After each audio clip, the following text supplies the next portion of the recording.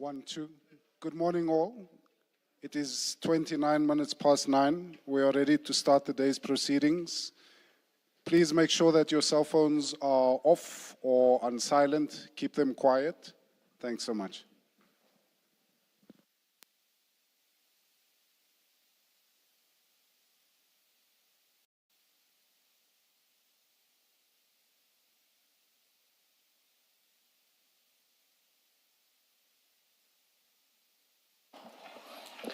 Good morning, Ms. Lo. Good morning, Mr. Podlani. Good morning, Chair. Good morning, Commissioners. Morning, Yes, Chair yes. and Commissioners. Chair and Commissioners, today we continue with the testimony in the IDEC stream, and we present today Advocate Andrea Johnson, the head of IDEC. Thank you. Good morning, Advocate Johnson. Good morning, Chair. Good morning, Commissioners. Please place your full names on record.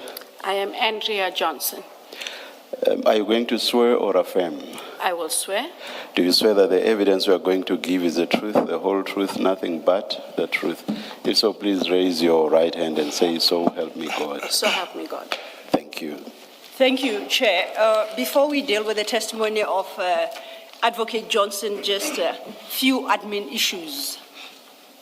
Advocate Johnson has provided us this morning with a full or fuller medical certificate following her treatment last week when she was due to appear. So if I could just hand up copies to the commissioners for the record. We do not intend to take any issue with what's contained in the certificate, nor do we intend to engage Advocate Johnson on same, just for record purposes, Chair.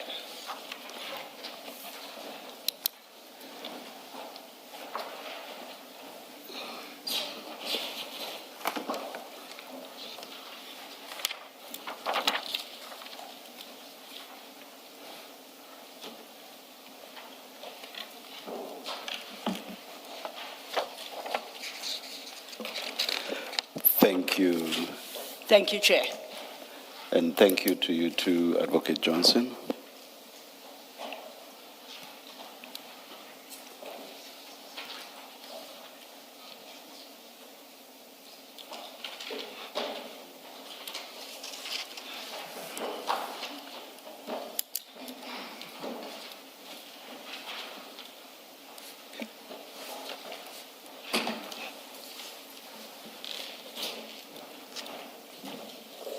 Thank you.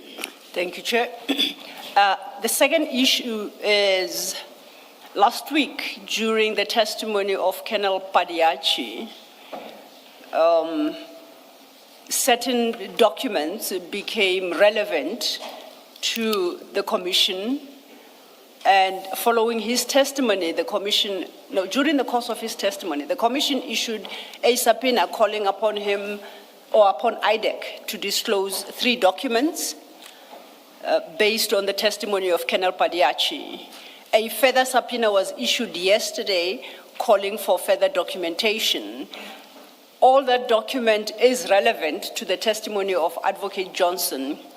I have had a brief chat with my learned friend for IDEC regarding these subpoenas. So if perhaps I may invite him to go on record to indicate the status of the subpoenas and when the documents requested may be availed. Thank you. Mr. Podlani. Thank you, Chair. I acknowledge the 3 subpoenas mentioned by Ms. Sillo. The 2 were received last week and the other one came in yesterday late. My instructions are the documents concerning the arrest and prosecutions relating to General Kumalo and others are no longer in the possession of Ms. Johnson, nor is she responsible for them. The instructions does that mean IDEC as a whole, no longer in the possession of IDEC? What I understand, Chair, is that since the 18th of June or thereabout, Ms. Johnson asked that she be relieved of the responsibility to deal with those matters given what was said at some point, even about her personally. She felt that she is conflicted and therefore should not be the one leading those processes. The instruction I have is that one advocate, Nicolette Bell, who is the Deputy National Director of Public Prosecutions and Head of General Prosecutions, is the one who is now charged with the responsibility to oversee all the matters emanating out of the referral that was made by Mr. Adams, MP, so that the head of IDEC is no longer responsible for that process. But I didn't relate this to my colleague because it came to my attention only yesterday when we received the last of the 3 subpoenas, when I was asking what happened to the initial two subpoenas, whether we had complied or not. But the position is as I've just stated it. What I'm told is that the prosecutors from IDEC remain in charge of those cases, but they do not report to the head of IDEC. Also, the instruction is that those prosecutors would be in possession of the relevant documents, but the witness before you today is not the one from whom they take instruction, nor does she issue instructions to them. I wish the subpoena that came yesterday had come earlier, because then perhaps I would have relayed this to the evidence leader, and then the relevant person would have been the one to whom a subpoena is issued. But I do think that to the extent that we were told off record that some of those documents would relate to Ms. Johnson's testimony tomorrow, then perhaps a subpoena can issue still today to the relevant person. And would IDEC be taking the formalistic position of insisting that a subpoena be issued in the name or names of the person or people who are in possession of the relevant material? Are they not willing to just cooperate and furnish the material to the commission? I would not have... Or you have no instructions on that? I don't have an instruction in that regard, Chair, but I can tell you my experience... I see a number of people around here who I assume have something to do either with Ms. Johnson or the NPA. Are you not in a position to take instructions? The only person I know is Mr. Mtunzi Maga, who's seated somewhere behind me.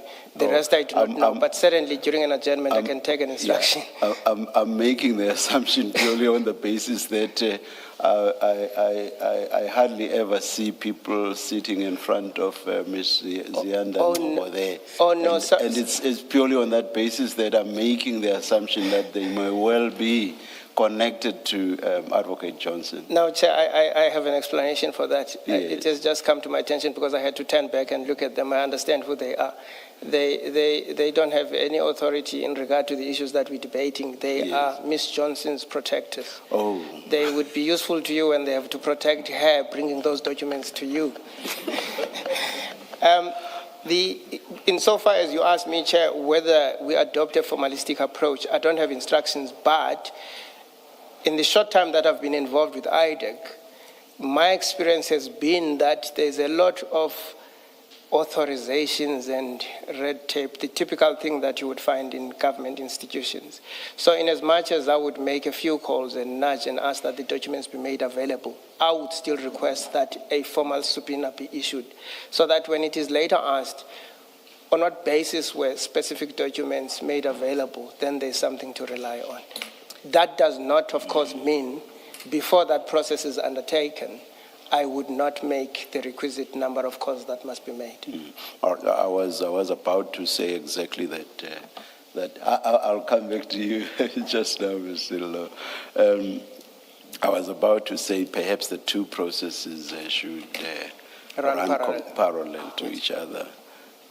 And I hope sense will prevail, and that there will not be an insistence on a subpoena, especially on material that they do not own personally. Indeed. It's just public information, as it were. Public, not in the sense of it being in the public domain, but public in the sense that it actually belongs to us as the populace, as South Africans, in that sense.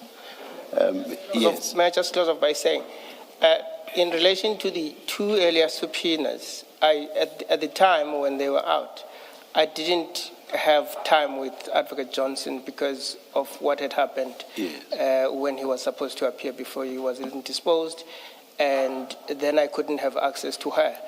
But I only then was able to have a consultation with her yesterday. This is when I got the instruction as to what is happening with specific documents that relate to General Khumalo and others. Thank you, Chair. Thank you. Ms. Thank you, Chair. I think I'm at a bit of a loss. We address subpoenas to the institution. And it is not required of the Commission and its members to go locate this. Do you actually have a copy readily at hand now, just to read what it says? As Mr. Bodlani was addressing us, I did wonder in my mind to whom this subpoena or these subpoenas we're trying to call it up. Were addressed. Yes. And based on his submissions, I then assumed that probably they specifically refer to Advocate Johnson. They wouldn't, the subpoenas issued last week wouldn't specifically refer to Advocate Johnson. They would refer to IDEC. Yeah. Or as Mr. Padiache, Colonel Padiache was given to saying to management of IDEC. Yes. Yeah. And we have now the very head of that management sitting before you today. Whoever they are addressed to, insofar as they concern the affairs of IDEC, they don't belong to that particular individual. They are neither the prosecutor's documents nor the investigator's documents. They remain IDEC's documents. That person is deployed to execute certain functions, and if he or she were hit by the proverbial bus, the process would follow by a successor. One is showed up to me now, by way of example, Chair, in response to your question, the subpoena. This would be the subpoena dated the 20th of July, 2026. Mm-hmm. This is addressed to Advocate Andrea Johnson in her capacity of investigating director of the Investigating Directorate Against Corruption, IDEC. Mm-hmm. So I would argue this is addressed to IDEC through its head, the investigating director, Advocate Johnson, sitting before us here today. In my view, it is the appropriate way to address such subpoenas and such requests. It is to the institution. Upon receipt, the institution will determine who is the best placed person within that institution to deal with that subpoena to enable the institution to respond thereto. So, to the extent that it is suggested that it depends on who it was addressed to, we don't address subpoenas and requests to various members of an institution. It is to the institution, and the head or the right person in the institution will make a determination as to whom to direct that to enable the institution to act accordingly. The second issue is I understood my learned friend to reference what he called the Khumalo matter that is currently in court, and the arrest of Khumalo. And I think, if I understood him well, I speak subject to correction, of course, advised that Advocate Johnson has since been relieved of her duties, has been relieved of her responsibility in respect of that matter, something to that effect. To the I understood him correctly, I just want to place on record that we know we have before us the investigating director of IDEC. We do not have, or neither have we been served, with any document that informs the Commission that there are certain aspects of IDEC that Advocate Johnson is not responsible for as at the 18th of June. So as far as we are concerned, we are speaking to the right person who is responsible for all matters within IDEC. I do not know who has relieved her of certain duties insofar as that arrest is concerned. But I just want to place on record that we have nothing so advising us. We go by the provisions of the Act to determine who is responsible for IDEC, and that person we submit as the appropriate person to engage on all matters pertaining to IDEC. Lastly, although we will traverse the issues regarding the arrest of General Khumalo and others, the subpoena specifically issued yesterday related to a slightly different topic, though relevant. Commissioners, you will recall that when Colonel Padiache was testifying, we referred to the Section 28 summons that were issued. And in this regard, I would like to, if you could make this note, it's the Section 28 summons dated the 6th of February 2025. It is to be found in file 3 of the IDEC exhibits. And this particular subpoena, when we engaged Colonel Padiache on in its Annexure B, which specifies what documents are required, this subpoena provided that IDEC required original complete applications for security clearances and vetting files for the following senior officers of the South African Police Service. And it listed Lieutenant Generals Khumalo, Lushaba, Madondo, Ncube, Janse van Vuren, who we indicated was a contender for the post that Mrs. Mukwele was subsequently appointed to, Brigadier Mukwele herself, and Brigadier Bobby. A question arose during engagement with Colonel Padiache as to the relevance of security clearances and vetting files for Generals Khumalo, Lushaba, Madondo, Ncube, and Bobby. As the document indicates, it required their security clearances for all the ranks they have held within SAPS. His response was that when IDEC issues a Section 28 summons, it doesn't confine itself to a specific investigation. This was a broader investigation. This was a broader summons to cover other ongoing investigations within IDEC.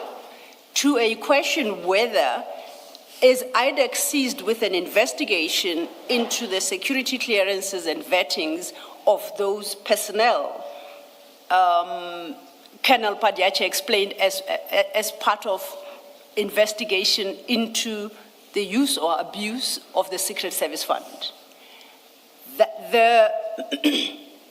A further question was posed to him whether that particular investigation, as authorized in terms of a Section 27 affidavit/affidavits, or Section 28 sub 1 of the Act, which empowers the ID to initiate an investigation. His response, not surprisingly, was he is not in a position to, either he's not in a position to so state or management would be able to speak specifically to that issue. We then issued a subpoena regarding that particular bigger investigation that then entitles IDEC to request the documents as listed here in the Section 28, which go beyond the scope of what Colonel Padiache was investigating.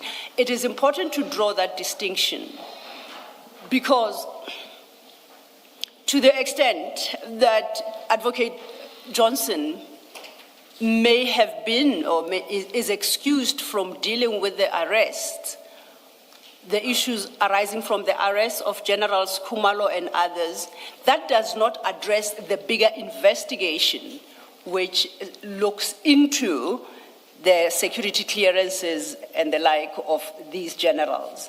And it is the latter that we wanted documentation to, not the arrest. So I draw that distinction and I say that then the subpoena must be responded to and responded to positively, because it doesn't deal with the arrest of General Khumalo and the others. Thank you. Thank you, Ms. Sildo. I see your mic already on, even though you would not ordinarily have a right to respond, but I wanted to ask you a question anyway. Maybe before you say what you want to say, let me just raise the issue I wanted to raise with you. Did Advocate Johnson, of her own accord, decide no longer to be involved in matters involving General Khumalo and the others with whom he is charged, or did somebody divest her of the power to be so involved? And if someone, or rather, if the position is the latter, who divested her of the power? The position, Chair, is she made a request to be divested, and it was granted. It was granted by the National Director of Public Prosecutions, as I understand it. Is that something that's done statutorily? I'm not aware. That kind of detail sort of is anterior the confines of my instructions and my brief. Yeah. I'll tell you why I'm asking. I'm asking because if, for example, one is not able to point to a specific statutory power, that one informs the request and two informs the granting of the request, I would suggest that there is no way that she can walk away from powers that resort with her, which would include doing whatever is necessary, but which happens to relate to the, let me loosely say, Khumalo cases. Therefore, she cannot, if there is no statutory basis, not respond to the subpoena. What would your response be?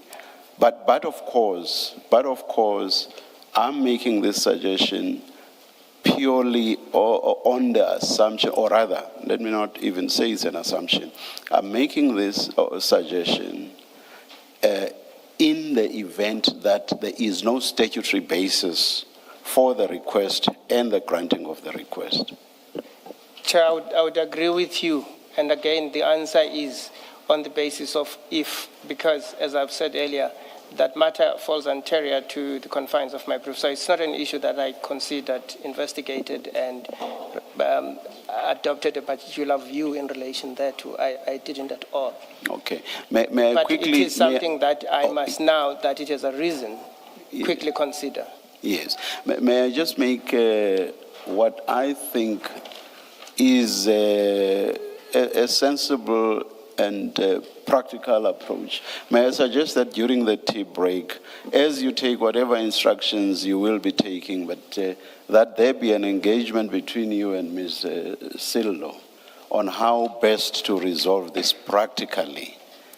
And of course, from where I'm sitting, a practical resolution would be a response to the subpoenas, and if there is no legal impediment on IDEC's side for the material required by the subpoenas to be provided. That's what I consider to be a sensible and practical resolution to all of this. We just cut across any formalities.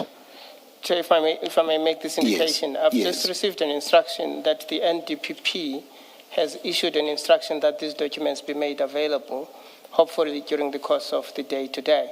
So I would imagine that as we are here debating, there are people who are tasked with this responsibility, so that at some point during the course of the day today, I will give an indication as to how far that process is. That practical resolution is most appreciated. Thank you very much. Thank you, Chair. Thank you. Thank you, Chair. That then addresses the issue of the subpoenas and documents requested. We will restructure our approach to Advocate Johnson's testimony to accommodate the receipt of those documents. How do you propose dealing with this? I hope I did not miss anything. I saw 3 statements by Advocate Johnson. There's what I should call the main statement, and then right at the end of my thinner file, I have a supplementary statement, and then I have one that I was given yesterday, which raises Advocate Johnson's protection against self-incrimination. Yes. Do I have all 3? You have all 3. Or how do you propose doing the part of the evidence where we are not probing except for clarity-seeking questions? You start with the main statement, then the supplementary, and then lastly, the one I and hopefully my colleagues as well got only yesterday. Yes. In that order. That is correct, Chair. The third one came in yesterday. Yes. That was the next issue I was going to address, to indicate that there are now 3 statements by Advocate Johnson. The first from October 2025, the second from July 2026, and the last one coming in yesterday. I have had a brief conversation with Advocate Botlane regarding the third statement, and we have agreed that we will use the T adjournment to have discussions, because the main question that arose was whether or not, before that statement is engaged with, it is necessary to have a full-blown legal argument before you, for the commissioners to determine whether the issues and the defenses raised therein are appropriately raised, whether they are valid and whether they are upheld by the commission. So it's a question of process rather than content at this moment. We believe that during the course of the T adjournment, during our engagements, we'll be able to find each other about how we treat that. The idea being it would not be appropriate, much as Advocate Johnson is an advocate, IDEC is fully represented before you. So it's not a debate by right I should have with the witness. It's a debate I should have with her legal representatives. So for purposes of the record, as we start, we are going to place the 3 statements on record. We will not have reached the third statement before T. And hopefully after T, we then will be able to... We'll be able to indicate to you how we approach the third statement. Thank you, Chair. Thank you, Mr. Thank you. Ms. Rildo. Against that background, then, Ms. Johnson, so much has been said about you. I don't even think I greeted you this morning. Good morning. Morning, ma'am. Thank you. You should have before you a single file. On the spine, I don't know if it has been updated, it should read Andrea Johnson statement and supplementary statement. But as of yesterday, now a third statement has been added in. Is that correct? Is that what you have?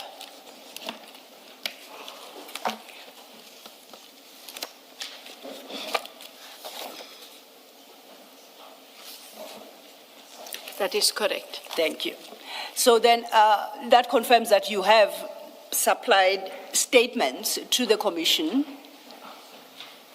and those are contained in the file that I have referenced. There are other numerous files around you that for the moment you do not concern yourself with. To the extent that it's necessary, I will specifically, or the commissioners will specifically refer you to a file and to locate a particular document upon which we'll then have an engagement. You will have assistance in finding your way around the files, so don't worry about that. Let's turn then to what you call your first statement under tab 1. This, on my record, is a undated statement running into 12 pages.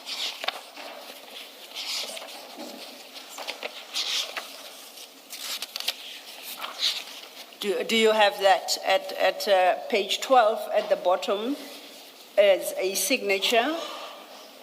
Is that your signature above your name? That is my signature. I note that it is undated. Do you have a recollection as to when this statement was? And I'm not sure why that page is not here. Okay. It was submitted to the commission, I believe, on the 25th. It's either the 15th or the 25th of October, 2025.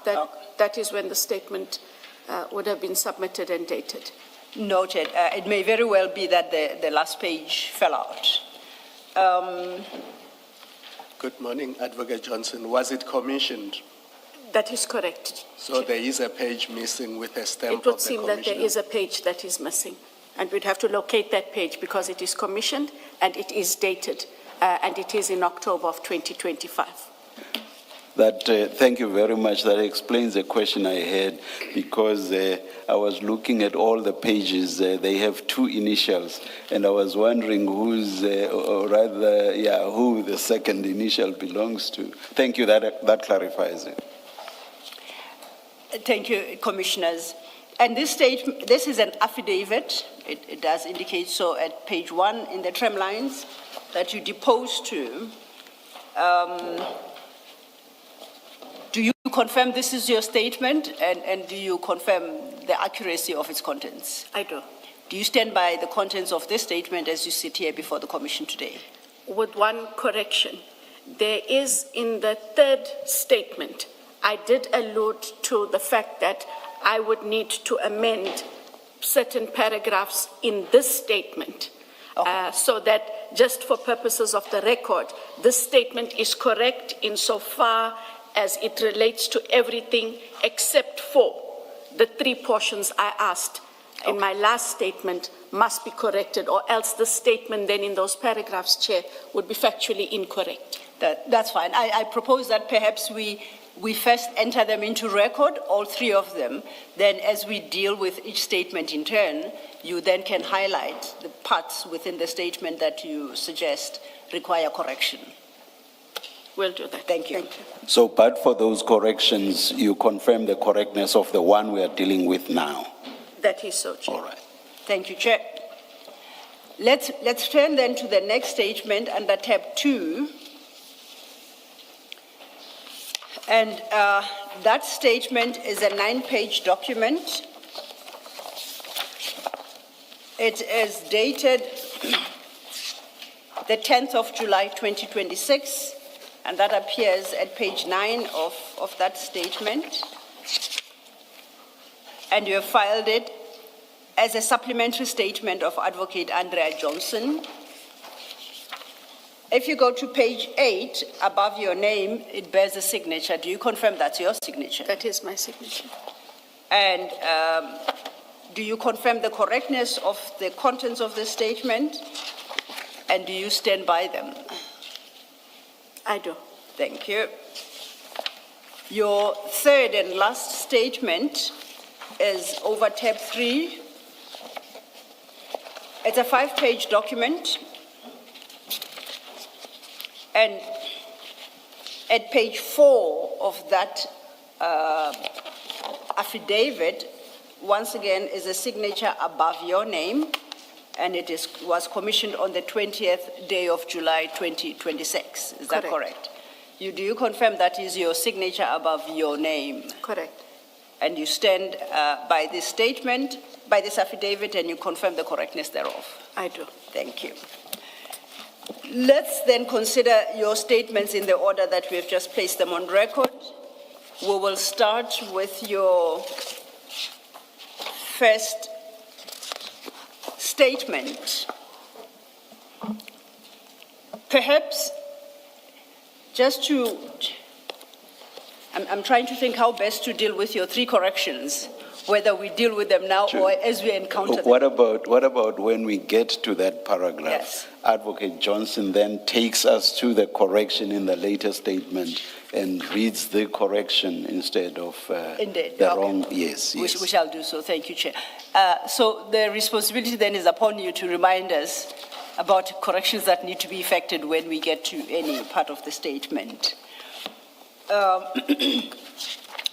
Just by way of process at the Commission, when we start with a witness, the Commission allows the witness to place their version of whatever issue they are testifying to with as minimal interruption as possible, except for clarity-seeking questions, mostly from commissioners, and at the conclusion of which, then an engagement on the contents of the statement and other testimony you would have provided orally then begins.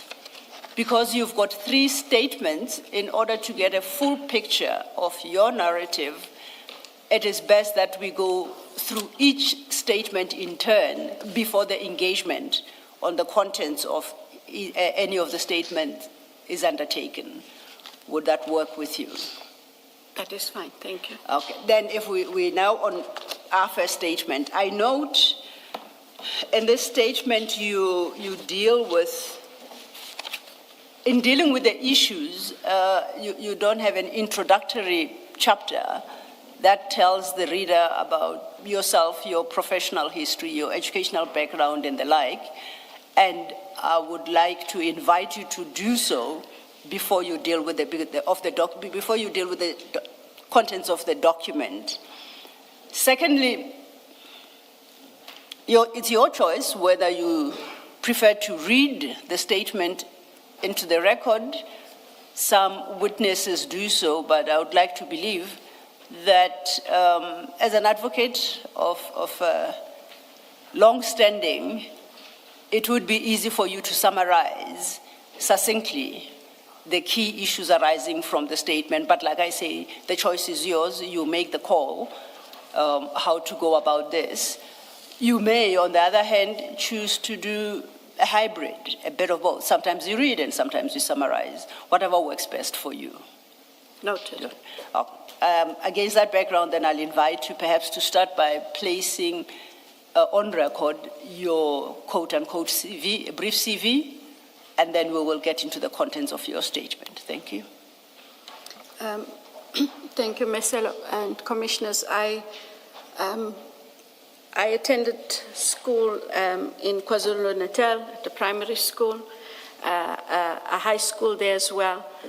But in terms of my tertiary education, I attended at the University of Durban-Westville. I matriculated in 1988, commenced university in 1989. I completed both a B.Juris and an LLB degree. During the course of 2007, whilst I was at the Directorate Special Operations, colloquially the Scorpions, in the year 2007, I completed part-time at the University of Johannesburg a diploma in criminal justice and forensic auditing. It was just a one-year diploma. I do have short courses that one would have attended, both in terms of management, project management, and those things that relate to your work in terms of being a prosecutor. I also did attend this, well, not as it currently stands, the Justice College prosecutor course in February and March of 1997. This building most certainly didn't look like this back then, but I was then appointed as a prosecutor, Commissioners, on the 1st of June, 1996. I commenced prosecuting at the Alberton Magistrates Court. I was there till April of 1997. I went to the Regional Court in Germiston, and on the 1st of June 1998, I commenced duties at the office of the then Director of Public Prosecutions in Johannesburg under Attorney General De Vries, and shortly before then it had become the National Prosecuting Authority. I was a state advocate, and on 1 December 1999, I became a senior state advocate at the colloquially called Scorpions in Pretoria. I was there and became a deputy director of public prosecutions in April of 2004, which position I then held up until the 1st of March 2022. However, when the Scorpions disbanded in July of 2009, we were allowed to choose a director of public prosecutions office. I was at the office of the Director of Public Prosecutions here in Pretoria, in Church Square. And I remained in that establishment up until February of 2019. And in February of 2019, I moved to the NPA's head office in Silverton, where I oversaw as the national coordinator the organized crime portfolio, up until I became the ID on the 1st of March 2022, which position I hold to date. I'm sure that suffices, unless commissioners... And before this appointment, throughout you held the substantive position of Deputy Director of Public Prosecutions. That is correct. I think it's about 16 or 17 years. All right, thank you. Thank you so much, Advocate. We can now turn to the actual statement, and you take us through it at your pace. Thank you.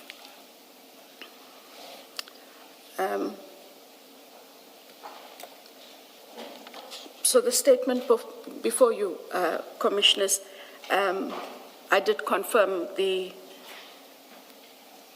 truthfulness of the statement. I am an admitted advocate of the High Court of South Africa, that admission having been done on the 5th of November 1998 at the High Court before a panel of judges in Johannesburg. At the time when this was done, I was a state advocate, and so we had to then have that admission, and which position as advocate I have held since then. I have been in the employ of the National Prosecuting Authority, having reached 30 years of service on the 1st of June 2026. And currently I hold a rank of Investigating Director at IDAC, the Investigating Directorate Against Corruption. Is that equivalent to a DPP's position or not? That is correct, Chair. It is the DPP, and then the NPA also has special directors of public prosecutions. Those three are an equivalent in terms of rank. Thank you.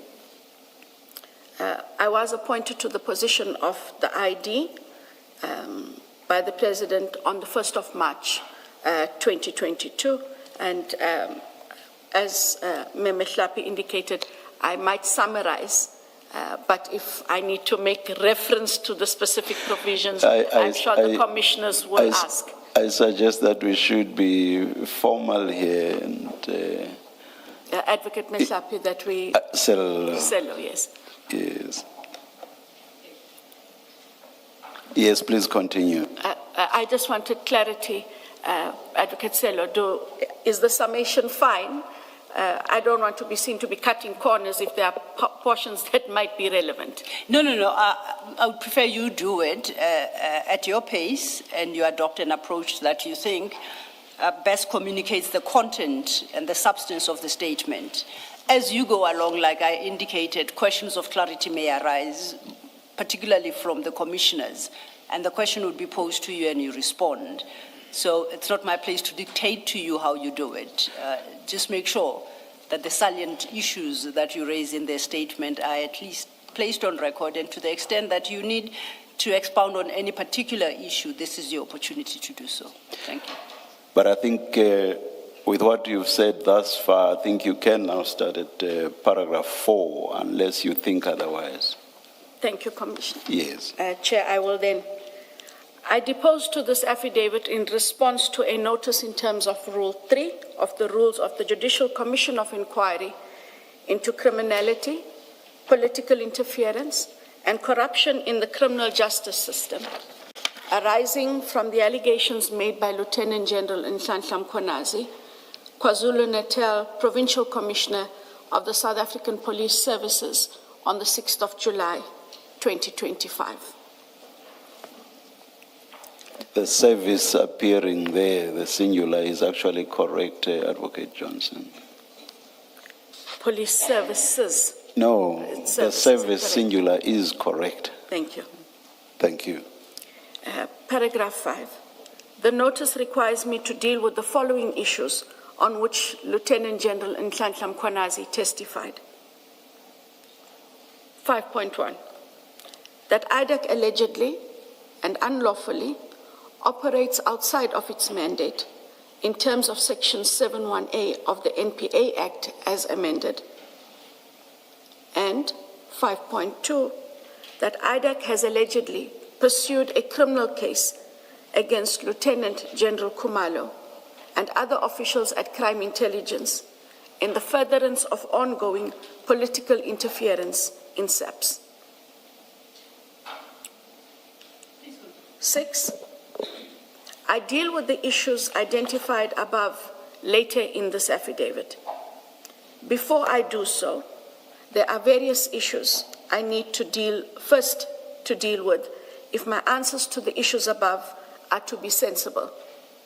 Thus, I have structured the affidavit as follows. 6.1. First, I deal with the mandate of IDAC. 6.2. Second, I introduce the charges against Lieutenant General Samuel Dumisani Khumalo, in brackets, Lieutenant General Khumalo, close brackets, and others. 6.3. Third, I deal with the arrest of Lieutenant General Khumalo. 6.4. Fourth, I establish the relationship between the charges faced by Lieutenant General Khumalo and the mandate of IDAC, and then answer the questions that have been referred to me. And fifth, I conclude.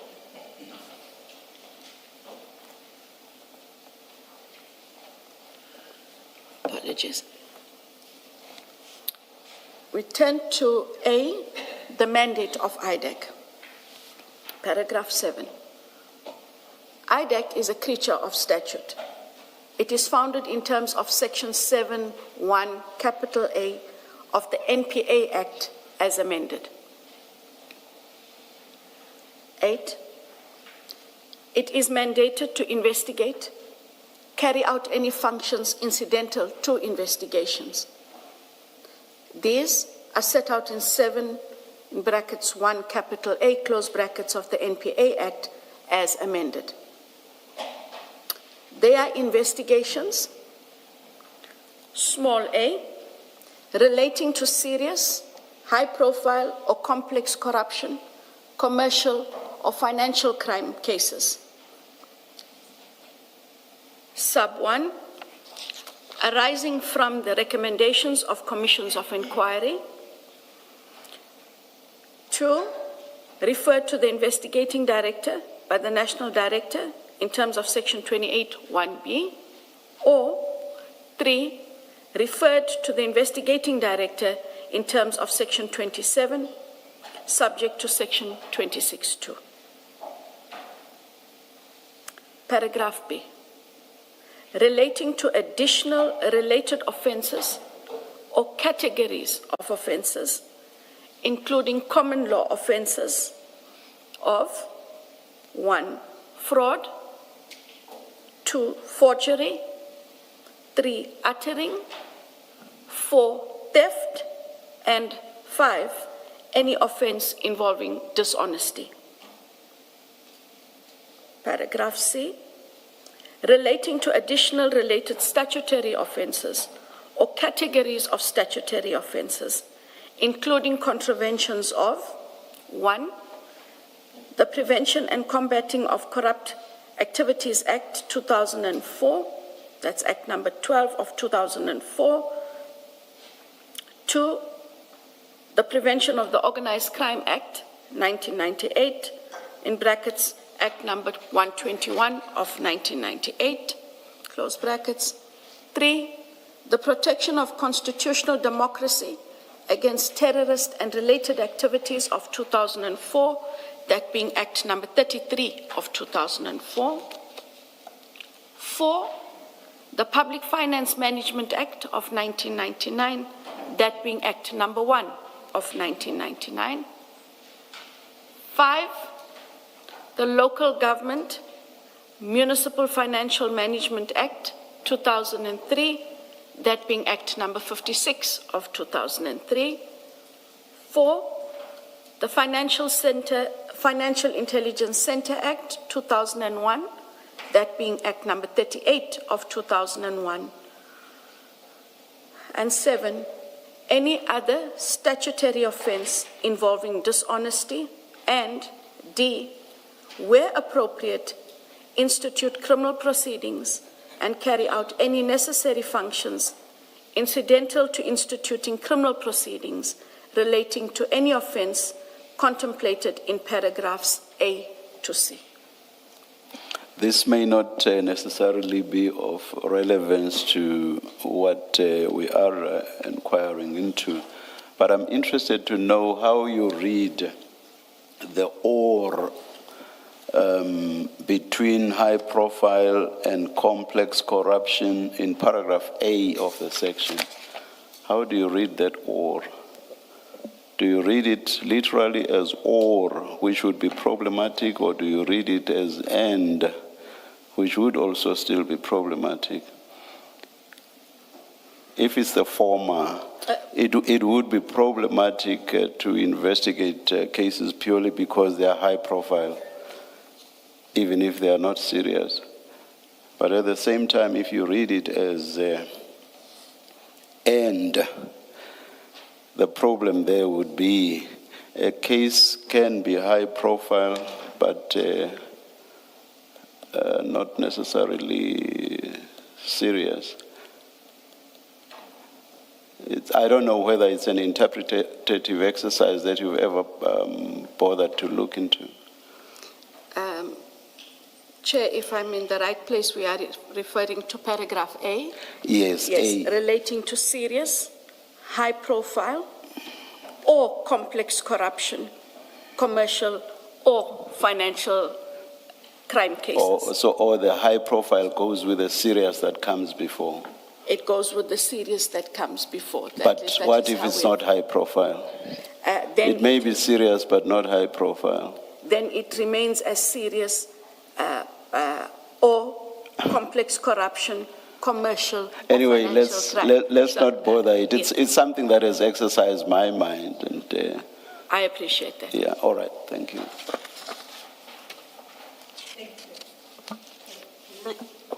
Advocate Johnson. Good morning. Morning. In similar vein, can I just ask, how do you read B and C, which this part, relating to additional related offenses, and this similar wording in C, do you read them to have any relationship with A, with what is specified in A, or you read and operate on the basis that they are self-standing different kinds of offenses? We have read them to be self-standing offenses in addition to. Just to make sure I understand, so you can investigate, or you do investigate, a case of fraud, even if it's not a serious, high-profile, complex corruption, commercial or financial That is matter. correct. Thank you.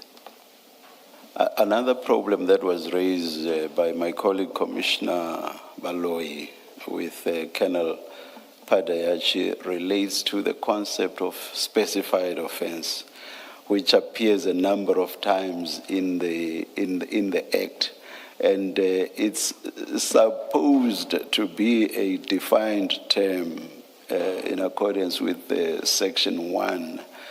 But what would have assisted with a definition, which is what was a subsection 1 in whatever the relevant section is, 7.1. It would have been as 7.1. That's been repealed, it's deleted, and you see ... there, which effectively means that there's no definition of what a specified offense is, and yet the Act is replete with references to specified offense, which suggests that there may be a problem there as well. I don't know whether this is something that the NPA has ever applied its mind to, or are we perhaps misreading the Act?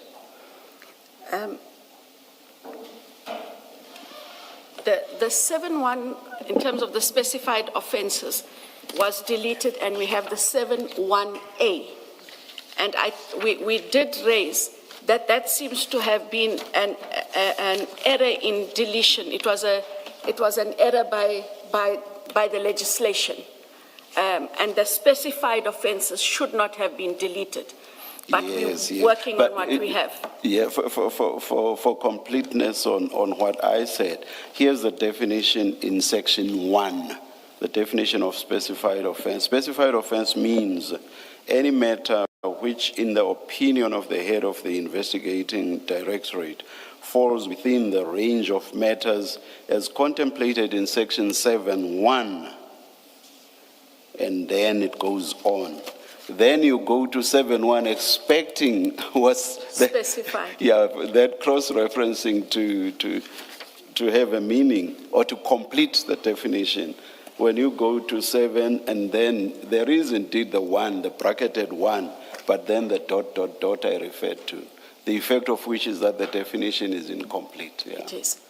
So I think that's something that the NPA needs to address and have, or rather attend to, or initiate an amendment to the Act. Anyway. I take note, Chair. Yes. Can I just follow up on this? The deletion is in August 2024. Since then, and you say there's been a recognition that it was a mistake, has there been any moves afoot to legislate it back into the Act, the deleted part, in whatever form? Is there anything happening there? Commissioner Baloy, may I come back with that response, because it is dealt with by a separate legislative section in the NPA, okay. And when we do find shortcomings, we do escalate to them for their engagements with the Department of Justice. All right, you can come back I'd rather give you a correct answer. All right, thank you. Thank you, Commissioners. Ms. You may proceed with your statement, Advocate. Paragraph 9, having identified the mandate of IDAC, I now turn to the charges against Lieutenant General Khumalo and co-accused. Capital B, the charges against Lieutenant General S.D. Khumalo. Paragraph 10, a charge sheet is a public document. Thus, as opposed to regurgitating its content, I should do no less or more than to refer the Commission to the charge sheet. A true copy of his charge sheet is attached here too and marked AJ1. Paragraph 11. The charge sheet concerns not only Lieutenant General Khumalo, but his co-accused as well. In the charge sheet, I emphasize and draw the attention of the Commission to the charges which each of the accused persons, Lieutenant General Khumalo in particular, is facing. The Commission will note that they are facing, among others, 11.1, contraventions of the provisions of Section 4A of the Prevention and Combating of Corrupt Activities Act, 12 of 2004. 11.2, contraventions of the provisions of Section 4B of the Prevention and Combating of Corrupt Activities Act, again 12 of 2004. And 11.3, fraud and other related offenses. Paragraph C. The arrest of Lieutenant General Khumalo. The evidence before this commission is that Lieutenant General Khumalo was arrested in a dramatic fashion. Nothing can be further from the truth. It is important that I address this aspect as well. Paragraph 13.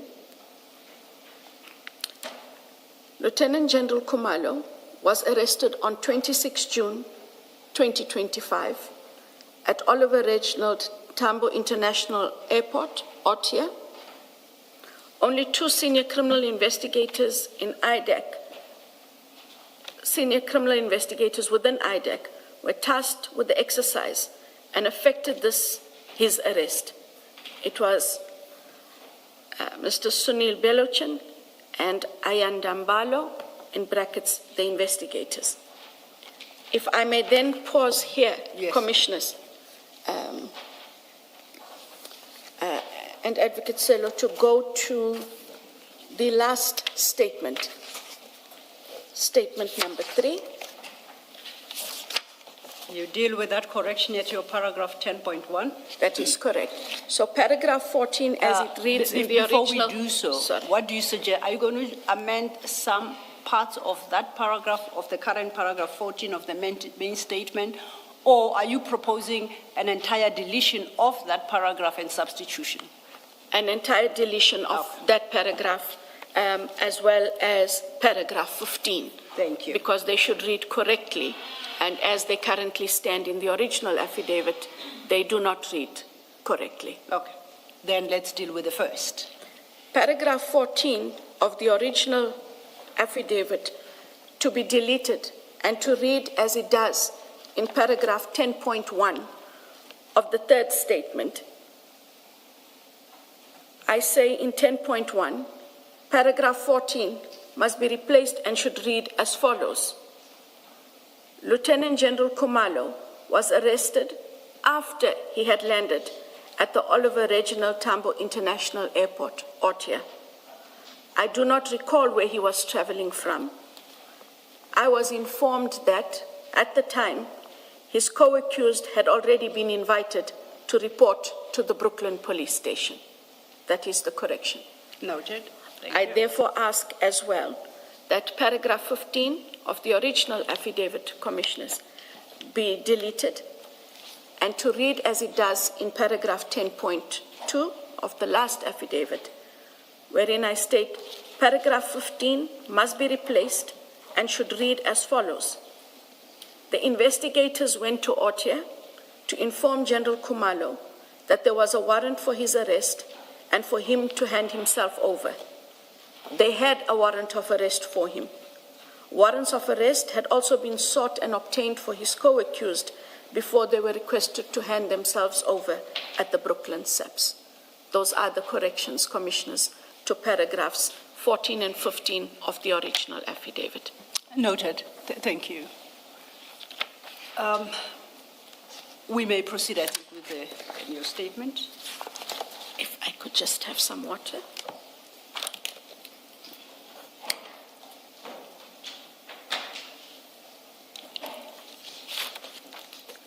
Thank you. Paragraph 16. Upon finding him at Otia, the 2 investigators explained who they were, why they were there, why he was sought, and what his rights were. They then asked Lieutenant General S.D. Khumalo to accompany them to Brooklyn Police Station in Pretoria. He cooperated and was taken there. There was nothing dramatic about it. 17. At all times during his arrest, Lieutenant General Khumalo's security detail was with him. He was not threatened and was accorded all the respect that could be accorded a person of his profile. On the way from Otia to Brooklyn Police Station, the investigators had occasion to stop and get something to drink from a filling station at the request of Lieutenant General Khumalo for himself. Paragraph 18. Once Lieutenant General Khumalo had been processed at Brooklyn Police Station, he personally thanked Chief Investigator Perumal for treating him and the other co-accused in a respectful and dignified manner. This talks to anything but the conduct of a unit that is motivated by ulterior motives other than to address alleged criminality. Paragraph 19. I would be remiss if I do not dismiss the suggestion that Lieutenant General Khumalo was arrested because he was the coordinator of the Political Killings Task Team, in brackets, PKTT. This suggestion is anything but true. It is false as it is unfortunate. The truth is that IDAC was investigating Lieutenant General Khumalo in his capacity as the Divisional Commissioner of Crime Intelligence for alleged unlawful conduct that manifested itself in the execution of his duties in that capacity. Paragraph 20. The fact that Lieutenant General Khumalo also held another portfolio in relation to the PKTT was not within our knowledge. At no stage was I, as the head of IDAC, aware that Lieutenant General Khumalo had anything to do with the PKTT, let alone being its convener. In any event, even had I been aware of same, such would have been irrelevant because of the reasons for his arrest. I have attached it to this affidavit and therefore placed his charge sheet at the disposal of this commission. Paragraph D. The charges fall within the mandate of the IDAC. 21.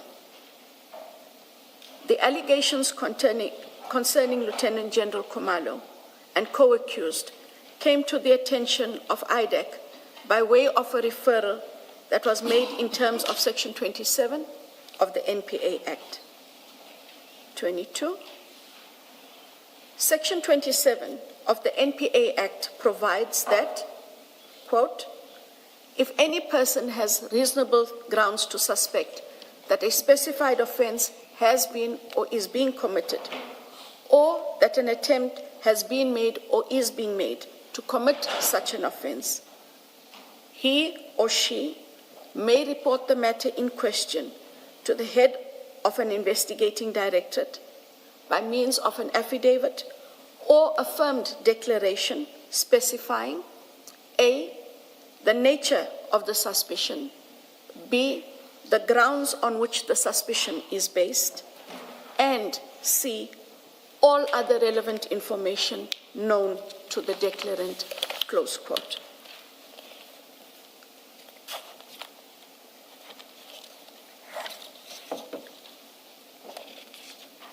Paragraph 23. The referral was made by Mr. Fadil Adams, in brackets, Mr. Adams. It was not treated any differently. It was supervised and overseen like any other. What do you mean by supervised and overseen? When a Section 27 matter comes in, they sometimes come directly to the office of the investigating director, or the investigating directorate has a head of operations, which is Mr. Matthew Sissoko, and Section 27s may go there. The matters are considered either first by the ID, but given that these matters may be voluminous, my office almost invariably refers them to Mr. Sissoko for his perusal of the matter and for a summation on whether or not it falls within the IDAC mandate. He will then bring the entire matter to myself for me to then peruse the matter, consider his recommendation. If the matter falls within the mandate of IDAC, that matter is then, commissioners, allocated to a team. And when I say team, there are various teams in IDAC led by deputy directors of public prosecutions and then comprising advocates and prosecutors of different ranks, criminal and financial investigators, and project managers. and they then will take this matter, consider it, and then bring an application where they agree that it falls within the mandate of IDEC as per what we have suggested, an application for an authorization for an investigation. That comes out of the team to whom the matter is referred. Oh, so there are what is Mr. Sissoko also an advocate? Mr. Sissoko is an investigator. Investigator. Yes. Oh, right. So all right. what it does do is I have an investigator who looks at it, and then me as the investigating director and being the advocate, we have a more holistic view, having two sides to it. So whilst that final decision may rest with my office, it has been more practical to have his view and his insight, and then the final decisions that do come out of the Office of the ID. So your decision that there should be an investigation always comes after a recommendation has been made by the level of. No, I thought you said it's Mr. Sissoko. Mr. Sissoko comes to you. From you, it goes to, I thought, maybe more than one person who then come back to you. No, sir. All right. It would come to me. Yes. Go to Mr. Sissoko. Yes. Once he comes back and it is part of his recommendations that yes, it falls within the mandate. I myself go through the matter to either endorse that decision or where I disagree, we engage. After that, the 27 goes to a team who must. For what purpose? It goes to, that's the team I was referring Yes, to just now. What does that team do? What does that team do? That is the team that must now consider whether or not they can put together an application in terms of Section 28 for an authorization of an investigation into certain allegations that they would identify, offenses that they would identify, and persons of interest and or entities of interest that become known through the 27. Lastly, hopefully, what is the nature of your decision when you refer to the team? What decision would you have taken at that stage? At that stage, yes. I would only refer it to a team where I do agree that this matter falls within the mandate of IDEC. So oh, okay.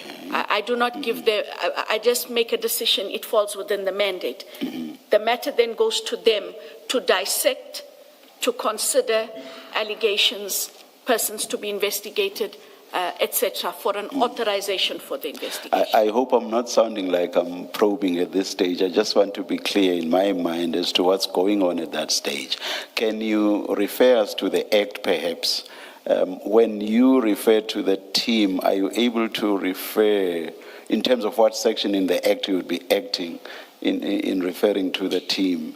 And then also the team's involvement in terms of what section in the Act would the team be acting for it to do whatever it is they would then do or they would be doing?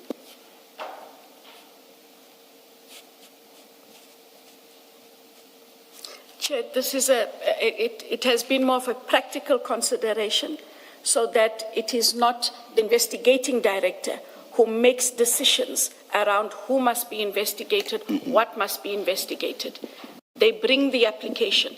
The investigating director would then have to apply her mind to the application on what offences, persons, etc., must then be investigated. That then becomes my decision or the investigating director's decision in terms of Section 28 of the Act. It's a practical step. So that you are not able to slot that practical step into a juristic act authorized by the Act itself. I'm not saying it's unlawful just because you are not able to slot it into a particular section within the Act. I'm not suggesting that at all. I just wanted to understand its juristic nature. It is a practical consideration. All right, okay. Can I just follow up on this? So when Colonel Padeachi speaks of a committee, he spoke of a committee, an intake committee, I think that's the word, and he said that committee is the committee that makes the decision whether you would take on that matter.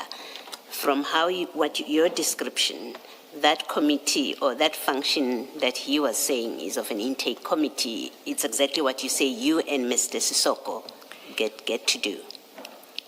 He is incorrect about a committee. These are, Chair, when you put to me about the juristic nature of things, after IDEC became permanent in August of 2024, we realized that there are certain processes that one would have to put in place. We have come up with a draft operations manual, very much like where the police have standard operating procedures. And it is in that draft operations manual, which is soon to be finalized, that you would find the suggestion of a committee. But there isn't, Commissioner Baloy, a committee. I also do not consider myself or Mr. Sissoko a committee of any sort. It is, excuse me, in terms of the functions that we have and for practical reasons that we were able to do it that way. Okay, Thank you. Advocate Johnson, please just clarify paragraph 23 in terms of the timeline. We had a witness here 2 weeks ago, Mr. O'Sullivan. In paragraph 1.8.3 of his witness statement, he takes credit for having referred this very case to IDEC, and he says it was in November. We also know from documents that we have that the minister's office also in November referred this very same case to IDEC. So for now, maybe we'll come back to those later. For now, which one came first? Which of the three came first? Was it Mr. O'Sullivan, or was it the minister, or was it Mr. Adams? So when it first came to you, which one did you look at first and then gave to the people below you who were supposed to look at it? The one I looked at first was the one by Mr. Adams dated 21 November because it was the affidavit. I am unaware of any referral with regards to this matter from Mr. O'Sullivan. I do confirm that the minister's office did write a letter to us, but I cannot recall Mr. O'Sullivan being involved in this specific matter. I would, when we do go to his document, because I don't have, I know that we did look at the letter from Minister. I think it is dated the 11th or so of November. And then there's the referral by Mr. Adams dated the 21st of November, which is the 27th. I am unaware, Commissioners, in fairness, of any referral made by Mr. O'Sullivan. None was made to my office. I don't know if he had conversations with somebody in IDEC. But in terms of actual referrals, those are the two documents. So the minister's letter came first? The minister's letter came first, yes. And then Mr. Adams's affidavit came after? His affidavit came after. And you say you're not aware of Mr. O'Sullivan's referral? That is correct, Chair. All right, thank you. And would the minister's letter have come in November as well? That is correct. Thank you, Commissioner. Lastly, on those initial steps, I just want to understand if you treat the question of the mandate, that is whether what's complained about falls within your mandate, whether you treat that differently from if it's a referral that's coming to you, whether you treat it differently from whether the Section 27(1) jurisdictional facts have been satisfied. Do you treat the two as one and the same, or do you look at whether those jurisdictional facts have been satisfied as a different or additional step at all? I'm asking this because what you've told us thus far is that between you and Mr. Sissoko, what you look at is whether the mandate has been satisfied. And I would have thought that the mandate relates to whether the offenses fall within IDEC's mandate. Correct, Chair. And even though related, the jurisdictional facts would not would be separate. How do you treat the two? We look at whether or not the Section 27 makes out a reasonable suspicion of an offence. Can we see on which or on what this is based, and other additional information? It relates to, does the statement make out offences, and therefore do those offences fall within the mandate? Oh, I'm asking because, again, I hope I'm not sounding like I'm probing at this stage. I'm asking because you did not touch on that at all in the exercise, what you refer to as a practical exercise between you and Mr. Sissoko. Understood. All right. Thank you, Commissioners. You may continue, Advocate. I think I was at paragraph 23. Yes, Thank you. Just finished 23. Yes. Thank you. The referral was made by Mr. Fadil Adams, Mr. Adams in brackets. It was not treated any differently. It was supervised and overseen like any other. There were 4 dockets that were relevant to the referral. Following the common established process, I sent a letter to the SAPS Divisional Commissioner, Detectives, Lieutenant General Sentumule, requesting the dockets. Paragraph 24. Following upon receipt of the dockets, the information contained therein was analyzed. Thereafter, an investigation was undertaken.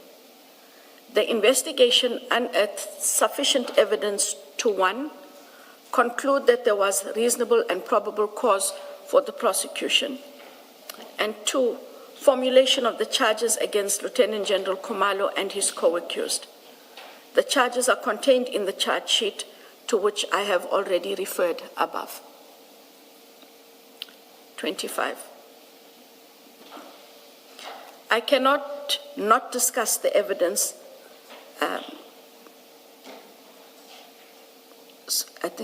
I cannot discuss the evidence. Apologies, the not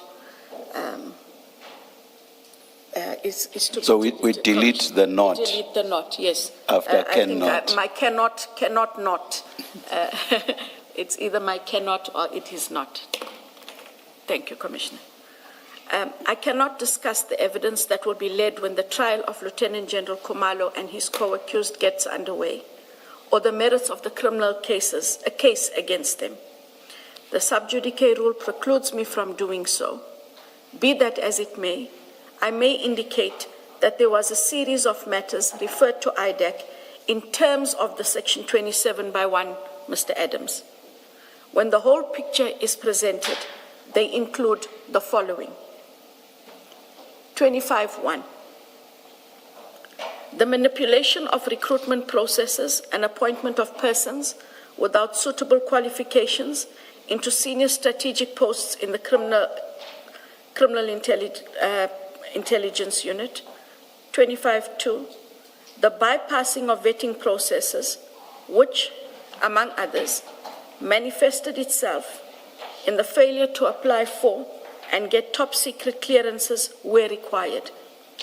A standard requirement for crime intelligence unit personnel, especially senior appointments. And at 25.3, the appointments of persons not suitably qualified and or experienced as a form of gratification for their collusion later in the looting of state funds, for example, the purchase of properties. 26. As I indicate somewhere towards the end of this affidavit, I intend to apply for leave to testify before this commission. If leave to do so is granted, I will get an opportunity to expand on the issues to which reference is made above. State capture is a type of systemic political corruption in which private interests significantly influence a state's decision-making processes to advantage and or benefit of certain individuals. 27. When one looks at all the cases referred to IDAC by Mr. Adams, They depict the capture of systems and processes for private interests by the head of CI and other senior managers. This too is an issue I intend to testify about should I be granted leave to. 28.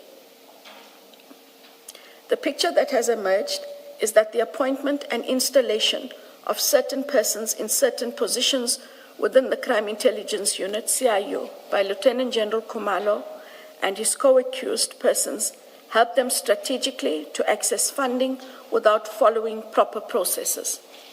This is because their token appointments would not stop them from their unlawful acts. Sorry, you refer to persons in the plural. The picture that has emerged is that the appointment and installation of certain persons in certain positions, and it goes on. The only complaint I'm aware of, I may be mistaken, is a complaint about the appointment of Brigadier Mukwele. Are there any other appointments in respect of which there are complaints? So the appointments are in terms of other persons that are not in that specific leg of investigation. Also, there are other names besides Brigadier Mukwele? Yes, but not in that specific leg, but arising out of the complaint by Mr. Adams. Sorry, maybe you're missing the chair's question. Was there a referral to IDEC in respect of other people or other positions?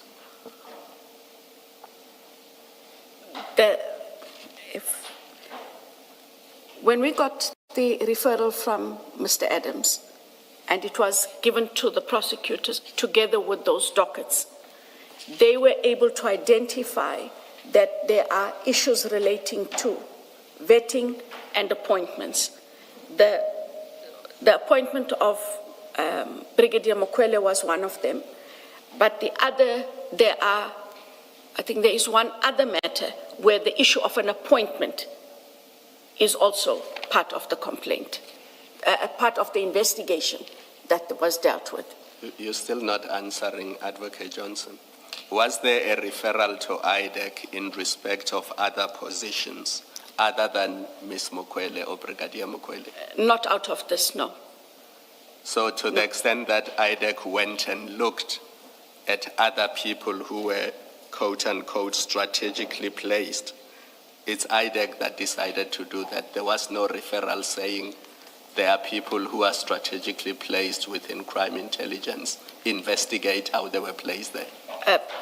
Commissioner Kumalo, to explain perhaps as follows, I don't know whether I'm using it's not a complaint about an appointment, as in a new appointment.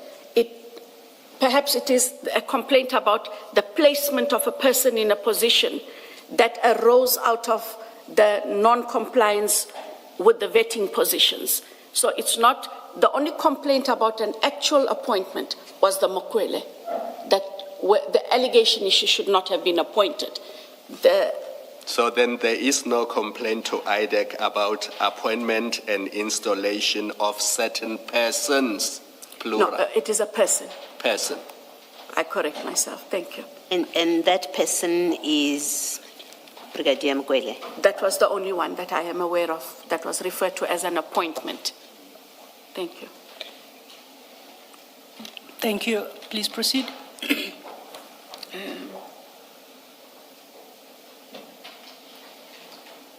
I'm at paragraph 29. Yes, sorry. according to me, that's where you are too. Thank you. Paragraph 29. This is what IDEC, upon looking at all the matters holistically, established. However, if one looks at an individual case, this bigger and clearer picture does not emerge. When looked at holistically, the cases depict state capture, fraud, corruption, and defeating the ends of justice. Advocate, before you go to paragraph 30, perhaps in line with the correction you just made at paragraph 28, we need to revisit the conclusion of that paragraph. You state that this is because their token appointments would not stop them from their unlawful acts.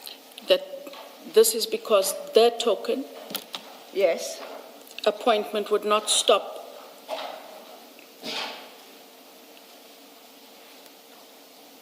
So the token appointment is Ms. Brigadier Mukwele's Yes, appointment. would not stop her Her unlawful acts. from unlawful acts. Am I then reading correctly? Yes, no, I Advocate thought that amendment is necessary in light of the change you had made from, to the start of that paragraph, that you're not talking about appointment of Persons. certain persons, it's only one person, right? So then that last line, Commissioners, of paragraph 28 would read, this is because the token appointment would not stop her from unlawful acts. Thank you. Then, on paragraph 29, the one you just read, this is what IDEC, upon looking at all the matters holistically established. Just for clarification, I don't know if 29 flows from 28, because you were speaking about persons in the plural, whether the the matters referred to in 29 are matters in respect of the plural in 28, or whether these are matters arising from your investigations following the receipt of the Section 27 affidavit from Mr. Adams. Where do we land?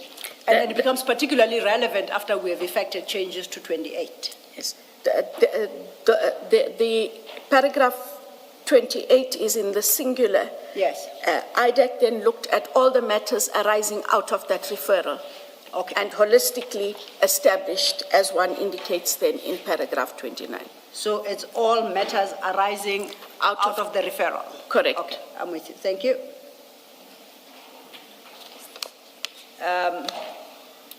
Oh yeah, it's pointed out to me, and I did caution this would happen. You have a correction at paragraph 27, which we forgot about now.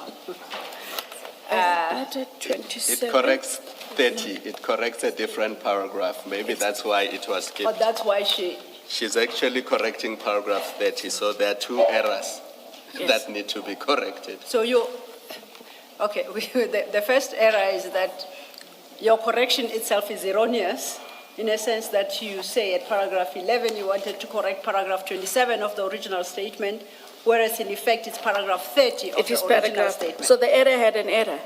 The error had an error, so to And my speak. apologies about the error having had an error. Okay. Okay, so we Which will- is then the next The 30. paragraph. Yes. Yes. Correct. So I will read, Commissioners, with your permission, I will read paragraph 30 as is, because the correction is a numerical correction. Thank you.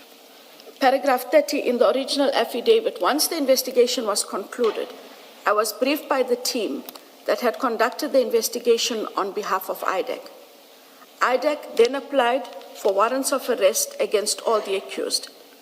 I then prepared a prosecution memorandum and submitted same to the Director of Public Prosecutions responsible for the North Gauteng Division of the High Court, that is the Office of the DPP, together with a draft charge sheet and a request for the enrollment of the matter. The correction comes in wherein this accords with section not 24.3, Commissioners, it is 24 subsection 2 of the NPA Act, and that is the correction we sought in the letter affidavit, paragraph 11. Correction effected, duly effected. I say the correction duly effected. Thank you. Thank you. You say this accords now with Section 24 sub 2 of the NPA Act. It also serves two purposes. If you could just speak to the purposes that you address in subs 1 and 2 of paragraph 30.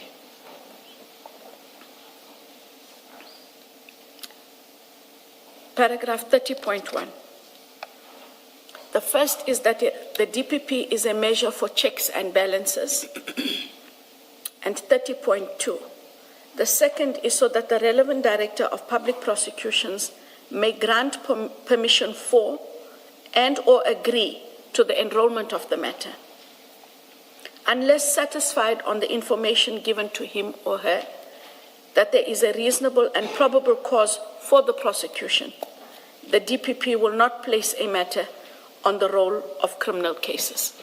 Thank you. Before you go to 31, Which Advocate Johnson will go to after 30. the tea adjournment. Okay. Let's adjourn and resume at 11:35.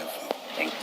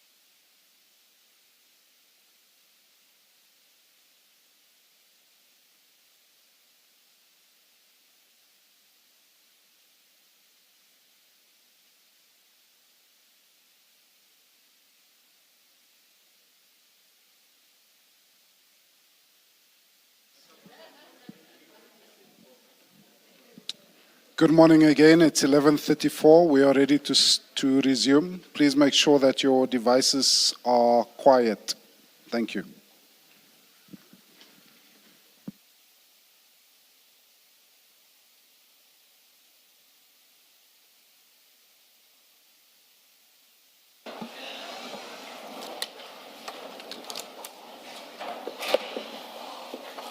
Thank you, Chair. Before we continue with Advocate Johnson's statement, a report back on some housekeeping and administrative issues that I had raised in the morning.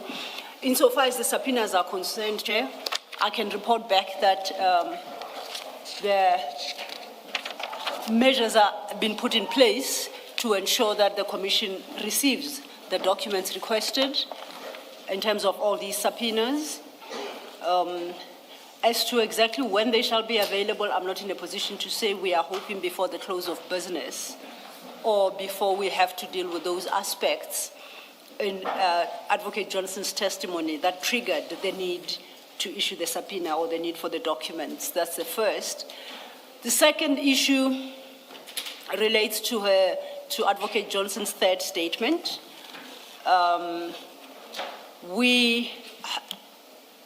By we, I mean Advocate Bodlani and I have discussed the matter, and the issue is the witness, after the witness has finished dealing with that statement, we will briefly address you as to the position we assume as evidence leaders in regard to the issues that she wants to invoke, the right not to self-incriminate and how she approaches it, and Advocate Bodlani will have a say on the matter. So it's really more about how the issue is dealt with during the course of her evidence than a refusal to testify at all. But it makes sense, I think it only makes sense if we address it after she has spoken to her that statement, otherwise things become a bit confusing. What we propose to do is to complete her first statement, deal with the second, then the third, and then we address the self-incrimination issue. Thank you, Chair. Thank you, Ms. Silva. Thank you, Chair. Advocate Johnson, I trust you followed my engagement with the commissioners regarding the treatment of your third statement. I have. Thank you.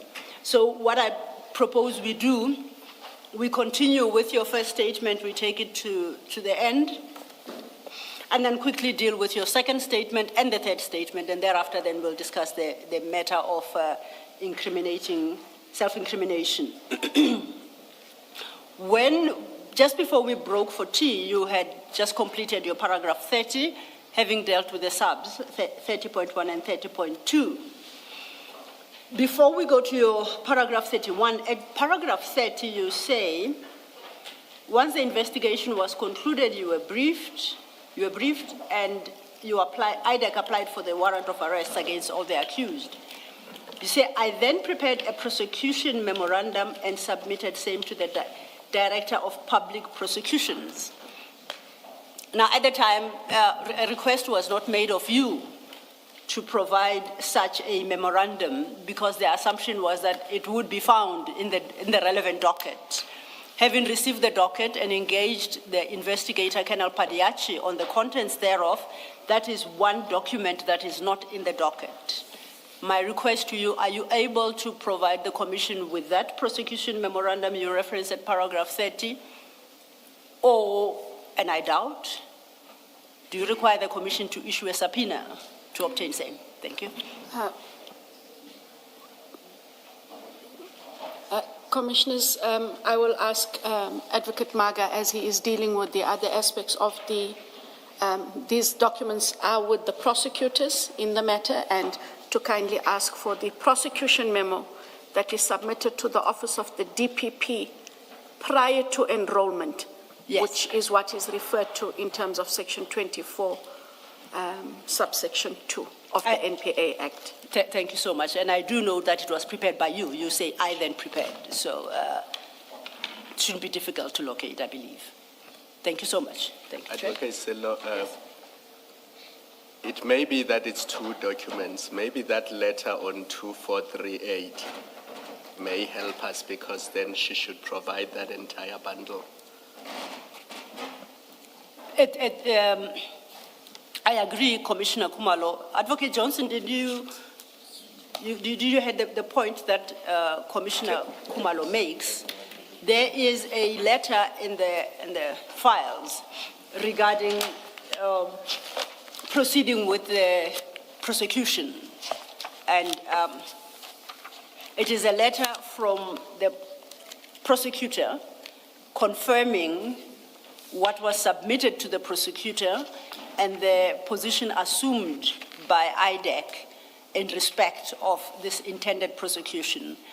Commissioner Kumalo suggests that much as you reference a specific document in paragraph 30, it could potentially be a series of documents that speak to the issue.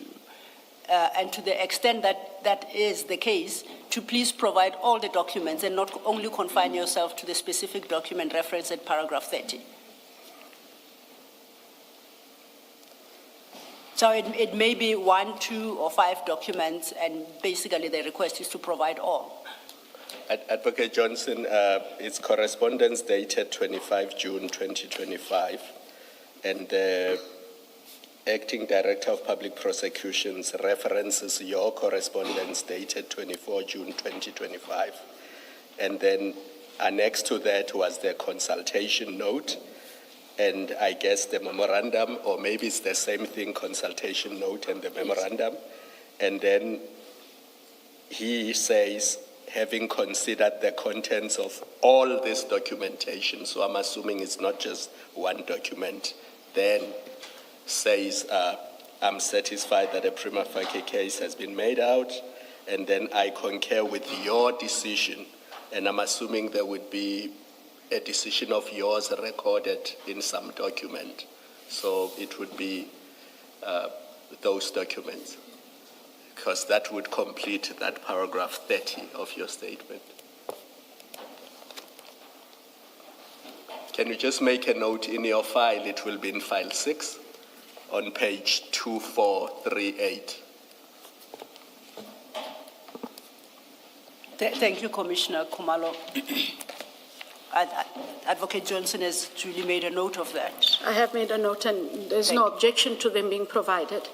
They actually do just form, they're not a different set, they form a set. It's writing a letter to the DPP saying this is what I attach, this is the purpose, and then you send that through, and then you get this response, Commissioner Kumalo, that you referred to. Thank you. We may then, I think, now go on to your paragraph 31 at page 10, and you can take your statement from there.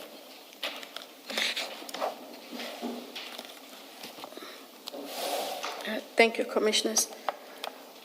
Paragraph 31.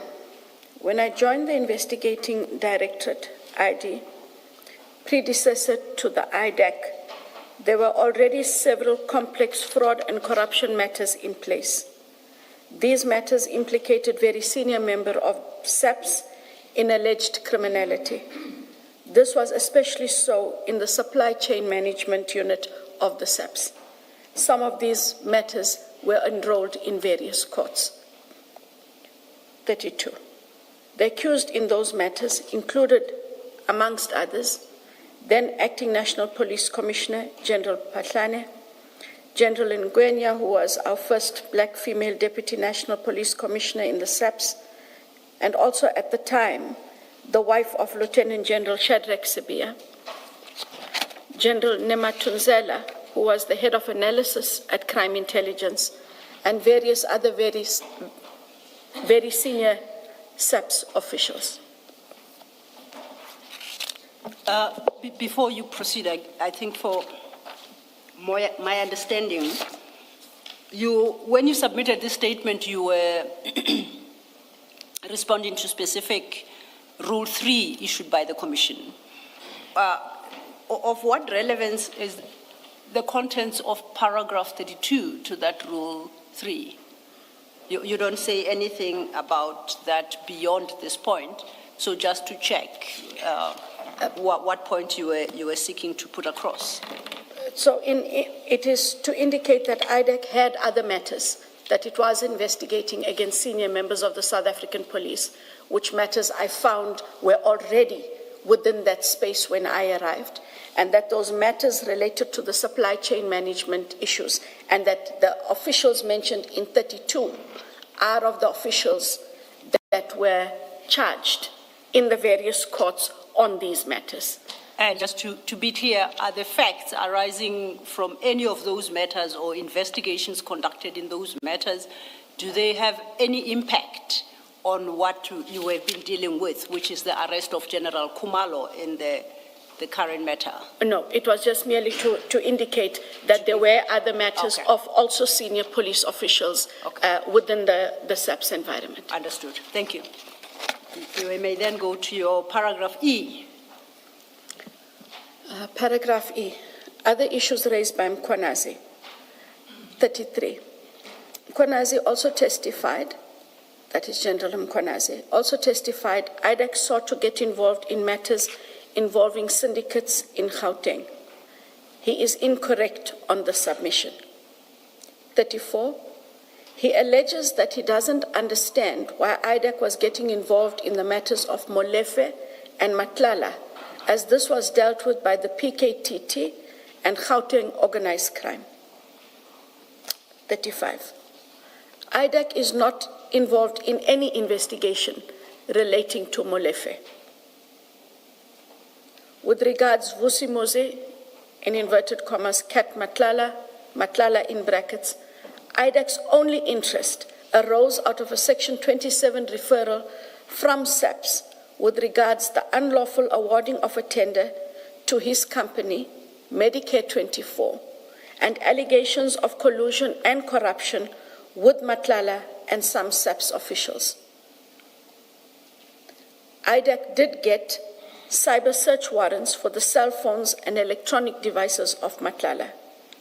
These were presented to IDEC by a Lieutenant Colonel Khumalo. The data was downloaded in his presence, and he left with the devices. The information is sought in relation to the tender matter. Before we leave paragraph 35, insofar as Mr. Matlala's case is concerned, do I understand you correctly that that was triggered by a different Section 27 referral received from SAPS? It's not the Section 27 referral that we've been discussing received from Mr. Adams. That is correct. This is a different one. It is a Section 27 referral entirely based only on allegations against Matlala, irregular awarding of a contract, Medicare 24. And there it is from someone completely different and does not relate to the ones we've been discussing, or the one we've been discussing about Mr. Adams.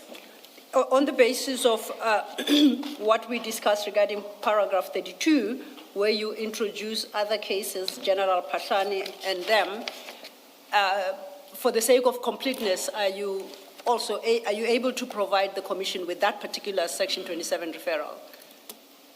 So we too can have the benefit of a full picture of the matters that IDEC is dealing with insofar as SAPS is concerned. May I add that Section 27 affidavit to the list of documents that IDEC will be providing to the Commission, hopefully by tomorrow morning? Not for not wanting to help the Commission.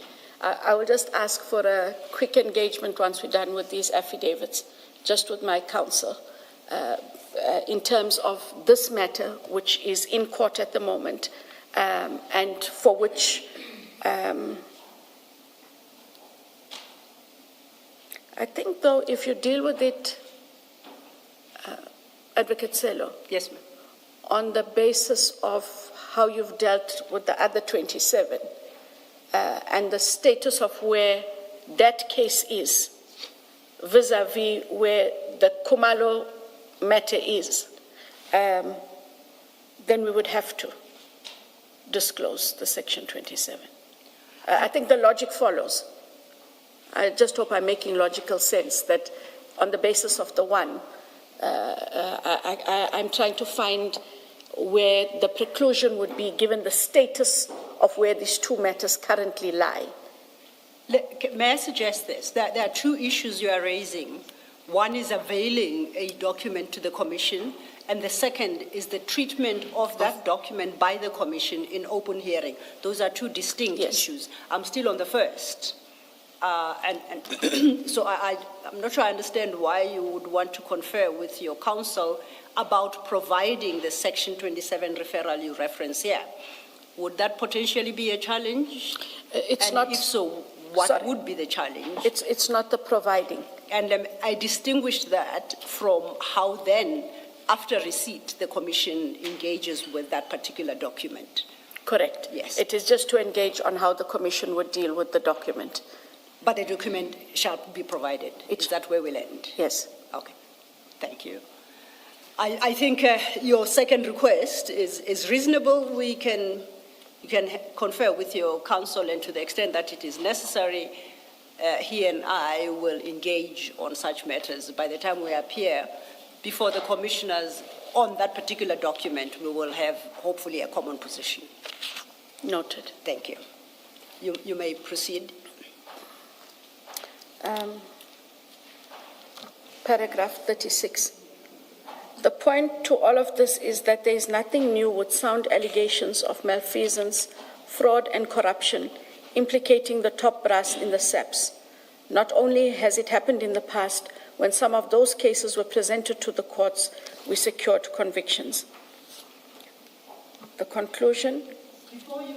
Before you reach your conclusion, you say we secured convictions. I read that to be we, IDEC.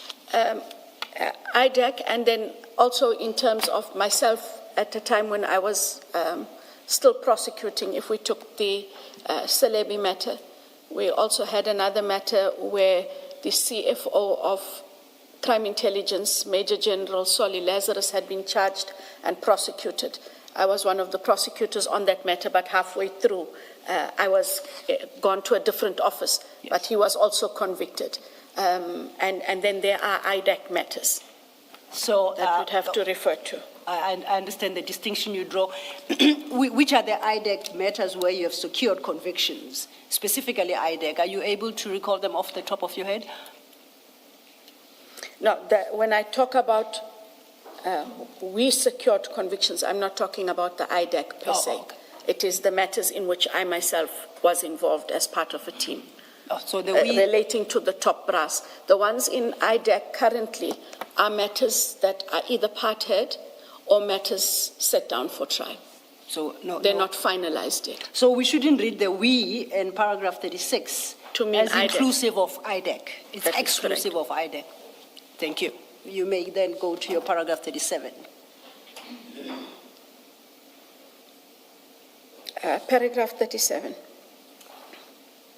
I cannot end this affidavit without pointing out the adverse effects that I, personally, have had to endure since the arrest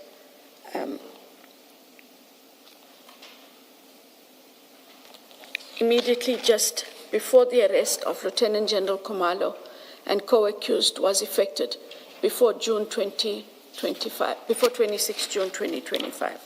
May I suggest, I think we have a correction. Yes. There's a typo. Have had to endure since the arrest. I think it's all since, had to not endure of. Since the arrest of. Have had to endure since the arrest of. Since the arrest or since immediately just before the arrest. Yes. So it makes sense to me when I replace the of with all. Yes. I think that was what was intended. Correct. Thank you. Was affected before 26 June. I received a death threat directly on my cell phone. It read, Mrs. IDEC, you and your guy Shabalala, Perumal, Padiachi, and Belochin have went too far. You're going to wish you did not. I think everyone that has the document can read that word. Yes. With us, get body bags ready. Close quote. 38. In my long career as a prosecutor, this is the first time that I received a death threat. The NPA has put several measures in place to secure myself and other colleagues. Before you move from that topic, this sounds like a serious threat.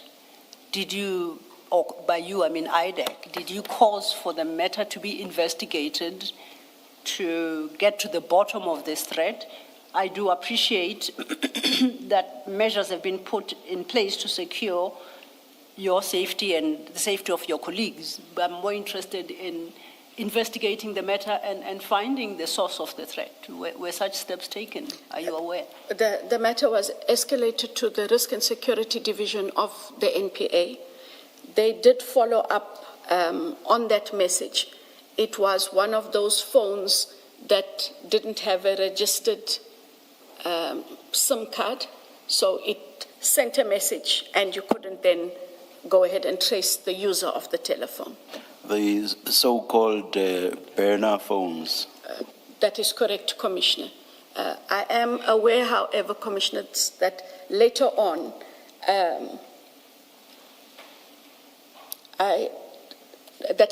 they were able to determine where a group from whom it might have come. And I'm prepared to rather write that down because it might be a person who's also a subject at the Commission. Also what I did not put in the affidavit is, at the time, it didn't seem related, but what had happened is someone accosted my daughter and I at our gate, and we had lived there for almost 20 years, and this had happened for the first time 4 days before. And I think the only reason it alarmed me was when the person walked up to the gate, he spoke to me immediately in Zulu.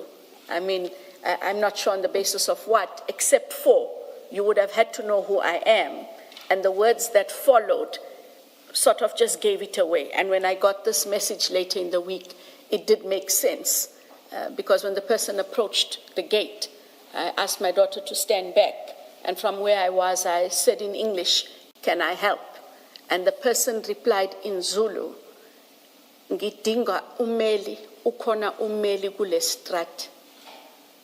And I replied in English, "I'm so sorry. I don't know what you are saying." And then he said in English, "I want a lawyer." And it's a fully residential area, but the way he was dressed, he walked off and he went down the road, stood on the corner of the road, and then you could see him making a call. And so we decided to just wait to be safe till he left. So, and then this came after, but that was the sequence of those events, yes. So where we land is the matter at least is still under investigation. Simply you haven't because, given up on the threat somehow. We haven't, but the measures had been put in place to take care of me and my family, my colleagues, that were mentioned in these. One is your guy Chabalala is a prosecutor. Perumal, Padiache, and Belochan are investigators. Okay. Thank you. That then leads us to your paragraphs 39 to 42. To date, there have been other incidents that have affirmed the validity of these threats, more especially to me. It has affected my entire household, paragraph 40. 41, I'm hoping that this affidavit and the attachments to it, which I give to the Commission, will provide better insight into the workings of IDEC, the commitment of its people, and the fact that we are process-driven and consistent in our approach on all matters.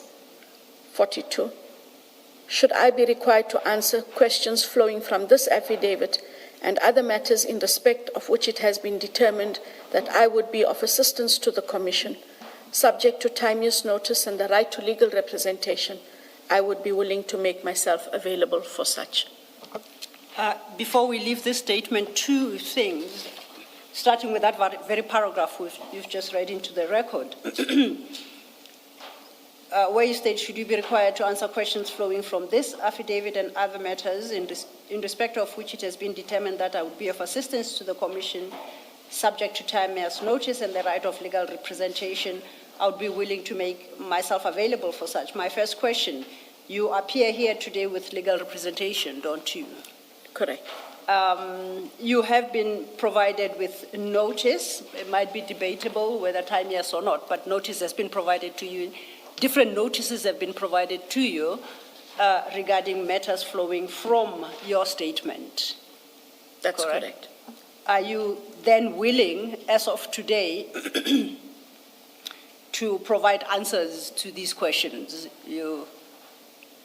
Are we at the point where you are now willing to provide answers? You're not going to require of us to expect you to come back at a later date to deal with other questions?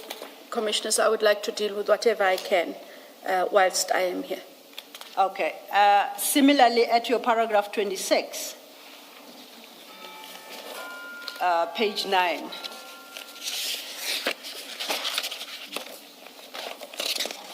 there you state, as I indicated somewhere towards the end of this affidavit, I intend to apply for leave to testify before this commission. If leave is so granted, I will get an opportunity to expand on the issues to which reference is made above. Now, I'm not aware of your application for leave to testify, but you were served with a subpoena and you have responded to the subpoena and presented yourself. Correct. Do you consider yourself having been granted the opportunity to expand on the issues that you articulate in this statement, and that you shall proceed to do so? Correct. Thank you. Is there anything else you would like to draw the Commissioner's attention to insofar as this first statement is concerned, that perhaps is not directly reflected therein or requires some elucidation? Perhaps I should just bring to the attention of the Commissioners that when this statement was done, Commissioners, it was in October of 2025. So the chart sheet that was attached was the chart sheet as it was at the time. The chart sheet might have been amended, but these are not documents that I engage with because they're part of the prosecution process. But I didn't want that there be any confusion. If this commission is sitting perhaps with a different chart sheet, why do I have this? This is given as it was at the time in October when the statement was deposed to. So there might be a difference in the chart sheets the commission might have as opposed to what is currently attached to this affidavit. I must say, we, as the evidence leaders, did not conduct that exercise. We departed from the premise that is the same chart sheet. And the reason being, as you may very well be aware, during our engagement with investigator Colonel Padiachi, we dealt with his affidavit to the application for the issue of arrest warrants, and attached to that affidavit is a charge sheet. And that was prior to the arrest of the 26th of June.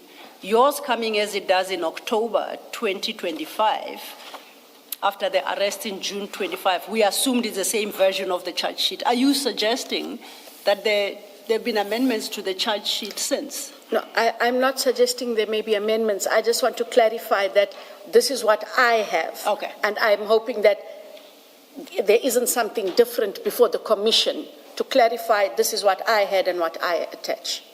I'll have to come back on you. I'll have to come back to you on that one. We haven't made that analysis because we never assumed that we may be dealing with different versions of the charge sheet. So, okay, noted. Anything else? Are you ready to move to your second statement? Maybe before you move on to the second statement, just so that I understand where we land, Ms. Sello has pointed out to you that paragraph 26, where you say if you are given leave to testify, you repeat it in paragraph 27, where you speak about the cases referred by Mr. Adams depict the capture of systems and process for private interest. And this again you say, if you're given leave, you would testify more about it. So in respect of both paragraphs, have you said everything that you, now that you have, you're sitting there now, giving oral evidence, have you said everything that there is that you wanted to say about it, or you will still speak to what you say in those paragraphs? I have said what I needed to say, but what I think I wanted to expand is I do appreciate that there might be questions from the Commission, and where I am able to assist, I am happy to assist with responses to questions. All right, thank you. Over and beyond what I thought I'm supposed to allude to. Thank you. Thank you, Commissioner Baloy. If you have highlighted everything in regard to the first statement, perhaps then let's turn our attention to the second statement. It would be under your tab 2, and it's the statement we confirmed is dated the 10th of July 2026, and it's a 9-page statement. This statement, Commissioners, will require us to go to the original Rule 3 or subpoena, because once again, as with Colonel Padiache, the response to that subpoena,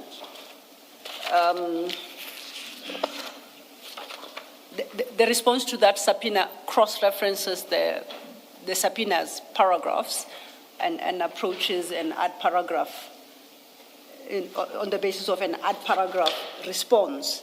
So I will have to each time then read the specific paragraph that the witness responds to, and then we will deal with what you state in the statement in regard to that particular paragraph. That way, the future readers will know what it is you were responding to. Thank you. Thank you.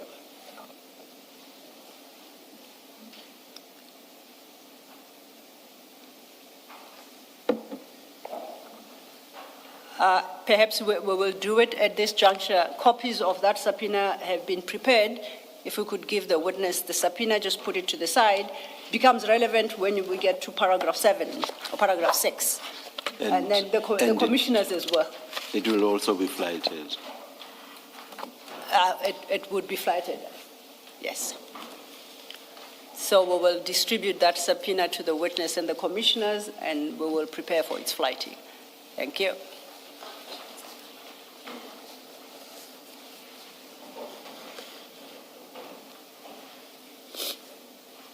I suggest we start with your second statement.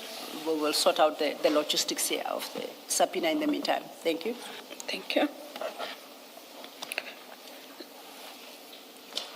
This is the supplementary statement of Advocate Andrea Johnson, which we have referred to commissioners as statement number 2. I, the undersigned, Andrea Johnson, hereby depose under oath as follows. 1, I am an adult female South African. I am currently employed as the Investigating Director and Head of the Investigating Directorate Against Corruption, IDAC, a unit within the National Prosecuting Authority, NPA, established in terms of Section 7, in brackets 1, capital A, close brackets, of the National Prosecuting Authority Act 32 of 1998, in brackets the NPA Act. I was appointed to this position by President Cyril Matamela Ramaphosa with effect from 1 March 2022 in terms of Section 13(1)(b) of the NPA Act. I have personal knowledge of the facts to which I depose in the supplementary affidavit. I file it in response to the subpoena served on me on 4 July 2026. 3. To the extent appropriate, I deal with matters arising from the evidence before the Commission. Where a matter is before court, under consideration by the prosecution team, or outside my personal knowledge, I state that limitation expressly. Paragraph 4. In October 2025, I deposed to a statement submitted to the Commission in response to a Rule 3 notice. That notice required me to deal with the following issues on which Lieutenant General Nhlanhla Mkhwanazi had testified. 4.1, that IDEC allegedly and unlawfully operates outside its mandate in terms of Section 7(1)(a) of the NPA Act as amended, and 4.2, that IDEC allegedly pursued a criminal case against Lieutenant General Khumalo and other officials at Crime Intelligence in the furtherance of ongoing political interference in SAPS. Paragraph 5. On 4 July 2026, I was served with a subpoena in terms of Section 3(2) of the Commissions Act 8 of 1947, requiring me to appear personally before the Commission on Monday, 13 July 2026, to give evidence and to be questioned about the following. 5.1. Matters arising from the evidence of Lieutenant General Nhlanhla Mkhwanazi before the Commission on 17, 18, and 19 September 2025. 5.2. Whether criminal syndicates, organized criminal groups, politically connected persons, or other unlawful actors have infiltrated, captured, exerted undue influence over, or otherwise compromised the South African Police Service, SAPS, the NPA, the Directorate for Priority Crime Investigation, Crime Intelligence, IPID, or any other component of the criminal justice system. 5.3. The nature, extent, and consequence of such alleged infiltration, capture, corruption, or undue influence. 5.4. The identity of the individuals, officials, office bearers, intermediaries, entities, and organizations alleged to have been involved in, facilitated, benefited from, concealed, or enabled such conduct. And 5.5, the factual and evidentiary basis for any allegations attributed to me in relation to the alleged capture, corruption, and criminalization of the components of the criminal justice system. Paragraph 6. The subpoena further requires me to give evidence on the following matters under investigation. 6.1. Allegations that IDEC operates outside of its mandate in terms of the prescribed legal prescripts, namely Section 7(1)(a) of the NPA Act as amended. 6.2. That IDEC has allegedly pursued a criminal case against Lieutenant General Dumisani Khumalo and other officials at Crime Intelligence in the furtherance of ongoing political interference in SAPS. 6.3. Allegations concerning my role in interference in criminal investigations and prosecutions. 6.4. The effect of such conduct on the functioning, integrity, and independence of the criminal justice system. 6.5.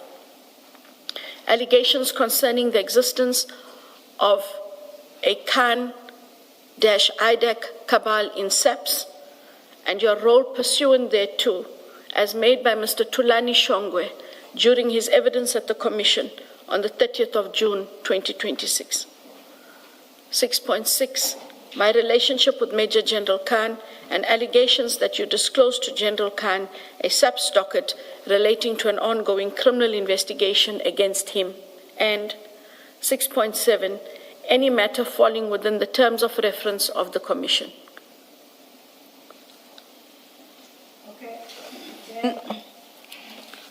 You respond to all these issues listed above from your paragraph 6.1 to 6.7. You start at paragraph 8. Chair, if I might just confirm whether it's ready to be flighted.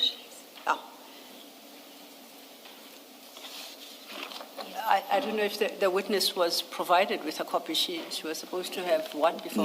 No, were we? No way you, Chair.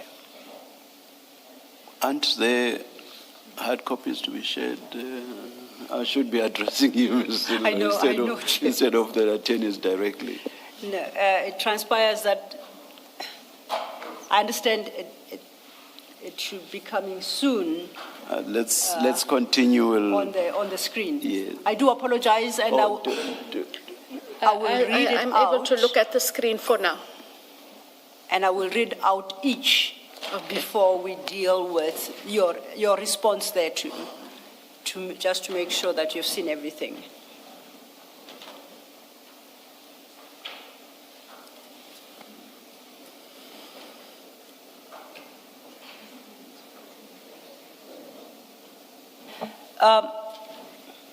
What we have on the screen for the record is a subpoena addressed to you at page 2.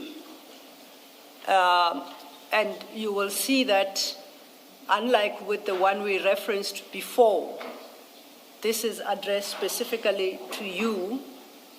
Why is it not projecting? And hence you deal with the issues raised therein in your statement.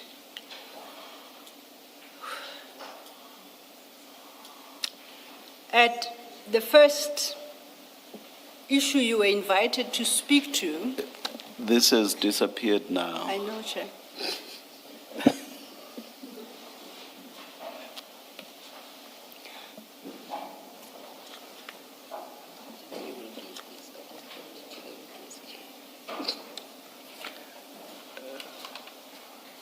Is it quick to resolve? I know you are not the technical person. It should be, Chair. I'm not sure I understand what the challenge is.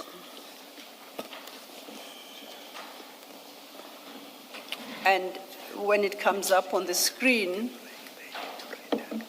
I suggest going forward, we don't switch off the feed.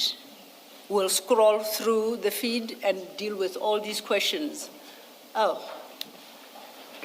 Just when I find a solution. Chair, the copies of please give to the commissioners and to the witness. We will retain what we have on the screen for the purpose of the public. Just drop it, Thank you.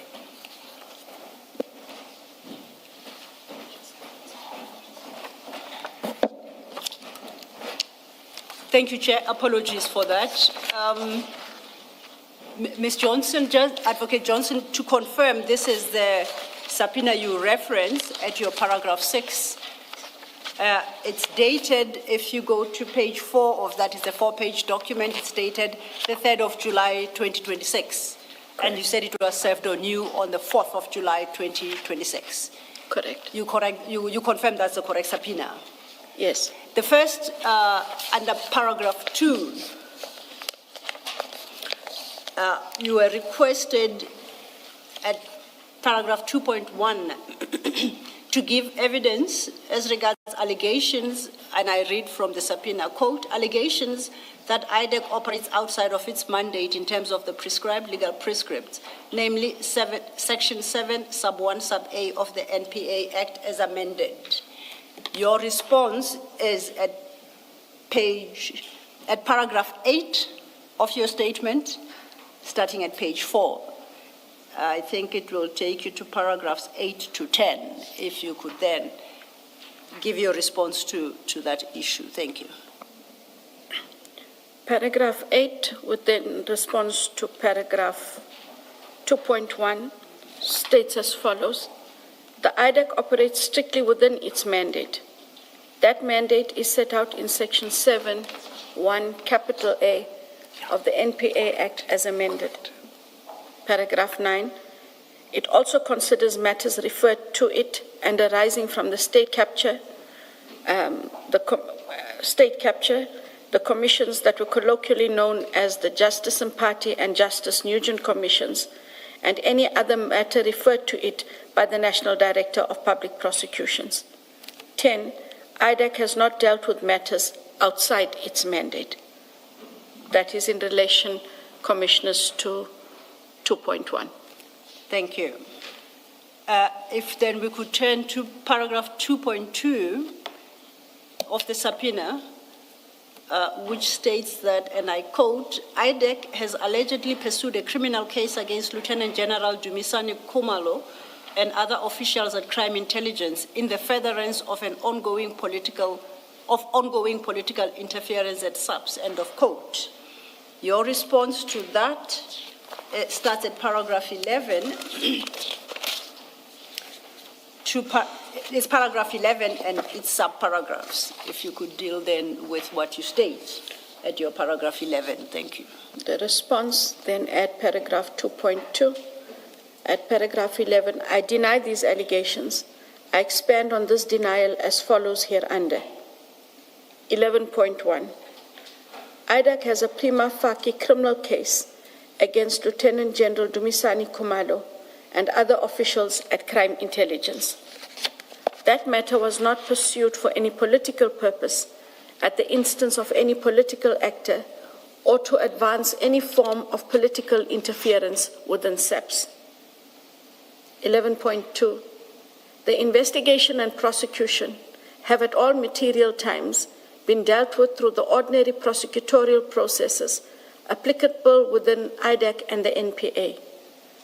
The matter is presently before a court of law.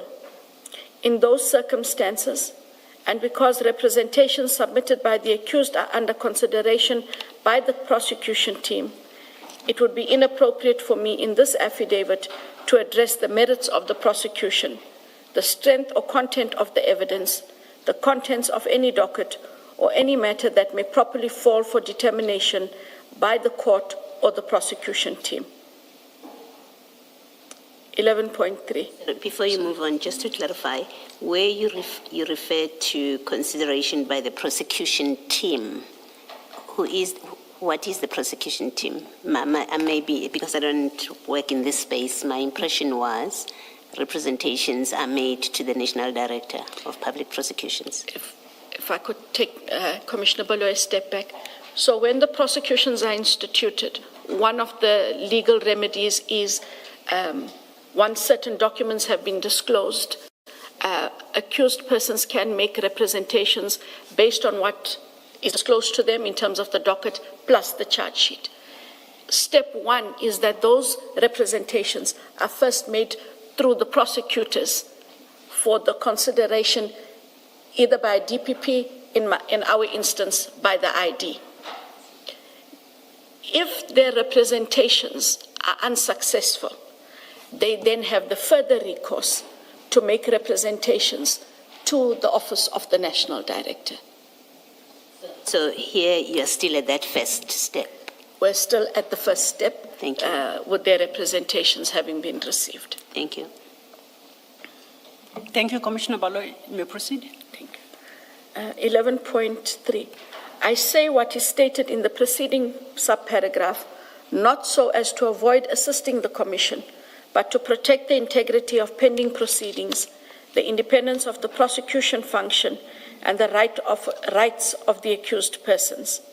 I emphasize, however, that I have not been directed, encouraged, permitted, or participated in any politically motivated prosecution or investigation against Lieutenant General Khumalo or any crime intelligence official. And 11.4, prosecutors independently evaluate the evidence and make prosecution decisions. I perform an oversight function and am not involved in adjudicating the evidence in this and other matters. I have no insight into the dockets or the evidence contained therein. Before we leave the question and the response, just to clarify two issues for me. Paragraph 11.2, I'm trying to appreciate what you are communicating there. And line 3, you say the matter is presently before a court of law. That's a criminal trial. Then you say, in those circumstances, and because representations submitted by the accused are under consideration by the prosecution team, it would be inappropriate for me in this affidavit to address the merits. My question is, it should have been at your instruction. are we back to the invocation of the sub judice principle here, and which is an application that had been made at the start of the stream, but which has been determined by agreement between the evidence leaders and your legal representatives and communicated to the commission, the commissioners, the effect of which is that IDEC won't be invoking the sub judice rule. So I'm trying to place your response here in its proper context, because it would sound like it purports to revive the invocation of that rule. Am I misreading? And if I'm misreading it, please set me straight. Thanks.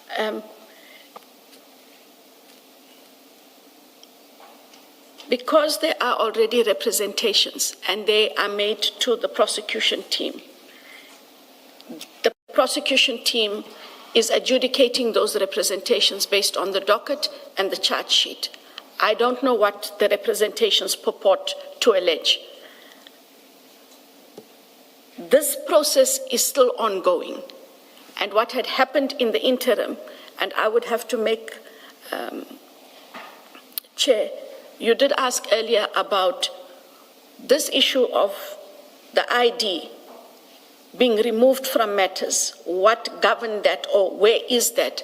I will send the email from the National Director to myself. Yeah, removed, not from office. Not from office, but from the matter. Removed in relation to or in respect of specific matters. Yes, so I did find that email. I just have to make it available to Advocate Sello, where the NDPP then adds bits to that email. And it is on that basis, there's the representations that are being dealt with by someone. The National Director in the email also says, Advocate Sello, that there's a review to be held. And so my having asked to be removed and being released, when I don't want to talk about it, it's not about just the sub judice per se, but I do not want to have anything that might unduly influence those matters, given I asked to be removed because of the controversies around myself in dealing with these matters. I'm not sure if I make sense, except for that is how I... But Ms. Sildo's question relates to your testimony here. Yes. And not to your quote-unquote removal in respect of the matters you refer to. So the issue is more about your attitude with regard to testifying insofar as those matters are concerned. And the direct question is, in respect of those matters, are you raising the sub judice rule, the effect of which would be that you will not be testifying in respect of those matters? That's the question. I'm not sure that you've answered it. I think it's not the not wanting to testify, if I could please be clear about that. It is I don't want that it is later on that what I have said has adversely influenced those matters given their current status. I would have to wait for the questions, I assume, which might be a more logical stance to take. Because these are out of my hands. I say something, they might, and maybe it's to put it simply, I do not want that later on there's an allegation that that which I said at the commission either influenced the outcome of the representations and or the review process. That was the only thing. It is I do not want to be seen to influence, not that I don't want to answer your questions. I would assume that, yes, we will ask you questions that relate to current issues. For example, what your attitude is with regard to statutory prescripts, so that's current. I'm not saying our questions with regard to the present will be limited to that. I'm just making the point that, yes, there will be questions that relate to the present, but I would imagine that most of the questions will be historical in nature. Why did you take that decision? Just by way of one example. So I do not see how questions like those are affected by the fact that now those cases are handled by other people without your involvement. So I do not see how any of that is relevant to you testifying with regard to those aspects. It should not matter that you have, pursuant to your request, been divested of the power to deal with those matters. I do not see how. Chair, Am I making sense? in the manner that you've broken it down, yes, you do make sense. Thank you. Thank you, Chair. There's just Yes, Commissioner. one issue I need to clarify. Advocate Johnson, in relation to the same paragraph, 11.2, my understanding is that you testified in the ad hoc committee sometime late last year? That is correct, sir. Yes, and you testified in relation to the same issues. Yes. What was IDEC's attitude to the sub-judicial rule in the ad hoc committee? Did you adopt the same attitude, or were you comfortable to testify about the same issues? I must go back into my record, but I seem to think I did raise it, but had to still answer it. I just speak under correction. I don't have that exact, did we raise the sub judice and it was overruled, or I answered the question? Because I would find it unusual that before that committee you would be comfortable to answer the same questions. But when you come to this commission, which is established in terms of obviously the President's powers under the Constitution, followed by the terms of reference and the regulations, then the attitude to the same questions would change. I would find that strange, because the same risk that would arise if you answer these questions would have arisen if you answered them before the ad hoc committee. That is correct, and that is, I say, I think in the manner in which the chair explained made more sense, and I am alive to that which I must answer, which might invariably be more of the historical than what happens now that there's a representation or that there's a review. Because facts are facts. You know, facts don't change because they are representations. If we are looking at what happened in 2024, those are facts. Correct. And if somebody speaks to the facts and say, on the 15th of July 2024, this is what happened, this is what did not happen, that does not change depending on whether there are representations or there's a matter in court, because those facts remain unless somebody changes them as they go along. But if they are what they are, and they have always been what they are, that should not be an issue. Correct. Thank you. Sorry, Mr. Just to clarify that I understand your position correctly, you're not invoking the sub judice shield. You're not saying No, you ma'am. won't answer because of that. No. You expressing a difficulty that now that you're no longer seized with these matters, you should not speak in a way that may appear to influence a decision that will eventually be made, either by the court or whoever makes decisions on these representations. Correct, Commissioner Balo. Okay, thank you. And then, if I understand your response correctly, to your response to Commissioner Baloyi, that paragraph 11.2 deals with two issues. The first, at line 3, is the matter being presently before court of law. The second is regards representations. You testified that those representations submitted by the accused are under consideration by the prosecution team, and that they are based on disclosed documents. So the representations are done, and they are under consideration. How exactly do you anticipate your testimony before the commission may potentially influence the outcome of those representations. Are you suggesting that the decision maker will take on board what you state in this commission and go beyond the bounds of what is contained in that file pertaining to the representations? If my assumption is correct, representations are made by the accused and the prosecution team has an opportunity to respond thereto, and the decision maker makes his or her decision. Where exactly do you see the testimony you provide here today fitting into that process, and do you fear the decision maker will take that into consideration? Because the response, as I take it, is formal, it's by the prosecuting team, and it will not be influenced by the views of anyone else.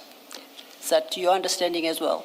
So if you agree with me, how would your testimony here impact that process regarding the representations made by the accused? Thanks. The representations are still under consideration. The reason for what I said is on Friday, the Friday that passed, the accused, Brigadier Mokwele, did submit in writing for the attention of the National Director, as well as Advocate Bell, who now oversees these matters, an additional document wherein her legal team alludes to the evidence of Mr. Padiachi, especially in relation to aspects elicited during the examination at the Commission on the Section 27, and makes it clear that these cannot be ignored for purposes of completing the representations.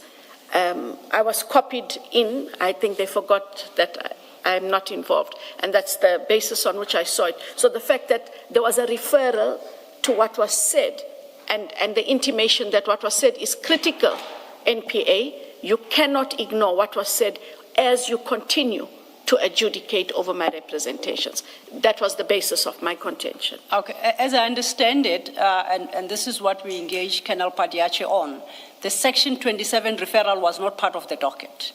The entire docket has been disclosed to the accused, but the Section 27 referral is not a part of that docket. It was only dealt with here and was submitted to this commission.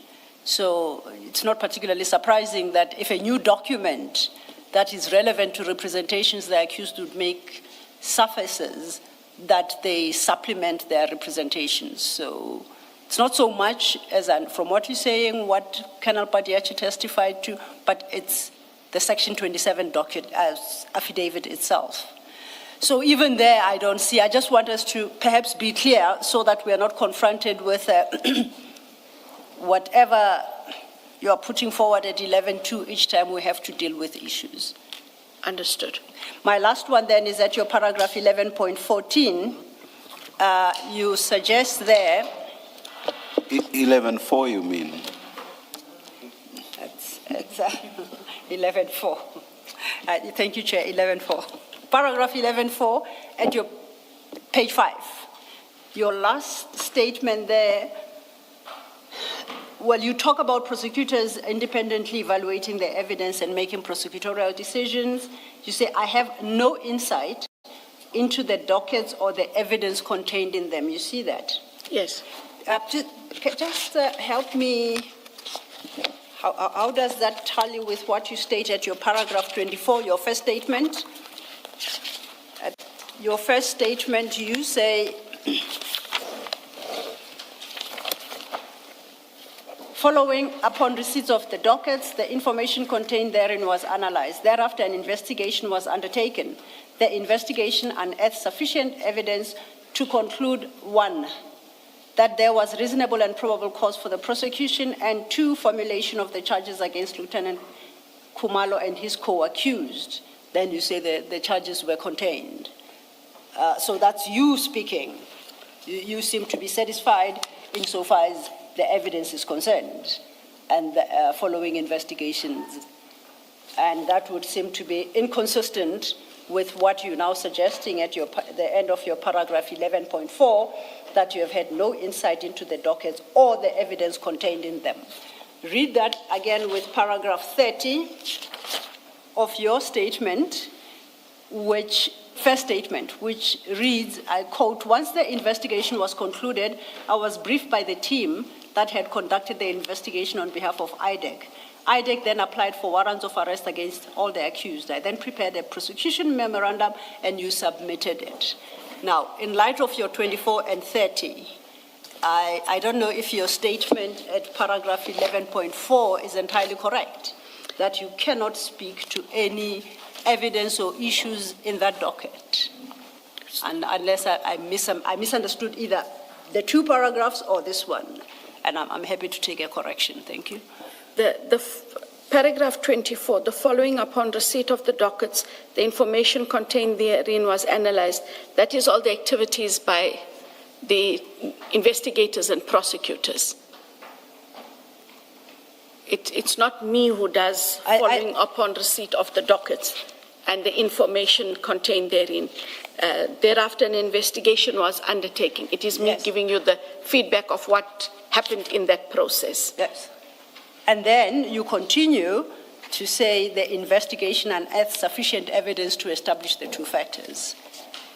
So my reading of your affidavit then is by the time you get to paragraph 30, and then you prepare a prosecution memorandum and a draft charge sheet and a request for the enrollment of the matter, there is you are at a level where you are satisfied that the investigations have unearthed sufficient evidence to sustain that charge sheet.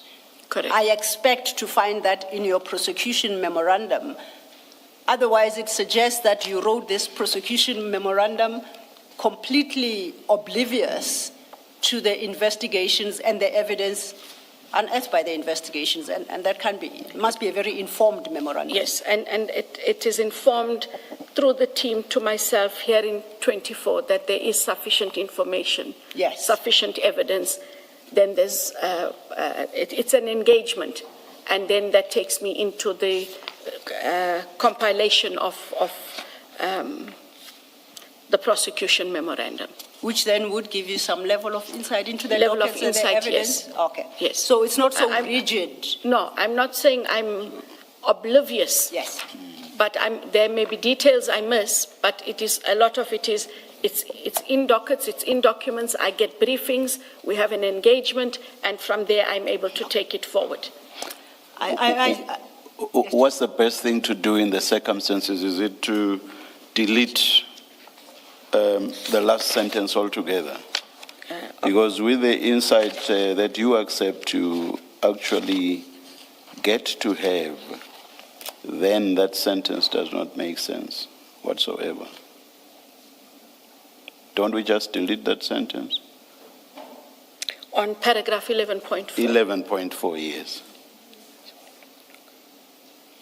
The briefings, the sessions that you have with the investigators, that leads to you having an insight, as you've just accepted, as Ms. Sildo is engaging you. Yes, the effect of that is that the last sentence must go. Yes, because the insight does not per se mean I was reading through the dockets. In the way that I am informed or briefed, I therefore have insight into the evidence. Yes. That is correct, Chair. All right. Thank you, Chair. Sorry, Advocate Johnson, it goes further than that. Remember that letter I referred you to from the DPP, where they say they concur with your decision to prosecute. What they seem to be saying is that you made the decision to prosecute, they agree with you. So this paragraph, you can't read it with that letter and they mean the same thing. So when you say they make prosecution decisions, that's not what that letter says. That letter said you made a decision, they concur with your decision. So which is which? I think it's in the nature of how that communication is. As the ID, I sent the memorandum. We captured the essence of the charges, who is to be charged, where the matter is to be enrolled, and what it is. The document comes from me. So when they respond, Chair, they respond to me and my decision, because as the head of office, I communicate the decision. Yes. And to communicate that decision, Commissioner Khumalo, I must have reconciled myself with that decision. But you must also, because you see, there are two ways of looking at it. One is to say, we have investigated this case. These are all the facts. Please look at all the facts and decide whether this person should be prosecuted or not. That's one way of looking at it. The other way of looking at it is that you say, we have conducted an investigation, we've prepared a charge sheet, I'm satisfied that there's a prima facie case, I have made a decision to prosecute, and all they have to do is to say, I agree or I don't agree. So is it the first one or the second one? The second one being from the DPP office. From you, do you convey to the DPP that you've made a decision to prosecute, that this case should be prosecuted? Yes. Is that the decision you make? Yes. And that is what you communicate? That is what is communicated.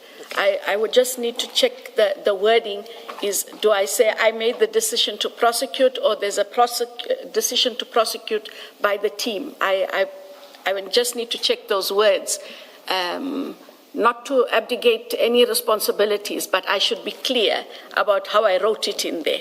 Maybe let's look at the letter. It will help you. Whilst we look, I was about to say, surely the decision must be yours. When you communicate with the DPP, it's your decision. Yes, what you may have been told is relevant to you then deciding. File 6, Advocate Johnson, File 6, 2438.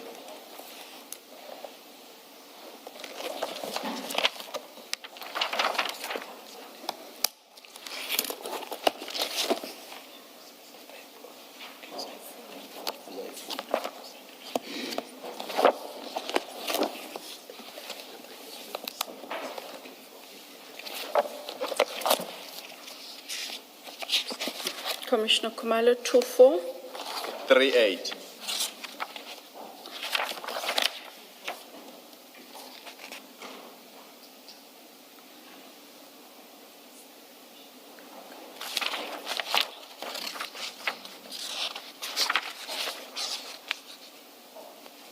Yes, I see that. Yes, look at the last part of paragraph 3. And I concur with your decision to charge them on the offences set out in the charge sheet. Yes. So what the DPP is concurring with is your decision to charge them. As communicated in the prosecution memo. So that presupposes that you had made a decision to charge. That is correct, sir. Yes. So what is stated in 11.4 of your statement is not correct then, or at least needs to be qualified. Let's go to 11.4.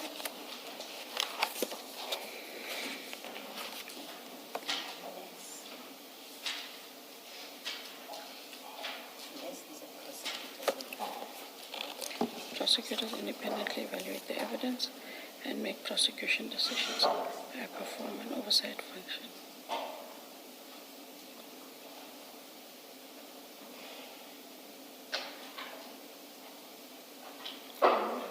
And adjudicating the evidence in this and other matters.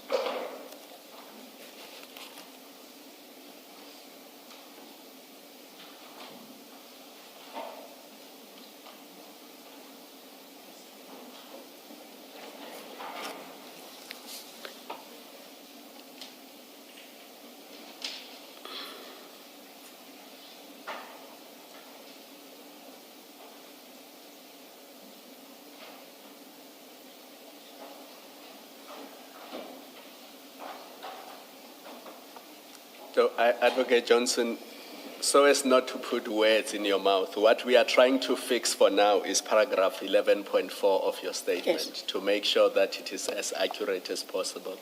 So in your own words, how do you want 11.4 to be recorded? Now that you've seen this letter, hopefully it has jogged your memory. So prosecutors independently evaluate the evidence and make prosecution decisions. Are these internal IDEC prosecutors? Internal IDEC prosecutors. So, In terms of that oversight function, they then present the evidence to me. To you, I'm sorry. I'm thinking aloud, sorry. As long as it makes sense. They then present the evidence to me. yes. Once they have presented the evidence, commissioners, more often than not, it is an oral briefing. They will then put together a draft prosecution memo. I then have to go through that memo, see if I agree with what is in there, and therefore endorse the prosecution decision, which then becomes my decision, which is conveyed. It is therefore where I say I compile the prosecution memo, because in order for me to do that, I need a lot of the information and the evidence put together in a specific way so that I'm able to apply my mind to that prosecution decision and the conveyance thereof to the office of the DPP. So your decision is then conveyed to the office of the DPP? That is correct. And then paragraph 3 of that letter is correct? It is correct. Thank you. Because the DPP commissioner receives the prosecution memo from myself and therefore responds to myself.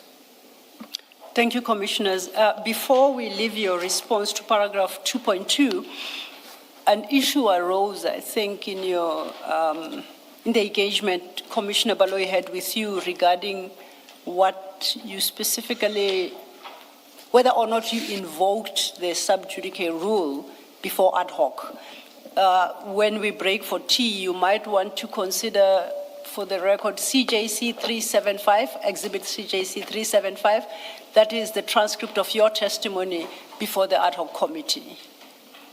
Just make a note of the exhibit number. We will assist you to And locate the file? It's CJC 375. CJC 375. Yes, ma'am. Yeah, CJC 375. Please take note. It's file 3, I'm told. The most important thing is the exhibit number. That is your transcript, the transcript of your testimony before ad hoc. So I suggest over the course of lunch, you cast your eye there to see whether or not, to the question posed, whether you did raise the sub judice rule before ad hoc. I will do that. Thank you. You, if we go over, leave then on your statement, we're at page 6 of your statement, you deal with questions or issues raised in paragraphs 2.3 and 2.4 of the subpoena.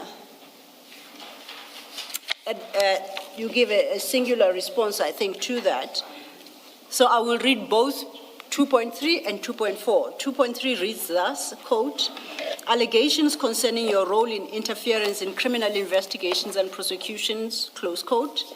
Sub 2.4, the effect, open quote, the effect of such conduct on the functioning, integrity, and independence of the criminal justice system, close quote. You respond to both of those from your paragraph 12 at page 6 of your supplementary statement. If you could then turn to deal with that. Thank you.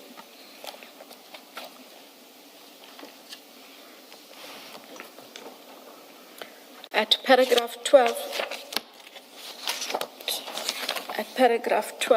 Commissioners, at paragraphs 2.3 and 2.4, I deny any allegation that I interfered in criminal investigations or prosecutions.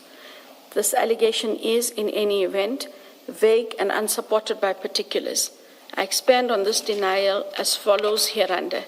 I say that the allegations is vague because it does not identify the investigation or prosecution allegedly interfered with, the date or period of the alleged interference, the person allegedly influenced, the decision allegedly affected, or the manner in which the alleged interference occurred. In paragraph 13, IDEC operates on a prosecution-led investigative methodology that I head. Investigators conduct investigations and present evidence to prosecutors in their teams. Prosecutors then evaluate the facts and evidence and decide whether to prosecute.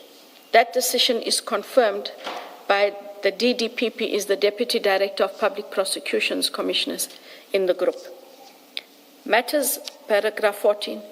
Matters are presented to the investigating director and senior managers before arrest as part of the oversight function.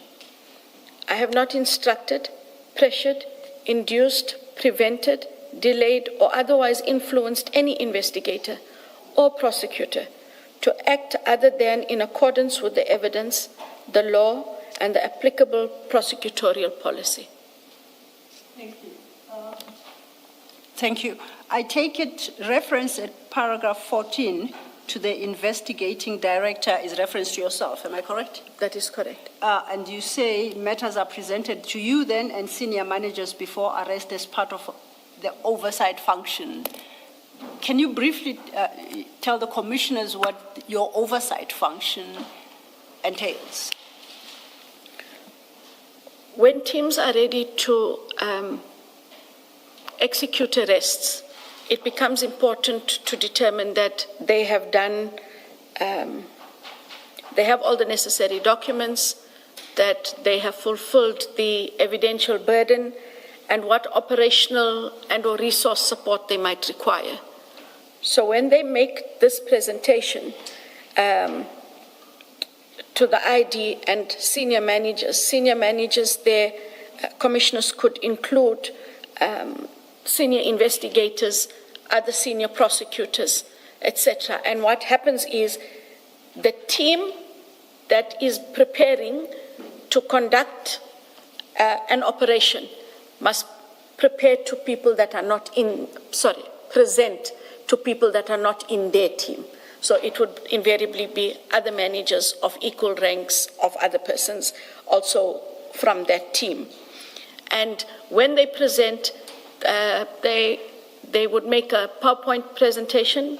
Sometimes some of them, them being the lawyers they would want to speak off the cuff, but they would give you a briefing of the evidence, how persons are linked to the allegations, which persons are linked to the allegations, a brief summary of what evidence they rely on, and then to indicate who it is they intend to arrest.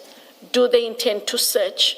Do they have arrest warrants? Do they have search warrants? Are they going to be just, and forgive my language, ordinary searches, or are they going to be cyber searches? Where these are going to take place? And that is the general gist of that kind of briefing. And once myself and the other senior managers have left, that team gets together with other officials to plan the logistics of who goes where, what resources are required, and so on. But it is just in order to understand that their matter is ready. Thank you.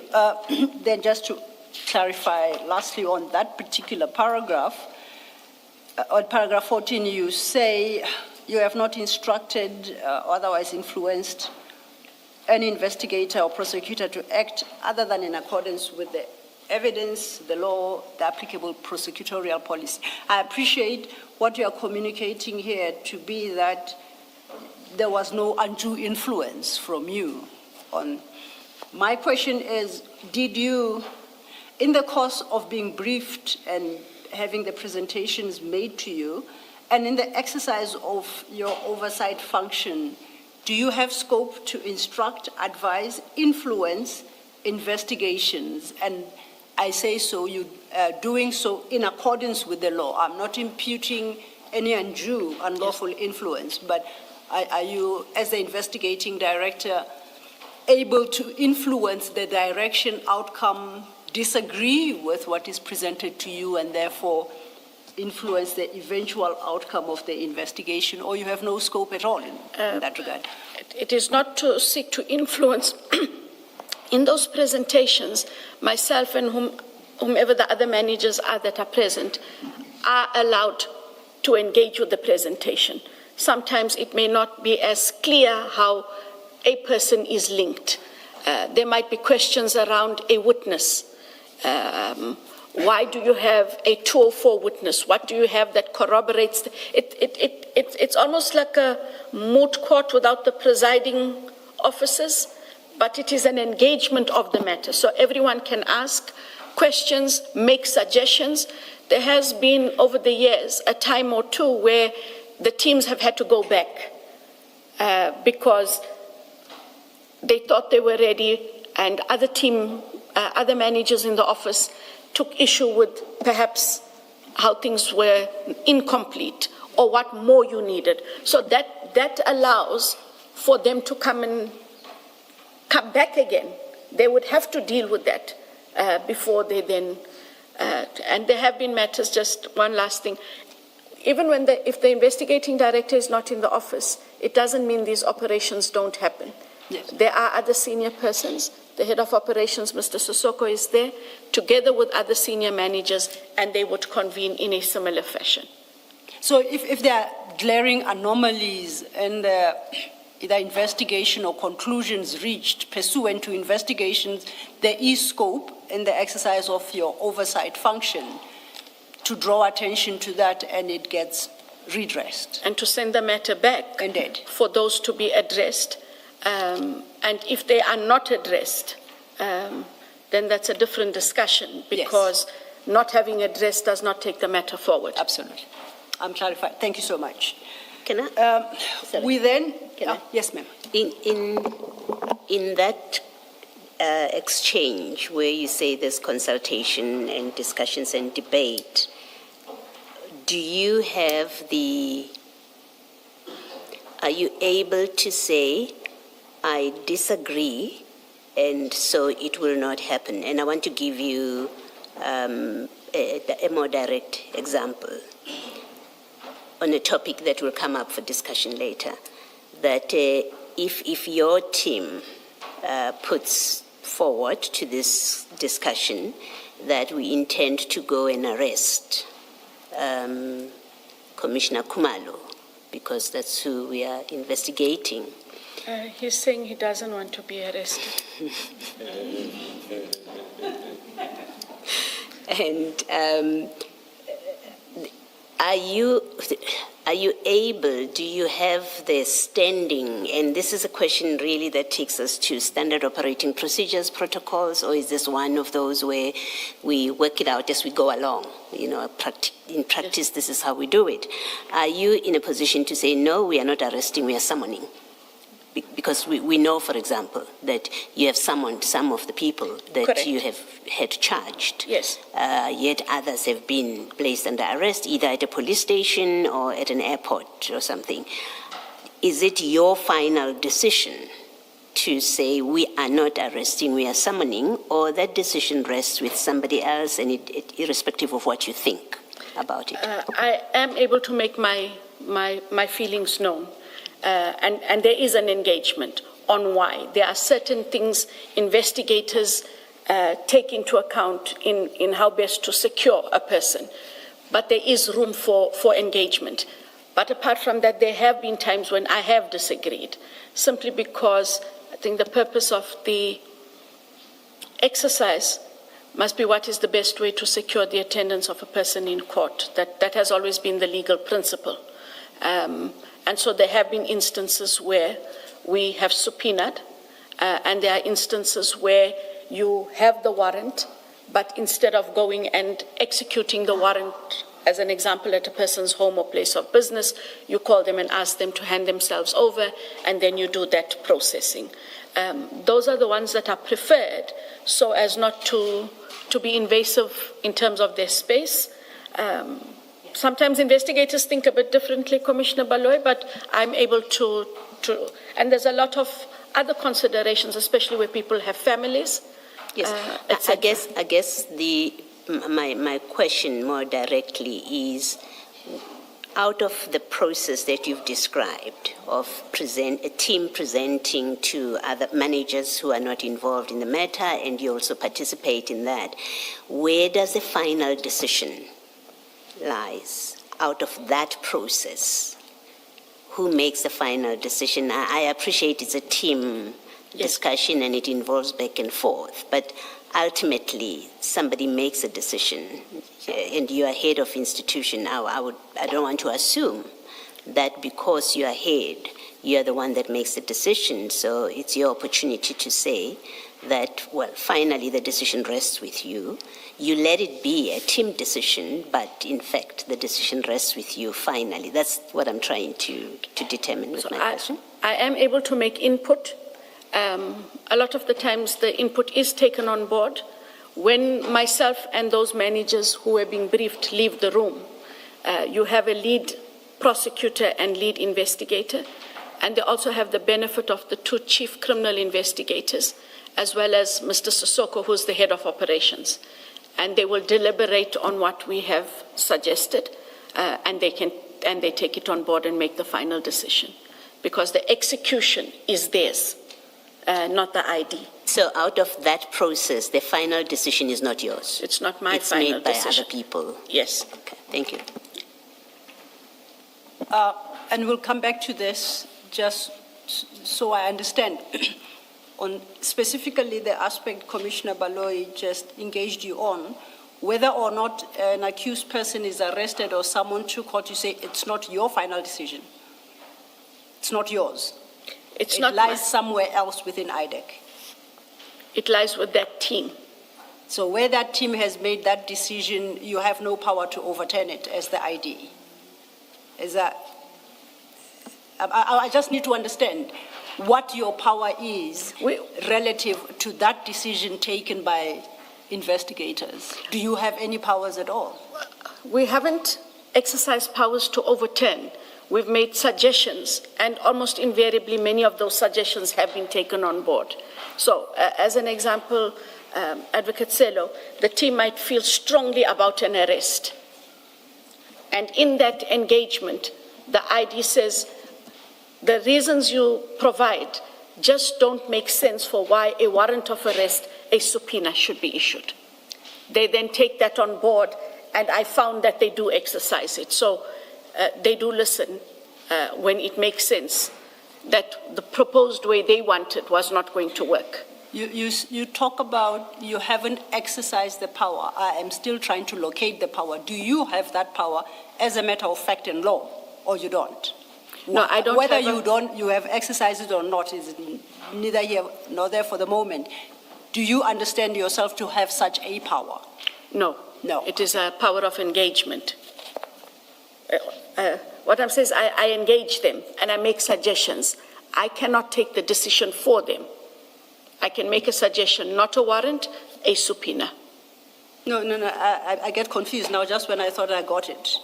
You don't take a decision for them. They have taken a decision. My question is, do you have the power to override that decision? It's either you have it, you don't, and I'll move on. I haven't exercised such a power to override. I have to check if I have such a power to override. Advocate Johnson, I'm hungry too, it's lunch. You can only exercise it if you have it. Yes. But you are not answering the first question. Do you understand yourself to have it or not to have it at all, that power?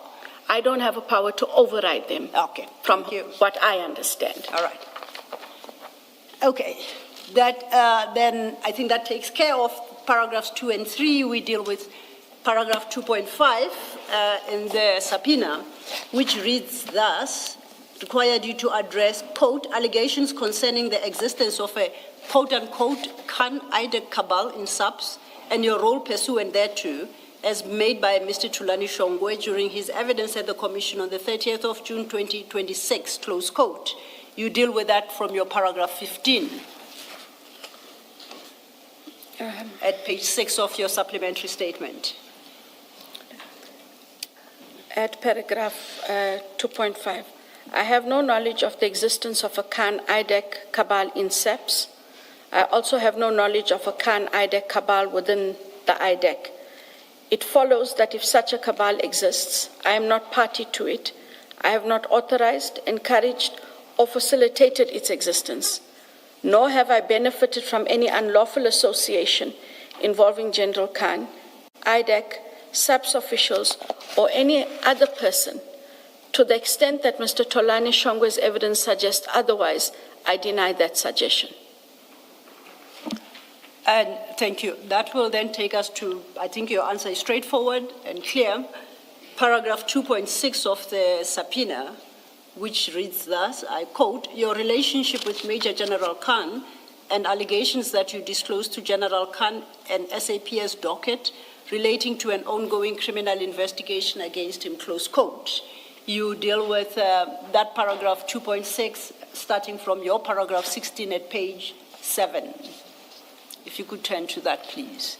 At paragraph 2.6, I know Major General Khan, as a general based at Crime Intelligence Head Office. Before I became the investigating director in March 2022, I engaged with him in meetings with other stakeholders, attended net joints or other SAPS meetings at which he was present and to which I had been invited by relevant component heads, deputy national commissioners or divisional commissioners. In late 2024, media reports emerged concerning General Khan's alleged involvement with persons allegedly linked to the Murray murders. Those reports concerned me because I had previously met with one of the Murray sons who wanted to know whether IDEC could assist with the investigation. I informed him that IDEC could not assist, but explained how he could escalate his concerns about the investigation to SAPS management. At that stage, the concerns of the Murray's son referred to above related to how SAPS Organized Crime Gauteng was dealing with the matter. 18. I later encountered General Khan at a Public Service Commission or Department of Public Service and Administration workshop. I asked to speak to him and told him that the media reports about his alleged involvement with persons linked to the Murray murders were concerning. I further stated that if evidence of criminality by him were brought to IDEC, it would be dealt with in accordance with the law. 19.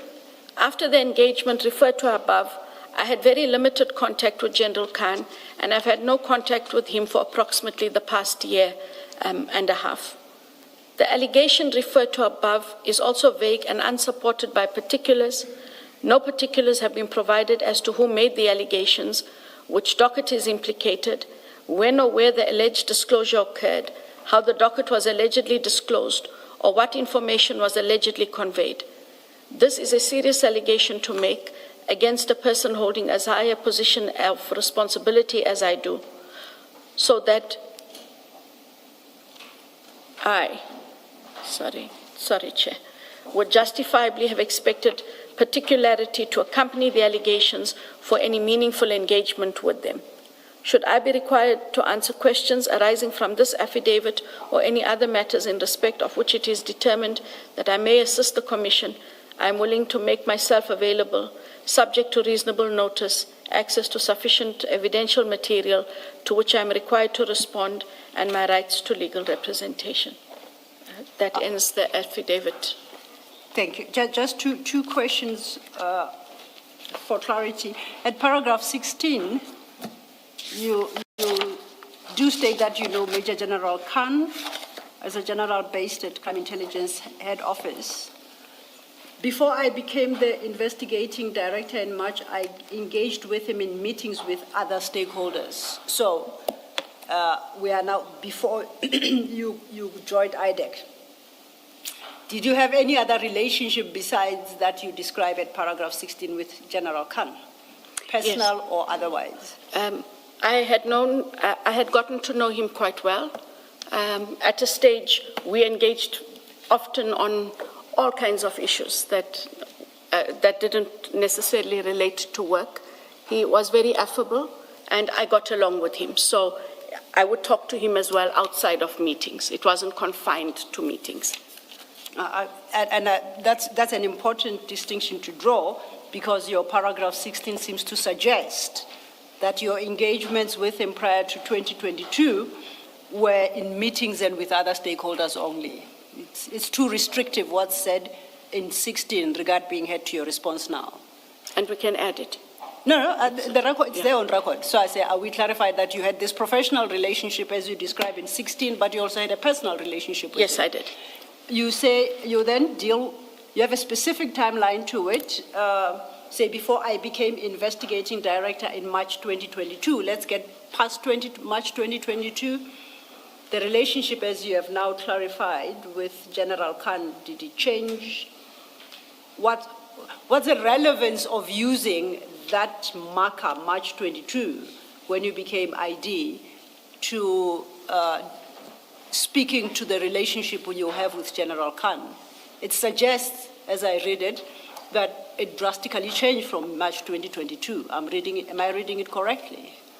And yet, I take into consideration what you say at your paragraph 19. You say you have had limited contact with him and have had no contact with him approximately the past year and a half. It's now 2026, but your cutoff date there is March 22. I don't know. Where were you on April 2022 until a year and a half before 2026? So far as your relationship is concerned. Thanks.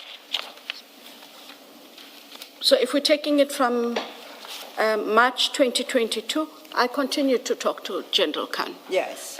It is only late in 2024 when this issue of Mr. Murray arose, because Mr. Murray came to see me personally. It had been a very painful engagement. And it was then that I raised the issue with him, and I slowly started to withdraw. I didn't stop talking to him completely, but if I have to cast my mind back, that's why I say past year and a half, which would have been from very early 2025. Okay.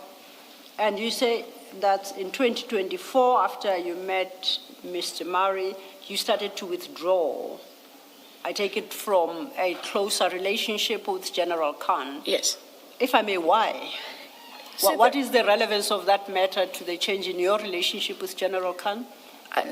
Here I get to engage a victim who's lost his father and his brother in a very violent way. Yes. It is very difficult, commissioners, when you are sitting with a child who is now parentless and brotherless. He is raw of emotion sitting in front of you. But it's not just the emotion. It is the complaint about the police not doing their work.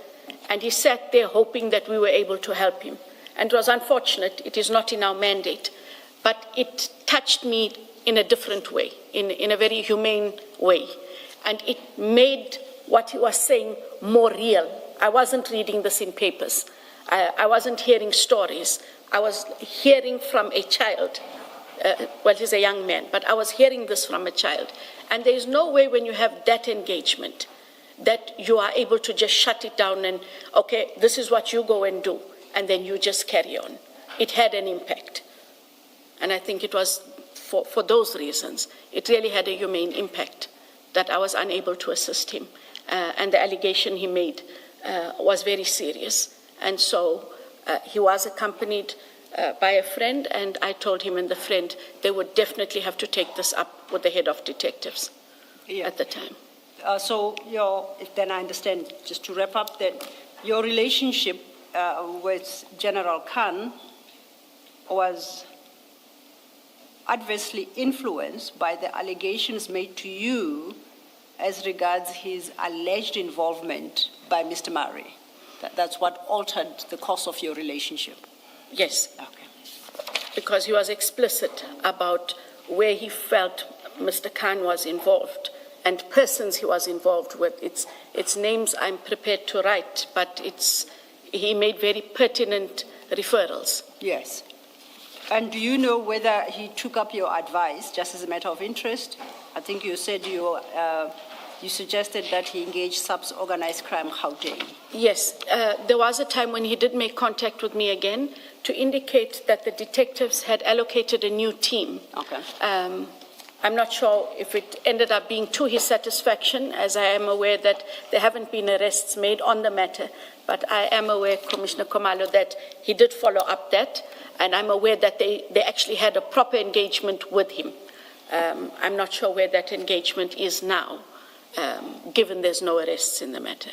Understood. And lastly, at your paragraph 20, this in response to... Ms. Silla, Yes, maybe yes, before you do Commissioner. 20, just so I make sure I understand, that paragraph 16 and following, where you say you continue to speak to General Khan after March 2022, does that mean you socialized with him? What does that mean? Because you could be talking about work, you could be talking about family, friends, you could be meeting for lunch. What exactly do you mean when you say you continue to talk to him outside of meetings? So we would chat on WhatsApp, or we would talk to one another if we saw one another, but we didn't socialize in the word socialize, so we didn't go to lunch, visit one another, etc. But you had non-work related interactions. Non-work with him. related Thank you. interactions. Yes. I might be mistaken, but I think at some point we had evidence that you attended his 50th or 55th birthday party. That is Was correct. it after this date? No, sir. When was that? Oh, I speak under correction. I don't know when he turned 50. It might have been in 2020 or 2019. But it was, he invited my husband who worked at Crime Intelligence, and when we got there, most people who had been invited with their partners or spouses. And we attended the birthday, attended the dinner. We probably were the most ungracious guests because it was very busy. And as soon as we had had dinner, I said to my husband, can we leave? And we didn't even greet the host. We had left, but we did attend it. My husband having been invited, and I attended. And I take it you were invited to that birthday party because you already had a personal relationship with him? Yes, he knew both my husband and I, yes. He knew me as well. Okay.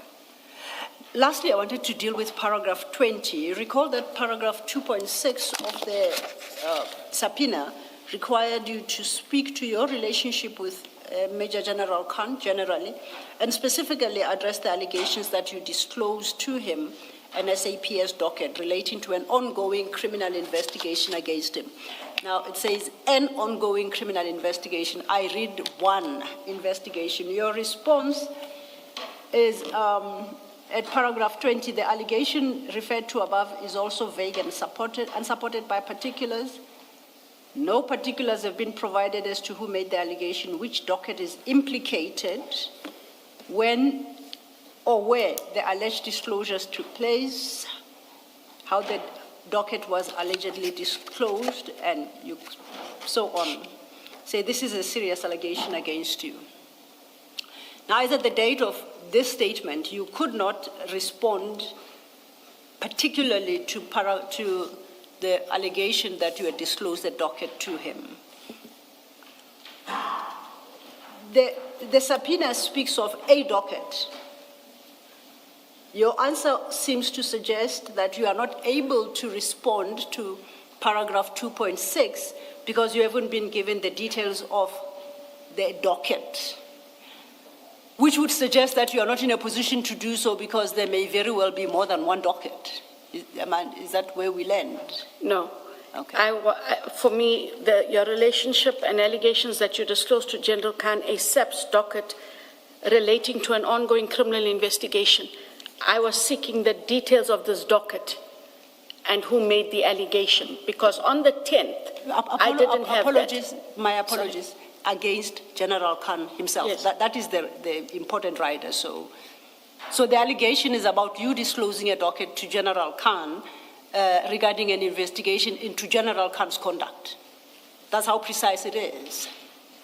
So your answer, when you say no particulars have been provided, I'm not clear what particulars, you say which docket is implicated, then it leaves with me the impression that there may be more than one docket implicated. You just want clarity as to which docket is implicated, where you disclosed to General Khan a docket relating to ongoing investigations against him. I'm struggling with your response at 20, and I would like you to clarify perhaps. Because the subpoena seems to suggest one docket. Yes. Your answer seems to suggest I can't pinpoint the docket because you don't give me the details of which docket is implicated, implying there may potentially be more than one. on a point of correction. Yes. There isn't more than one. Okay. And it became, and at the time, I didn't recall disclosing a docket. Yes. When the evidence is then presented and witnesses testify, I'm replying to this affidavit on the 10th. I know. And then people are testifying on the 10th. And it is only then I realize what is being referred to. And hence the third affidavit that was then made.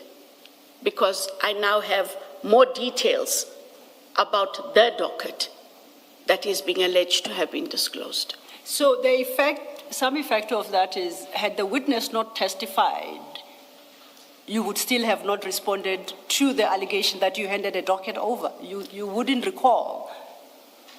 I'm trying to understand, how does the testimony of the witnesses who appeared here on that Friday trigger your memory regarding a disclosure of a docket? You either know you did or you have never in your entire life. Where exactly were you on the 10th when you prepared this statement?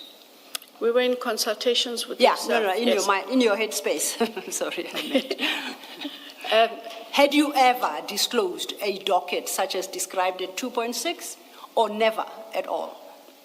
That is why I needed my memory to be jogged. Okay. And then it'll take us into those aspects that we want to touch on in 3. And not because I don't want to... In answer. statement 3. Statement 3. Statement Yes, statement 3. Okay. Well, I think you've taken us up to your paragraph 21. I'm clarified. Thanks for that clarification, Chair. That would bring us to the end of the second statement. And as usual, we have encroached on your lunch hour, Chair. Might this be an opportune time to take the lunch adjournment?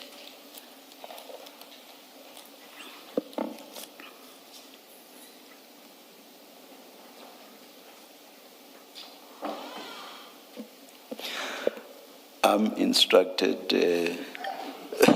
that we should come back at 2:30. Let's adjourn.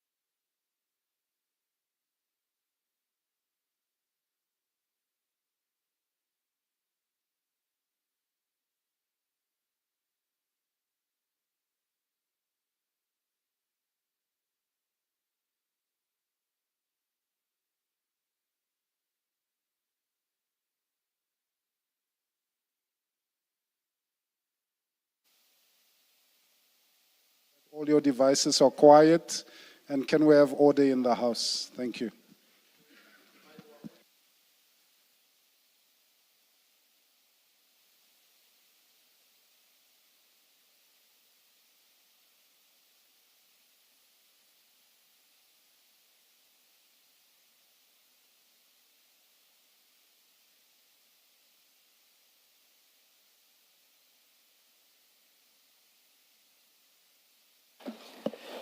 Yes, Ms. Silla. Thank you, Chair. Advocate Johnson, before we adjourn for lunch, we had just completed your second statement. Correct.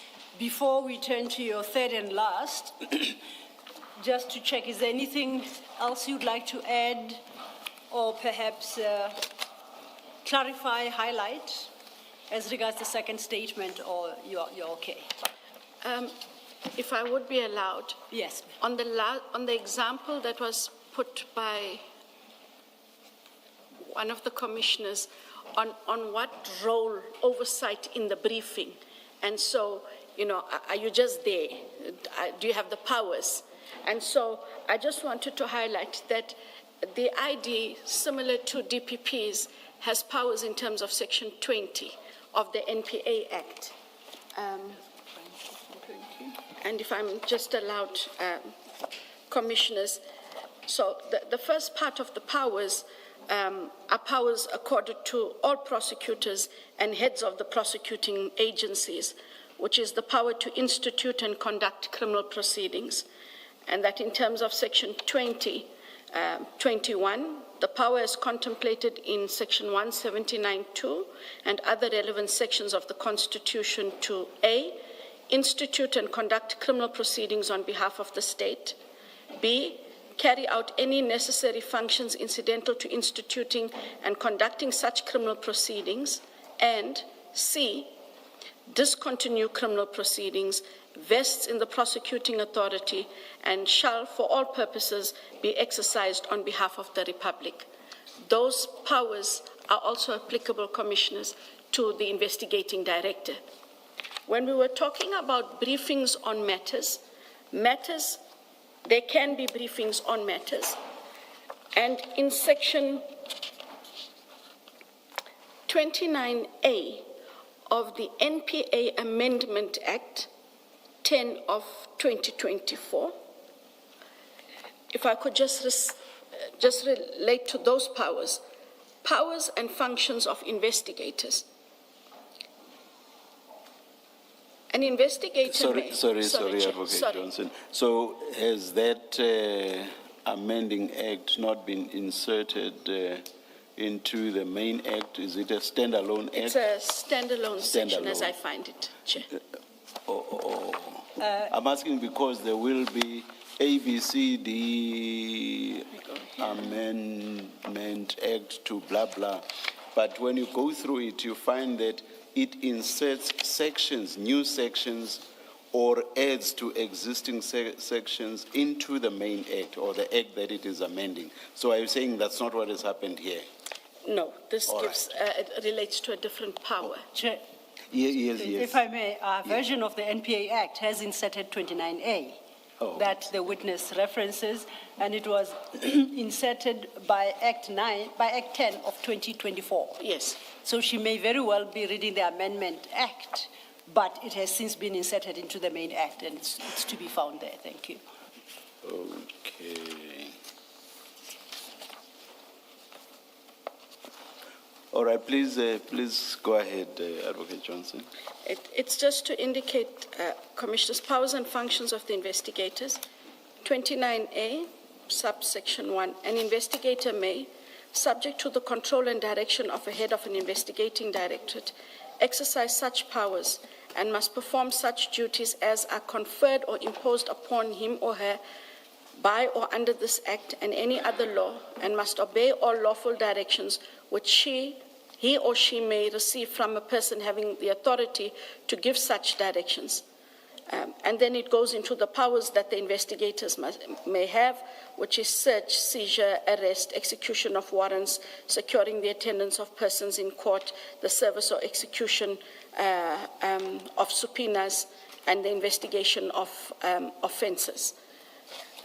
It is in the briefings that we receive that it is usually these operational matters that are discussed. And so investigators may be subject to the control and direction of the head of the investigating directorate. But when we read backwards section 20, these matters are still incidental to prosecutions. And so if the investigating director disagrees with anything, I have the authority to then say, this cannot proceed, this must not happen, and or as I indicated earlier, you have to correct this. If we do not have it corrected, there's insufficiency of evidence, it cannot proceed.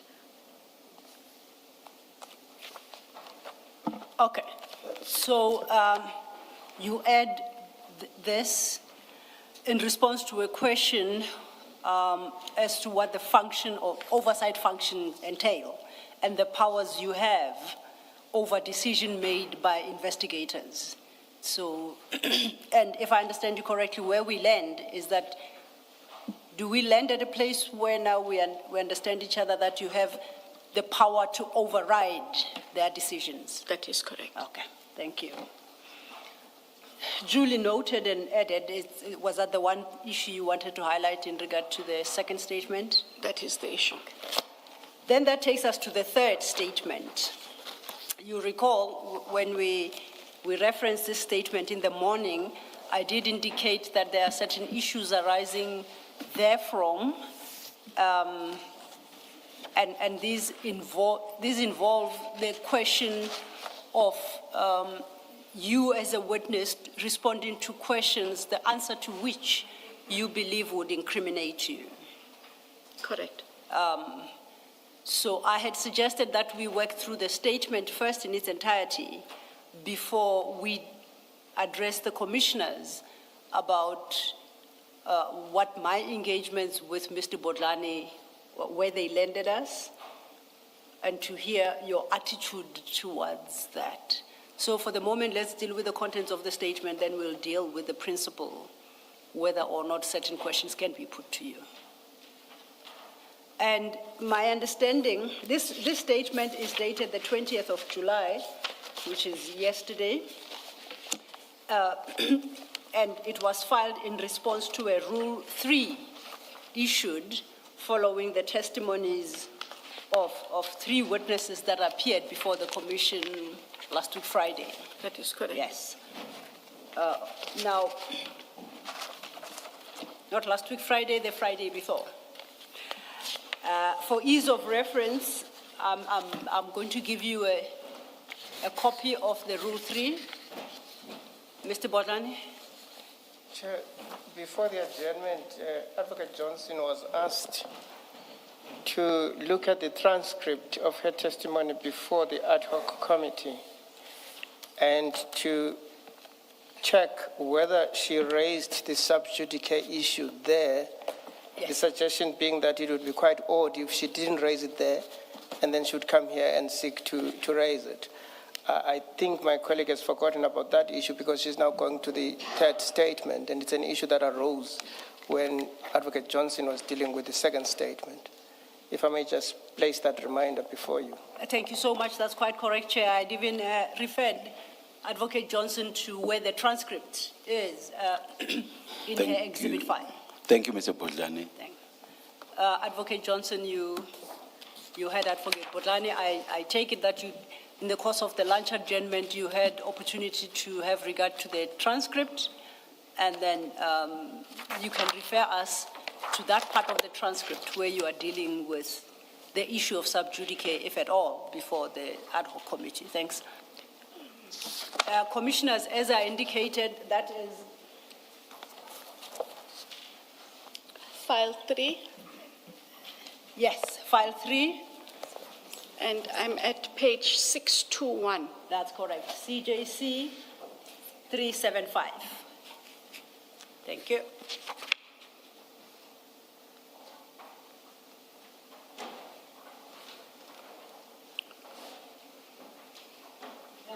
You may start. So on the question of the sub judice,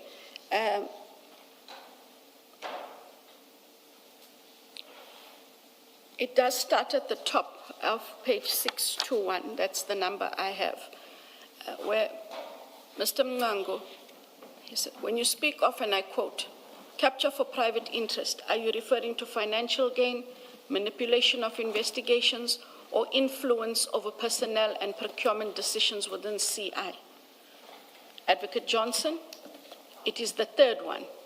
Mr. Mngango, you also indicated that you can expand more on this matter before the committee. Could you provide specific examples or case references that illustrate how these systems were captured or manipulated? Advocate Johnson, when I said I would expand more, it was in reference to the chart sheet that was attached and those parts that I referred to that I can talk about. The rest of it I am unable to expand on. Those matters are in court and sub judice. And that is where I found, I think for the time, that that is where it was, in fact, raised. Let's just be clear, Advocate Johnson. Did you say in the ad hoc committee that you will not respond to these issues because they are sub judice? Or you simply said, in response to that one question, you cannot expand? I read it as, to that question, I would not respond.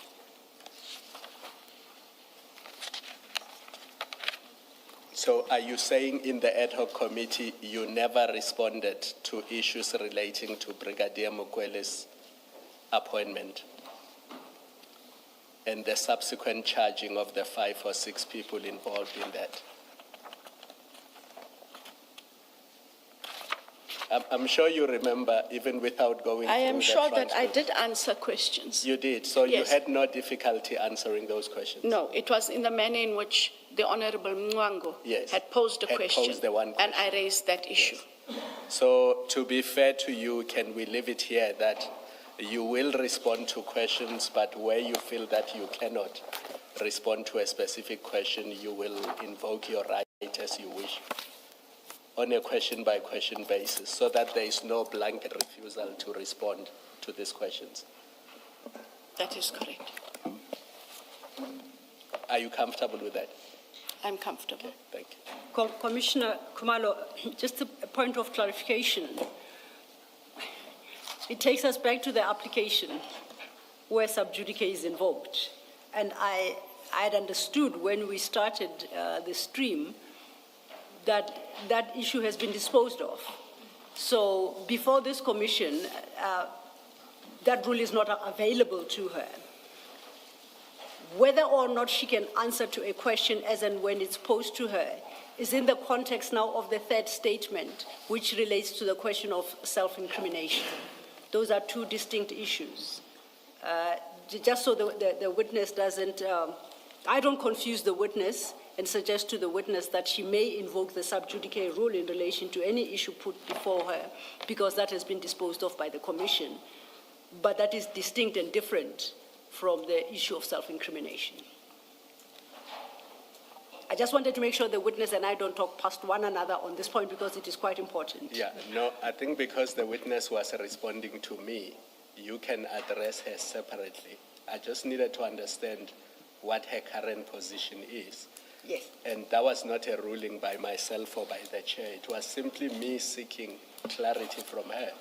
And my understanding of what she said is that she invoked the privilege in relation to MP Mngango's question. Yes. But then she continued answering questions, so she did not have difficulty answering questions. And she may or may not, depending on what question is asked, then raise the issue. So I left it there on the understanding that we can ask her these questions and she will respond to them. And where she does raise an issue, then it will be dealt with there. But that was in response to me, so don't understand it to mean that that's how the matter ends as between you and her. No. I understand that, except that Commissioner Kumalo, then it takes me to the ruling by the chair when we started regarding the issue of sub judice. To remind us all, we indicated that we've been finished with 4 dockets. And the agreement between IDEC's legal team and ourselves was that the 3 dockets we will refer to extensively and with a no-holds-barred approach. There is only the 4th docket, the one that, on the basis of which we now learn that General Kumalo was due to be arrested on the 16th of June 2026, thereabouts. We will exercise restraint only insofar as that particular docket is concerned. And that would not be on the basis of a sub judice rule, but more on the basis that that docket still involves extensive investigations, and we are quite sensitive that we do not undermine ongoing investigations. Where that lands me is that my understanding, at least, insofar as IDEC is concerned, is on the matters that will be traversing with any witness from IDEC, the sub judice rule doesn't even find application. And I just want the witness to understand that that is where we landed. So I do not expect a response, or I don't think the commissioners would expect a response from the witness that she cannot answer because the matter is in court. That issue has been settled. The only issue that is outstanding is a self-incrimination issue, but that is the subject of the 3rd statement that we are going into. Do you understand my position, Advocate Johnson? I do, Counsel. Okay. I think I'm clarified. So, is that when you referred us to the transcript, is that the only place you found where reference to sub judice Yes, is in the made? time that I had, that was the one that I Yes. could recall. And then as Commissioner Kumalo points out, notwithstanding what you stated, page 621, that you are unable to expand on that as those matters are in court and sub judice, you proceeded to answer questions relating to those matters. Correct. Before ad hoc.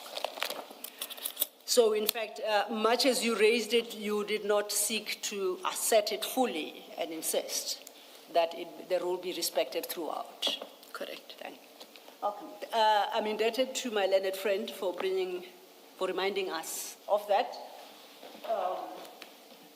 After a heavy lunch, I think, are there any other issues that perhaps you were to consider during lunch, Advocate Johnson, that you would like to bring to the attention of the commissioners before we go to your 3rd statement?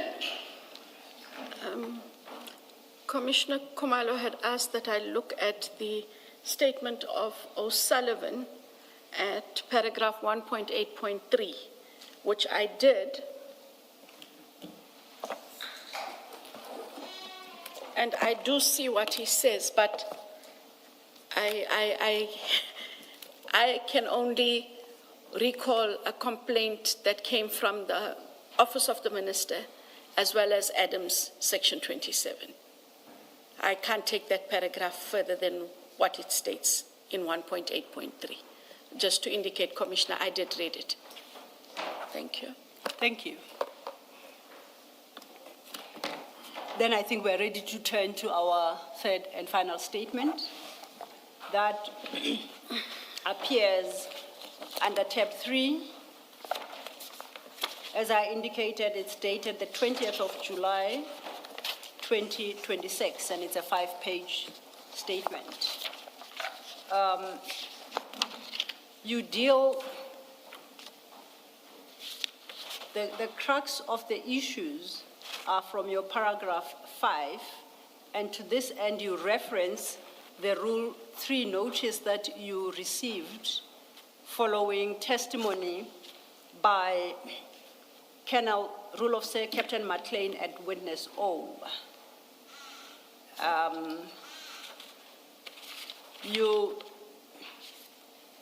You do not adopt the ad paragraph approach in that statement, but we have availed a copy of the Rule 3 and the issues you were called upon to respond to, which you seek to do in this particular statement. So when you are ready, I think you can safely say you can skip paragraphs 1 to 4 as they reiterate what you already have stated in your first statement and repeated in your second. So if you could take it from paragraph 5, thank you. Paragraph 5, Statement 3. The notice requires me to deal with allegations against me testified to by Colonel Kobus Rolofse, Captain McLean, and Witness O.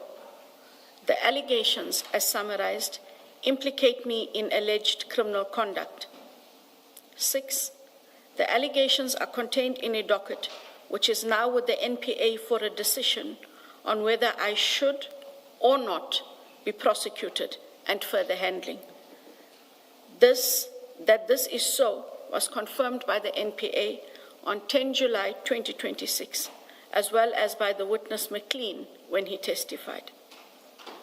Now that the matter is before the NPA on the basis set out above for a decision on whether I should or not be prosecuted, various consequences emerge.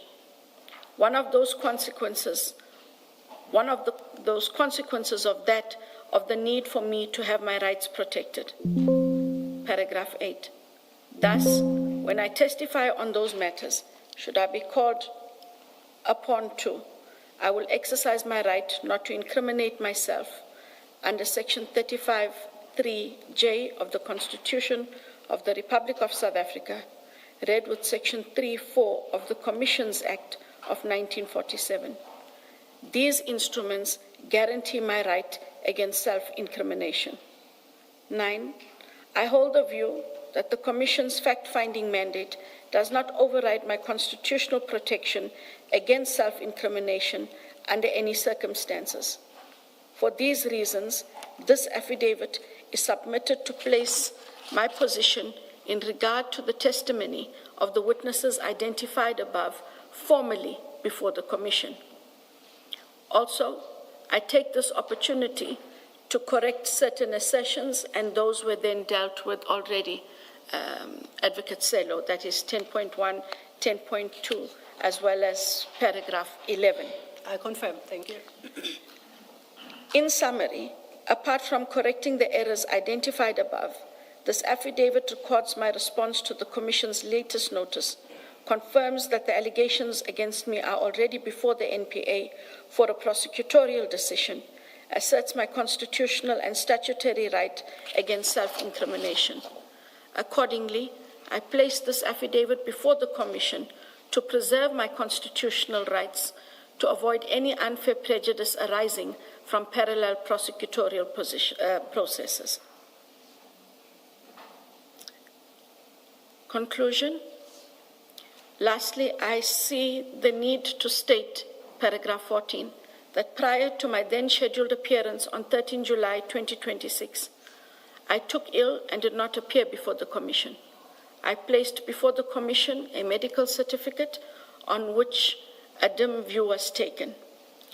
I have since approached my doctor for the preparation of what I believe is a medical certificate that would be acceptable to the Commission for its details of what led to me being indisposed.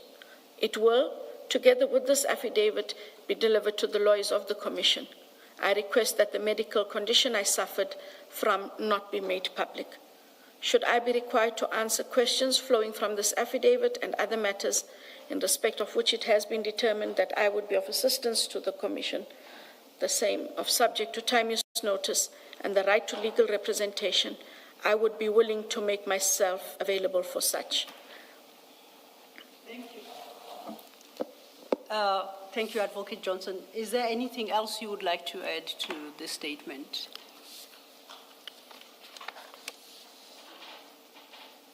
Chair, there was a bundle that came last night, and what I saw in the bundle was there was WhatsApps of Barry Bateman, and there was, I think, an affidavit of Brigadier Petle.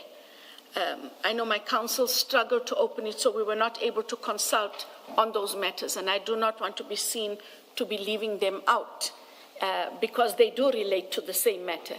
So if where I'm talking only about 3 people, I open myself up to questions from others who all relate to the same matter.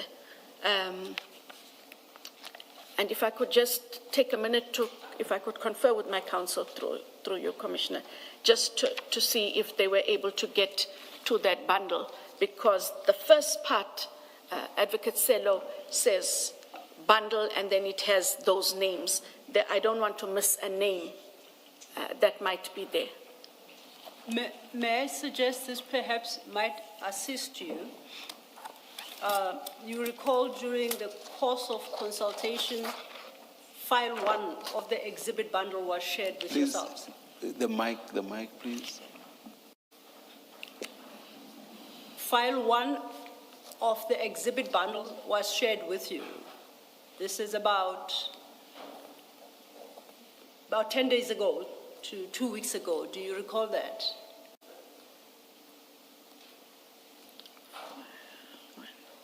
And in that bundle 1, it's annexure 368, CJC 368. So those documents in their entirety were shared with you.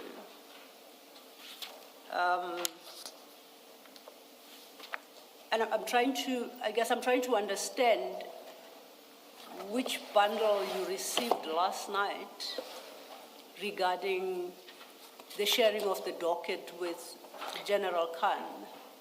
This is a very similar. We also got one last night at 1912. It could very well be updated documents or additional documents to the exhibit, the main exhibit bundle, which by now runs into 7 files. Yes. But I'm interested in this particular bundle 1 and say you received that bundle 1 in its entirety about 10 days ago.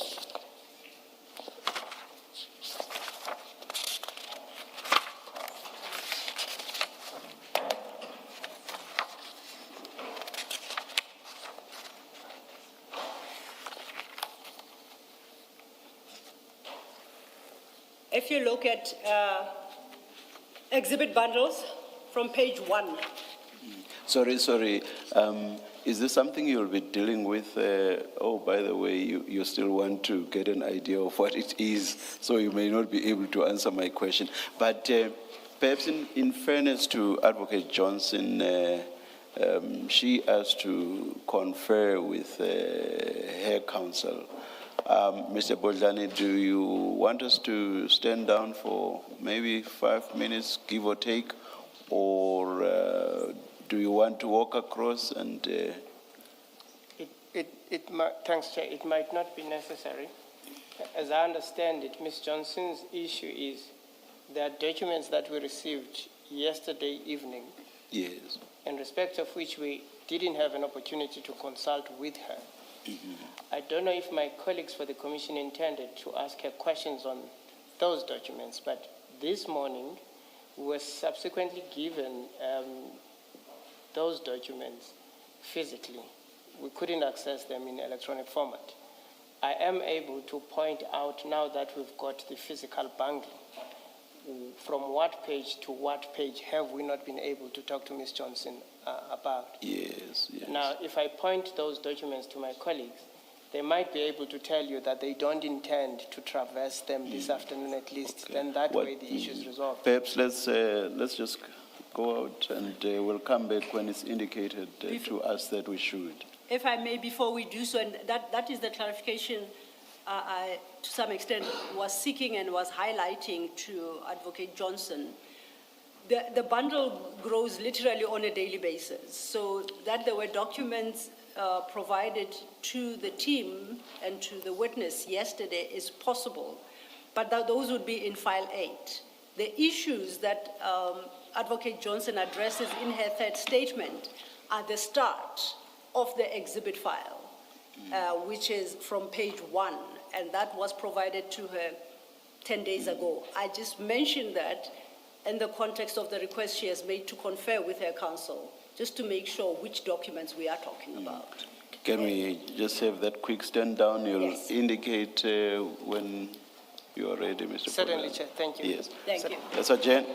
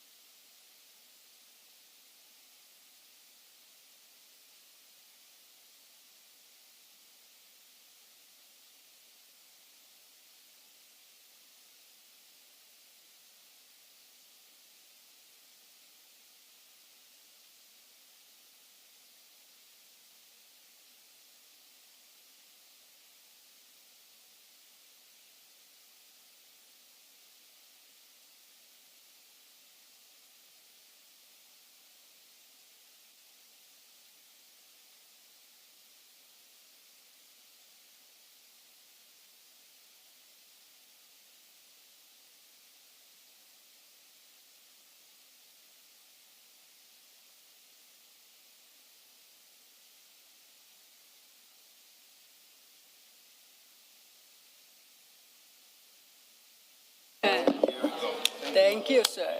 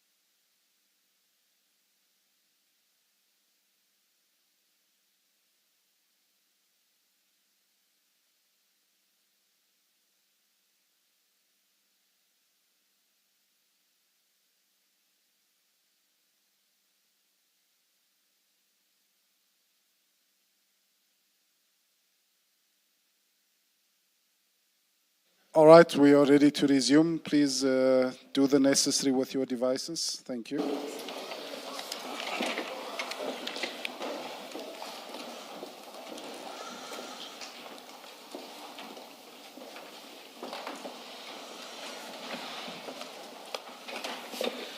Yes, Mr. Bodlani. Thank you, Chair. Thank you, Commissioners. We appreciate the time that was given to us. It's really much appreciated.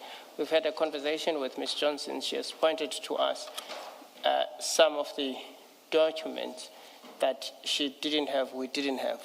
She has also pointed to us documents that she had, but had forgotten to bring them to our attention when we prepared the statement that was filed yesterday.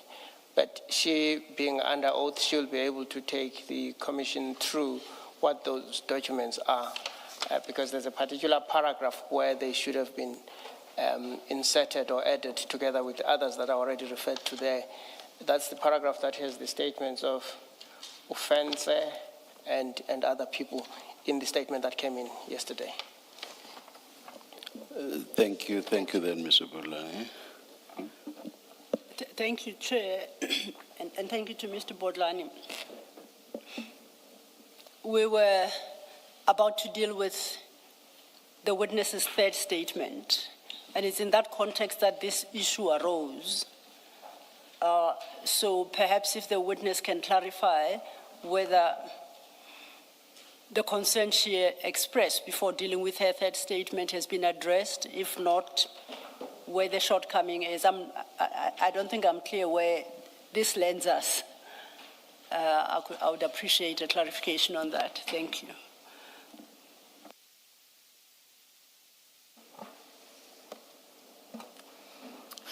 Sorry, Council, I hope I understood.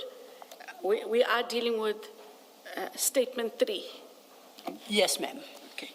And the issue of documents arose in the context of dealing with Statement 3, and you were then given an opportunity to confer with your counsel as you had requested.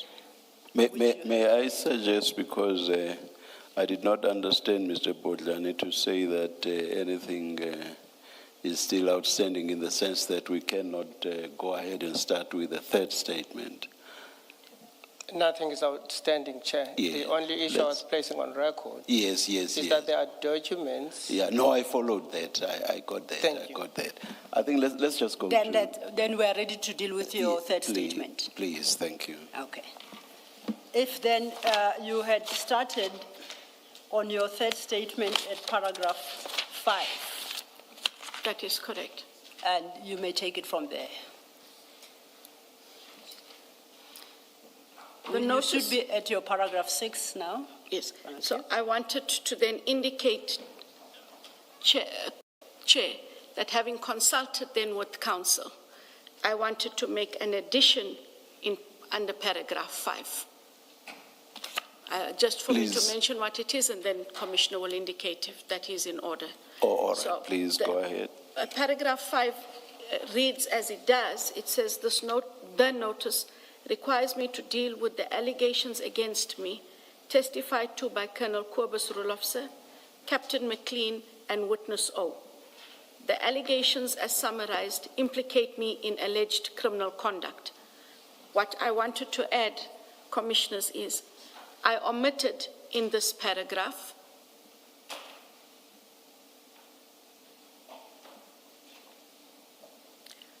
to deal with CJC 368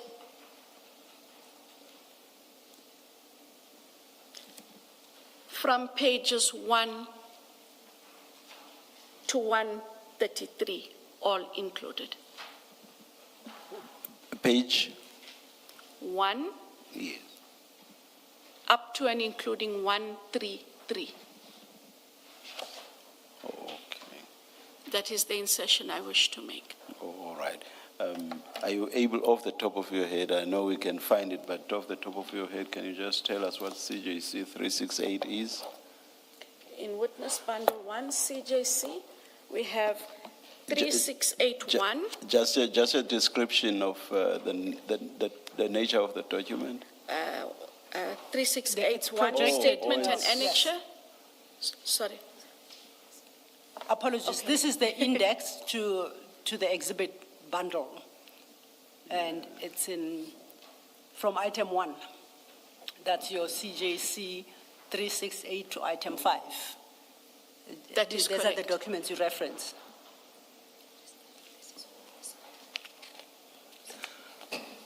Let's leave it. Let's continue. Mr. Yes.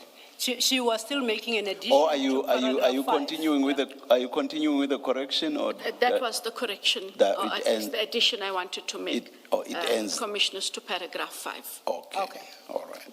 Then that will then take us to your paragraph 6, and you can take it from there. Thank you. Thank you. The allegations are contained in a docket, which is now with the NPA for a decision on whether I should or not be prosecuted and further handling. This was so confirmed by the NPA on the 10th of July 2026, as well as by the witness McLean when he testified. Now that the matter is before the NPA... Advocate Johnson, Sorry. this NPA confirmation, is it in writing, and to whom was that confirmed? Mr. Maga?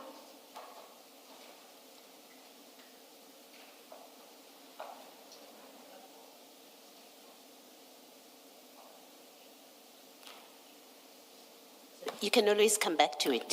Let's just not forget it, yeah. Yes, we won't forget it. Carry on reading. We were supposed to get that confirmation for you from Advocate Bell. Thank you. Thank you, Commissioner Baloy. Now that the matter is before the NPA on the basis set out above for a decision on whether I should or not be prosecuted, various consequences emerge. One of those consequences of the need for me to have my rights protected.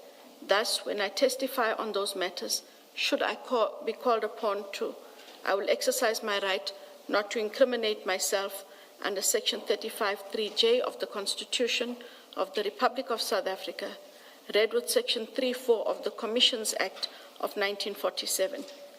These instruments guarantee my right against self-incrimination. Paragraph 9, I hold the view that the Commission's fact-finding mandate does not override my constitutional protection against self-incrimination under any circumstances. For these reasons, this affidavit is submitted to place my position in regard to the testimony of the witnesses identified above, formally before the Commission. Then we skip paragraphs 10, 10.1, 10.2, and 11, and we go to paragraph 12, Commissioners.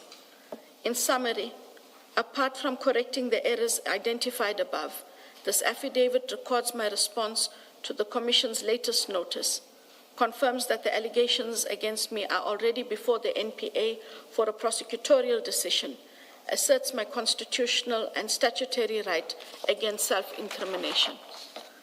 13, I accordingly place this affidavit before the Commission to preserve my constitutional rights, to avoid any further prejudice arising from parallel prosecutorial processes.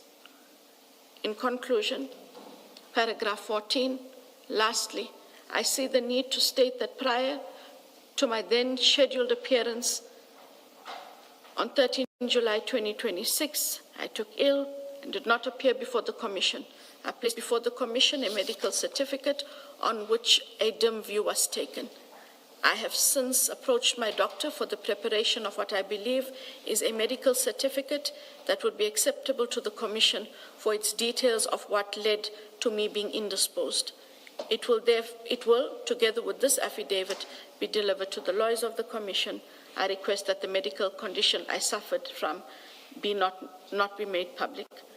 And lastly, should I be required to answer questions flowing from this affidavit and other matters in respect of which it has been determined that I would be of assistance to the Commission, the usual subject to time's notice and the right to legal representation, Commissioners, I would be willing to make myself available for such. Thank you. That brings us to the conclusion of your third statement. And once again, to check if there are any additions you'd like to make to that statement. It was the addition that I made, That you Advocate made Sello, at paragraph under 5. paragraph 5. Okay. You say you omitted to, at paragraph 5, you add that you omitted to deal with an exhibit CJC 368. That's the first document in the exhibit file or pack of documents from pages 1 to 133. That is correct. Now,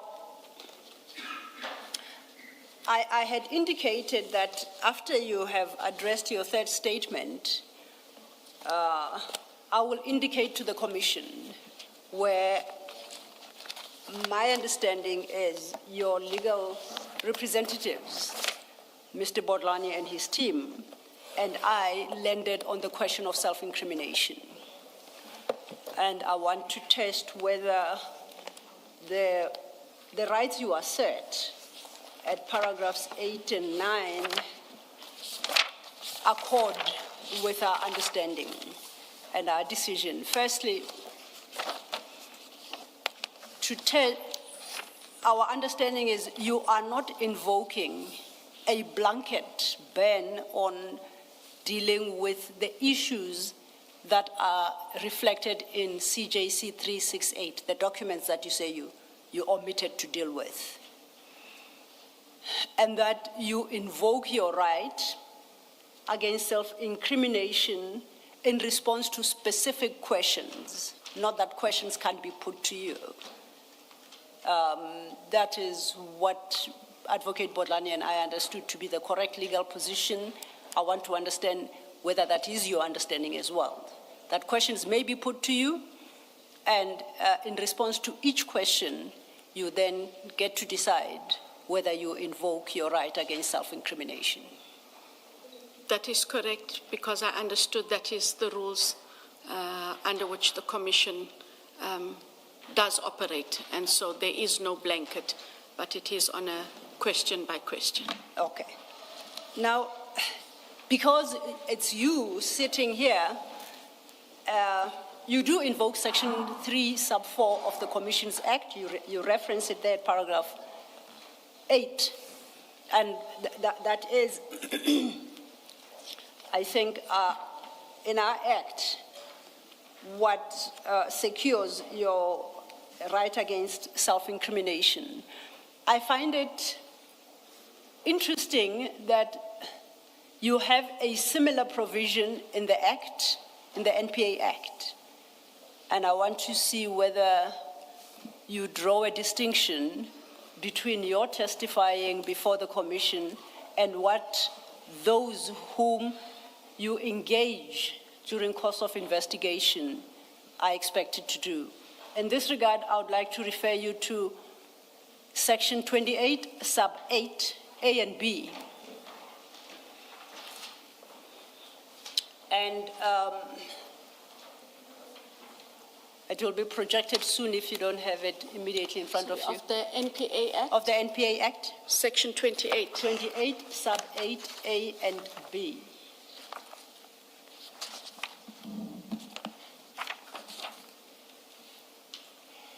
And Section 8A reads, I quote, "The law regarding privilege as applicable to a witness summoned to give evidence in a criminal case in a magistrate's court shall apply in relation to the questioning of a person in terms of subsection 6, provided that such a person shall not be entitled to refuse to answer any question upon the ground that the answer would tend to expose him or her to a criminal charge." Sub B, no evidence regarding any questions and answers contemplated in paragraph A shall be admissible in any criminal proceedings except in criminal proceedings where the person concerned stands trial on a charge contemplated in subsections 10, B or C, or in section 319 sub 3 of the Criminal Procedure Act. So, considering the position you assume in regard to Exhibit 368, do we land at a place where those that IDEC interviews and questions are in a different position to witnesses, including yourself, appearing here today. Because if I understand sub 8, as the persons that you question during course of investigation may not refuse to answer a question upon the ground that the answer would tend to expose him or her to a criminal charge. Do you have a different standard than the one you are seeking to invoke in your protection today?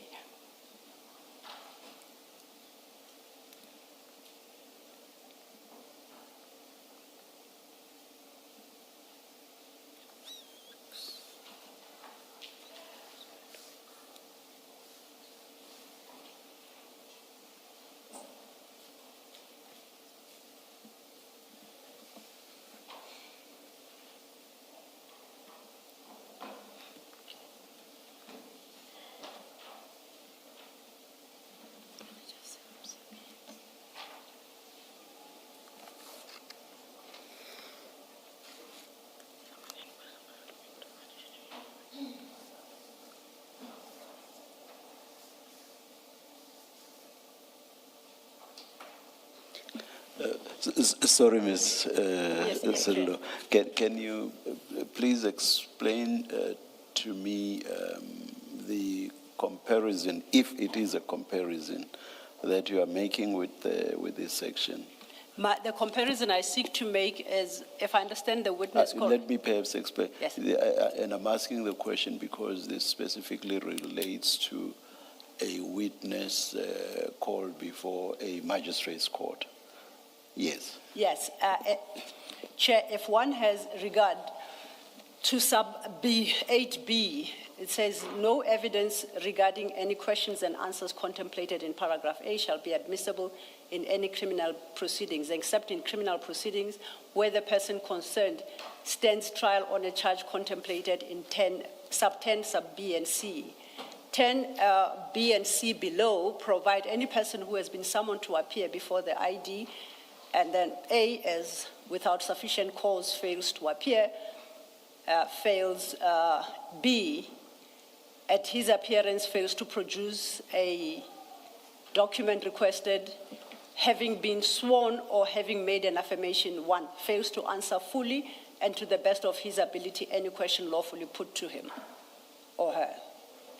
That is the comparison I seek to make, which is what the Commissions Act also provides in respect of witnesses.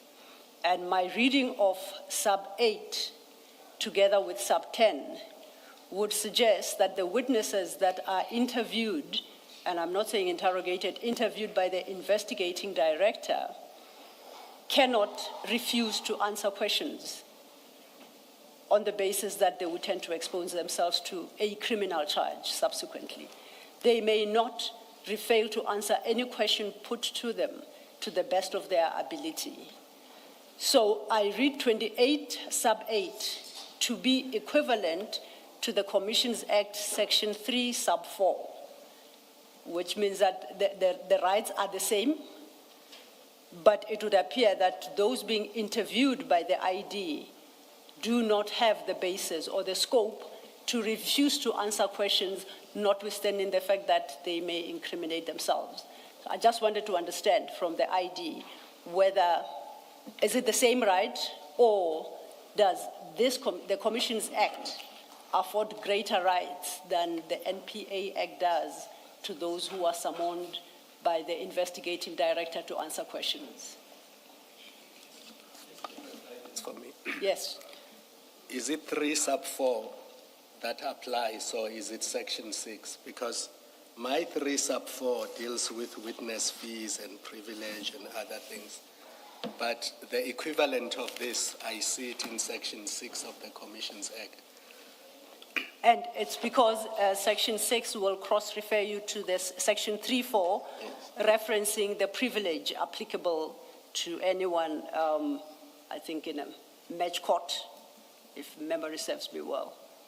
So they should be read conjunctively to get to a position where a witness may invoke a right against self-incrimination. And we say that that right is protected in terms of Section 3.4 read with Section 6. We can get to the regulations as well. The regulations, I think Regulation 8 expound further on that, but we can't rely on the regulation to interpret the Act. Can I add something to this, which is turning out to be a complicated issue, and without being technical about it? The provisions speak of a privilege. Yes. And privilege is different from the shield of self-incrimination. It's two different concepts. Privilege, as I understand it, is about your discussion with your attorney, with your lawyer. So I'm under no obligation, or our 3.4, when I say our, I mean Commissions Act, gives a witness protection not to reveal matters that are the subject of discussion with their legal representative. I didn't understand that we are in that territory with the third statement. I thought the third statement speaks to self-incrimination, which is, as we know, a completely different concept. Yes, Commissioner, at first blush, we get where we are thanks to the Constitutional Court matter, Secretary Judicial Commission of Inquiry into Allegations of State Capture versus Zuma, 2021, bracket 5, SA1CC. That is the case that determined that the rights in Section 3, sub 4 and 6 include the right not to self-incriminate. The Constitutional Court considered, and it was argued before it by some or other amicus curiae, that it doesn't include the right of against self-incrimination, but the Constitutional Court determined that it does. They have a right not to self-incriminate. And part of the basis for that is that the Constitutional Court held in the same matter, I submit correctly so, that the rights afforded in terms of Section 35(3), sub 3 of the Constitution do not apply to a person who's not an accused person. So she can invoke Section 35 of the Constitution, but she may invoke 3, sub 4. This is what lands us here. We may not get a resolution. I raise it to make the point that the rights the witness seems to assert would appear, on my reading, to be greater than the rights afforded persons that are interviewed by the investigating directorate, and wonder whether my interpretation is correct, and should that be the case, is it not the same right? And why it is the NPA Act seems to be so stringent when it comes to the invocation of that right.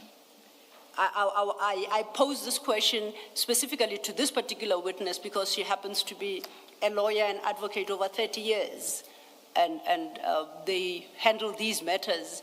I take it on the regular. I thought she might be able to shed some light, but if she can't, then it would be a matter for consideration by the Commission as we go forward. If she can't give a response now, I'm happy to leave it there, Chair. Please restate your question, perhaps, for the benefit of Advocate Johnson. Advocate Johnson raises in the third statement the right not to self-incriminate. And we have, I think, gotten to a point where at least she and I agree that she can invoke that right in response to specific questions as we go along.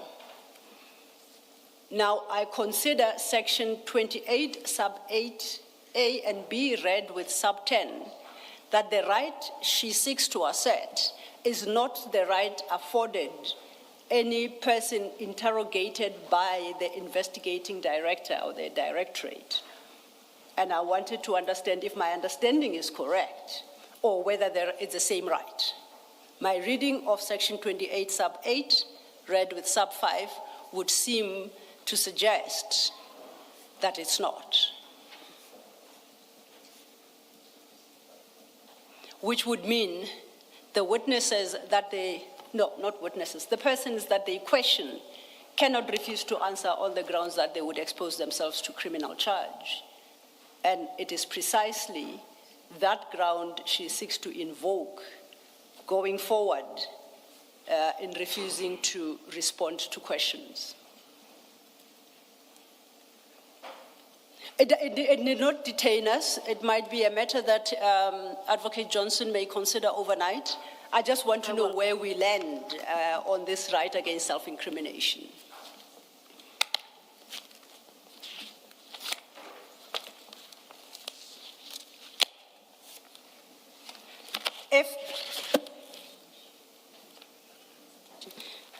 Ms. Lo, what I want, Yes. may I suggest that if we leave it at Advocate Johnson to consider this overnight, you may also want to have regard to Regulation 8.2, which speaks to the treatment of self-incriminating answers before the Commission. This is the regulations of the Commission. So consider that as well. Of this commission. Yes. Thank you, Commissioner Baloyi. Oh, sorry, it now works. Yes, yes. I was thinking that maybe it's not working because we are now where we are. No, that's fine. I think the issue I wanted to raise has since been taken care of. Now this matter, it being one that is going to be considered by Ms. Johnson overnight. Our concern was of what consequence really is it. Ms. Johnson is before the Commission, the rules of the Commission apply. She's not before IDEC, she's not before the ID. It may very well be that the Act accords her more rights than she otherwise would have, or vice versa.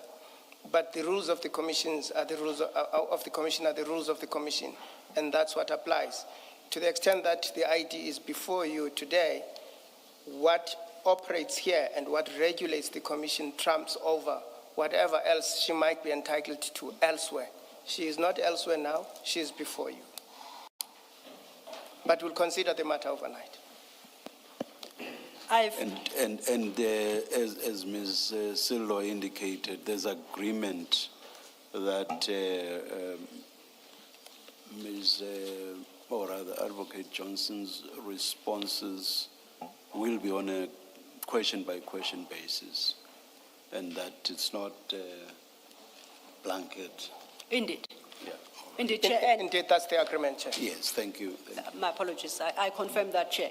I opened that, I'd assumed, and I hope rightly so, although I think I didn't give warning, that the engagement, the probing of Advocate Johnson's testimony that she spent the greater part of the day putting before the commissioners has ended and the probing had started.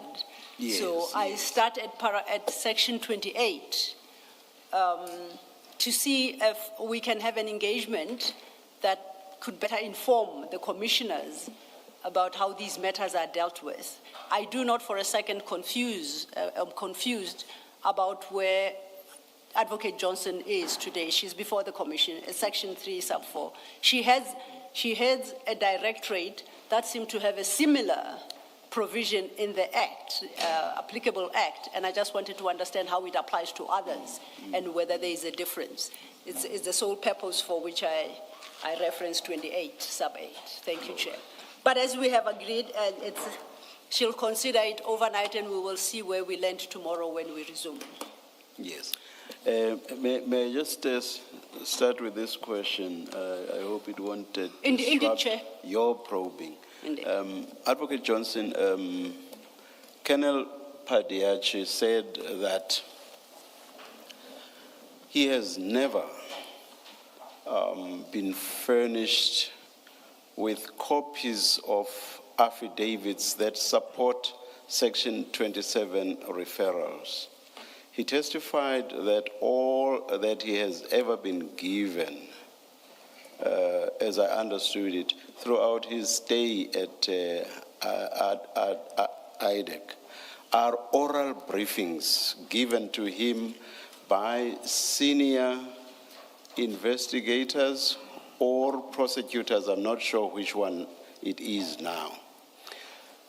Let me outright say that that doesn't make sense at all to me. I say so because what needs to be investigated would be contained in the Section 27 referral affidavit. Why a senior prosecutor or investigator would hold back that referral affidavit simply escapes me. Did he tell us the truth with regard to this or not? Is that the practice followed at IDEC? If it is, which I would find very strange, why would there be such a practice? As I indicated, Chair, once I have a Section 27, or it's come from Mr. Sissoko, the necessary deliberations have been made, they go to a team. So the team would have access to the Section 27 because the prosecutors... Would investigators at the level of Colonel Padiachi be part of that team or not? The team has different levels of investigators and prosecutors. They have to sit and deliberate on this document and to work out what investigation would have to be instituted, what the allegations would be. I want to understand when you are talking about a team, who are you talking about? Would this, for example, include Colonel Padiachi?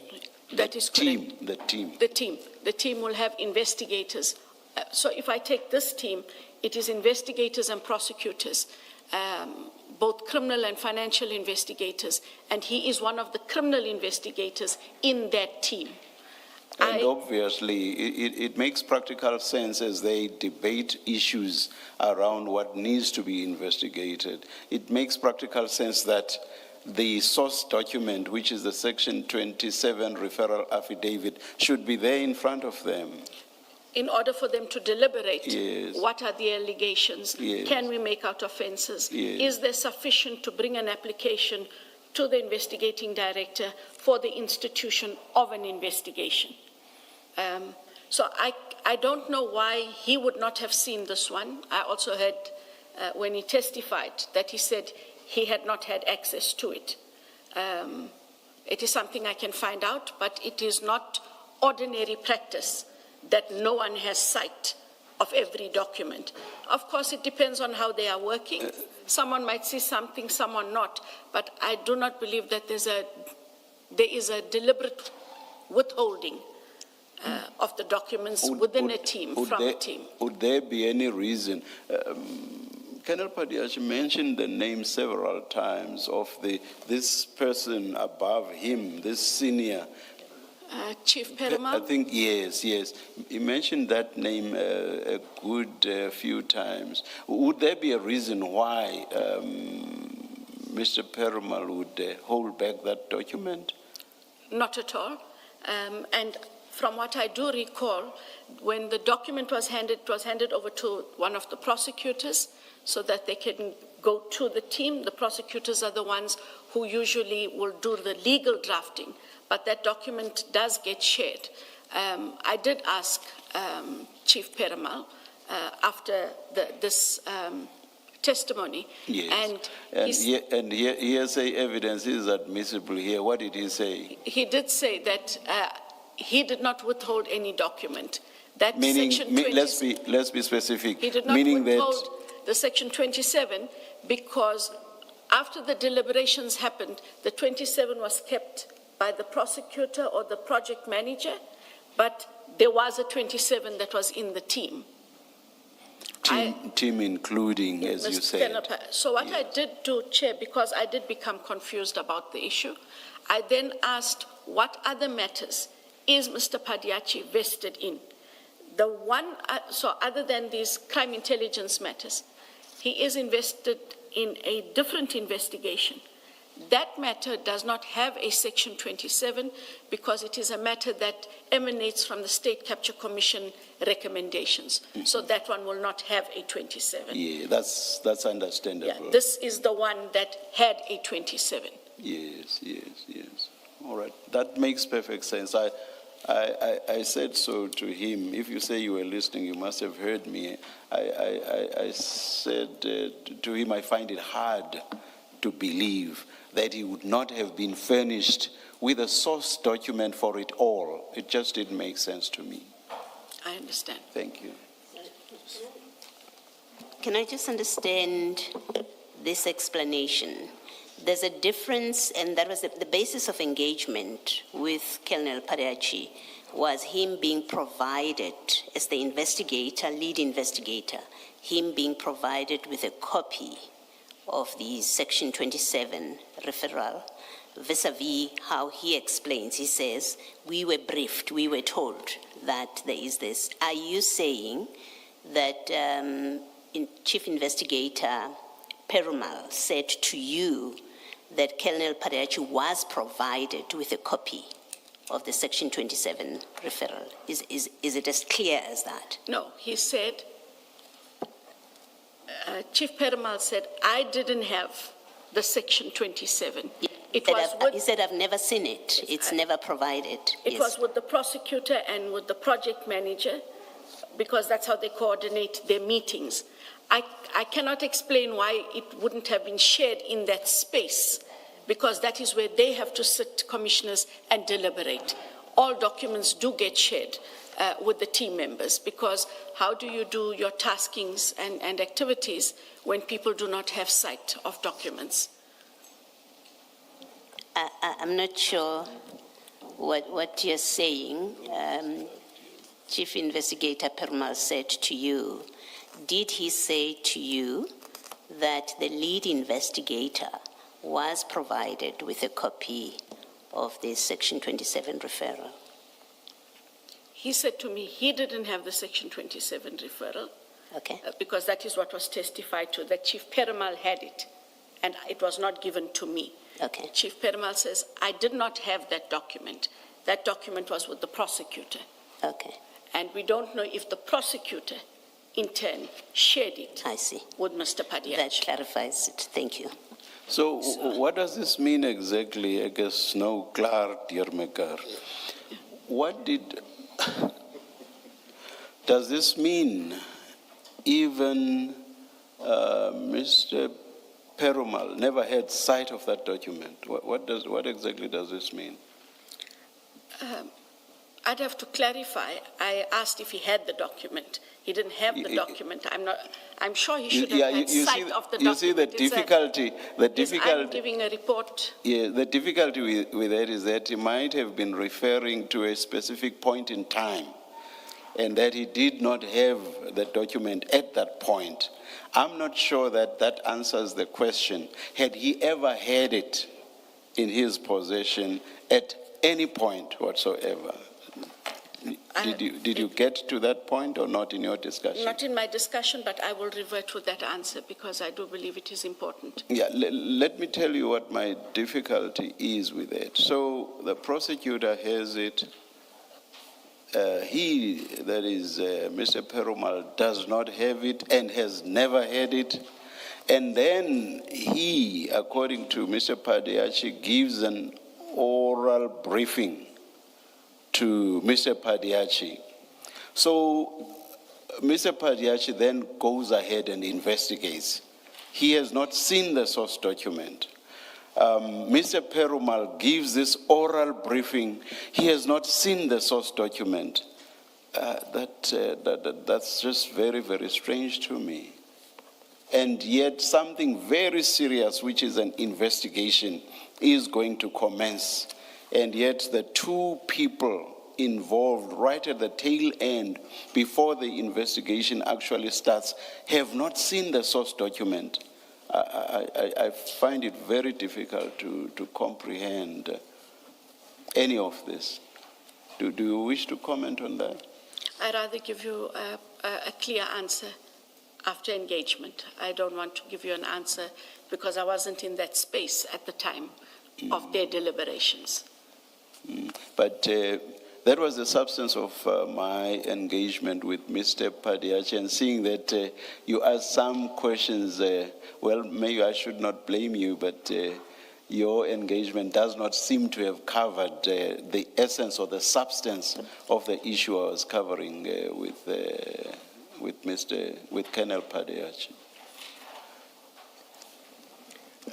Advocate Johnson, from a different angle, I understood from Colonel Padiaki that it is you who designates an investigator to handle a particular case. Is that correct?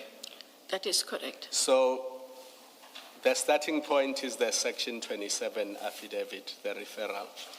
At that stage, the investigator does not have anything else because the investigation has not commenced. So when you designate him to start the investigation, what then do you give him?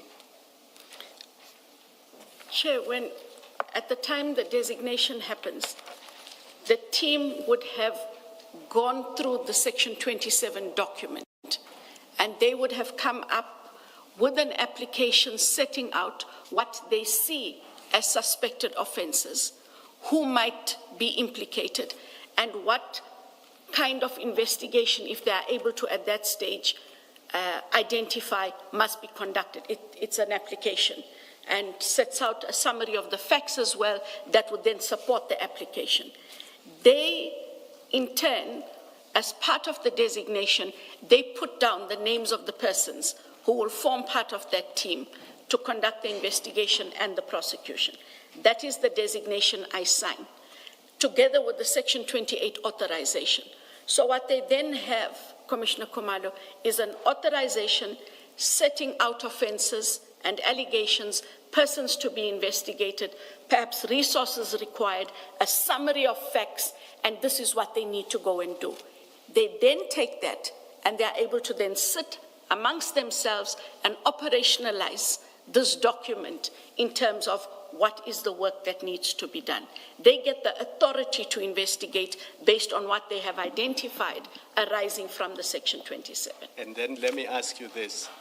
From that stage, when you accept the application or you approve it, until the 25th of June in 2025, when you write to the DPP saying you want people to be charged, at no stage during that process do you satisfy yourself that your investigator has seen the Section 27 referral. So you now, as head of IDEC, at no stage do you satisfy yourself that the person on whose affidavit you are relying to bring these charges, on whose affidavit you are relying to ask for a warrant of arrest, you now, as Advocate Johnson, at no stage do you satisfy yourself that he has seen the Section 27 referral?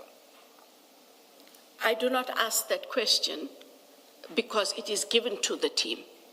And I work, and Commissioner Khumalo might say to me, but incorrectly so, I work on the assumption that once all documents, approvals, and authorities are given to the team accesses it all.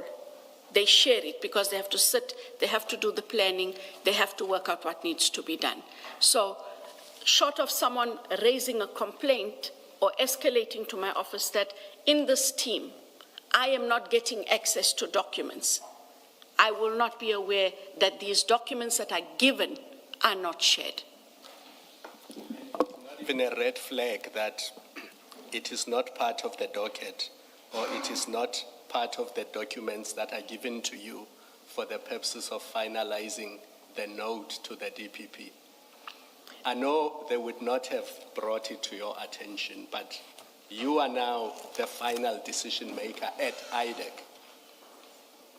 It doesn't raise a red flag that this document is not referred to. My investigator does not say anywhere in his affidavit that he has studied the referral or he has had sight of the referral. Is it not something that you consider at all? What is considered for that prosecution memo is the evidence that was collected as a result of the Section 28. I have to concentrate on the evidence, the law, and I put together a prosecution memo that deals with evidence and the law, and therefore the charges and what must be enrolled.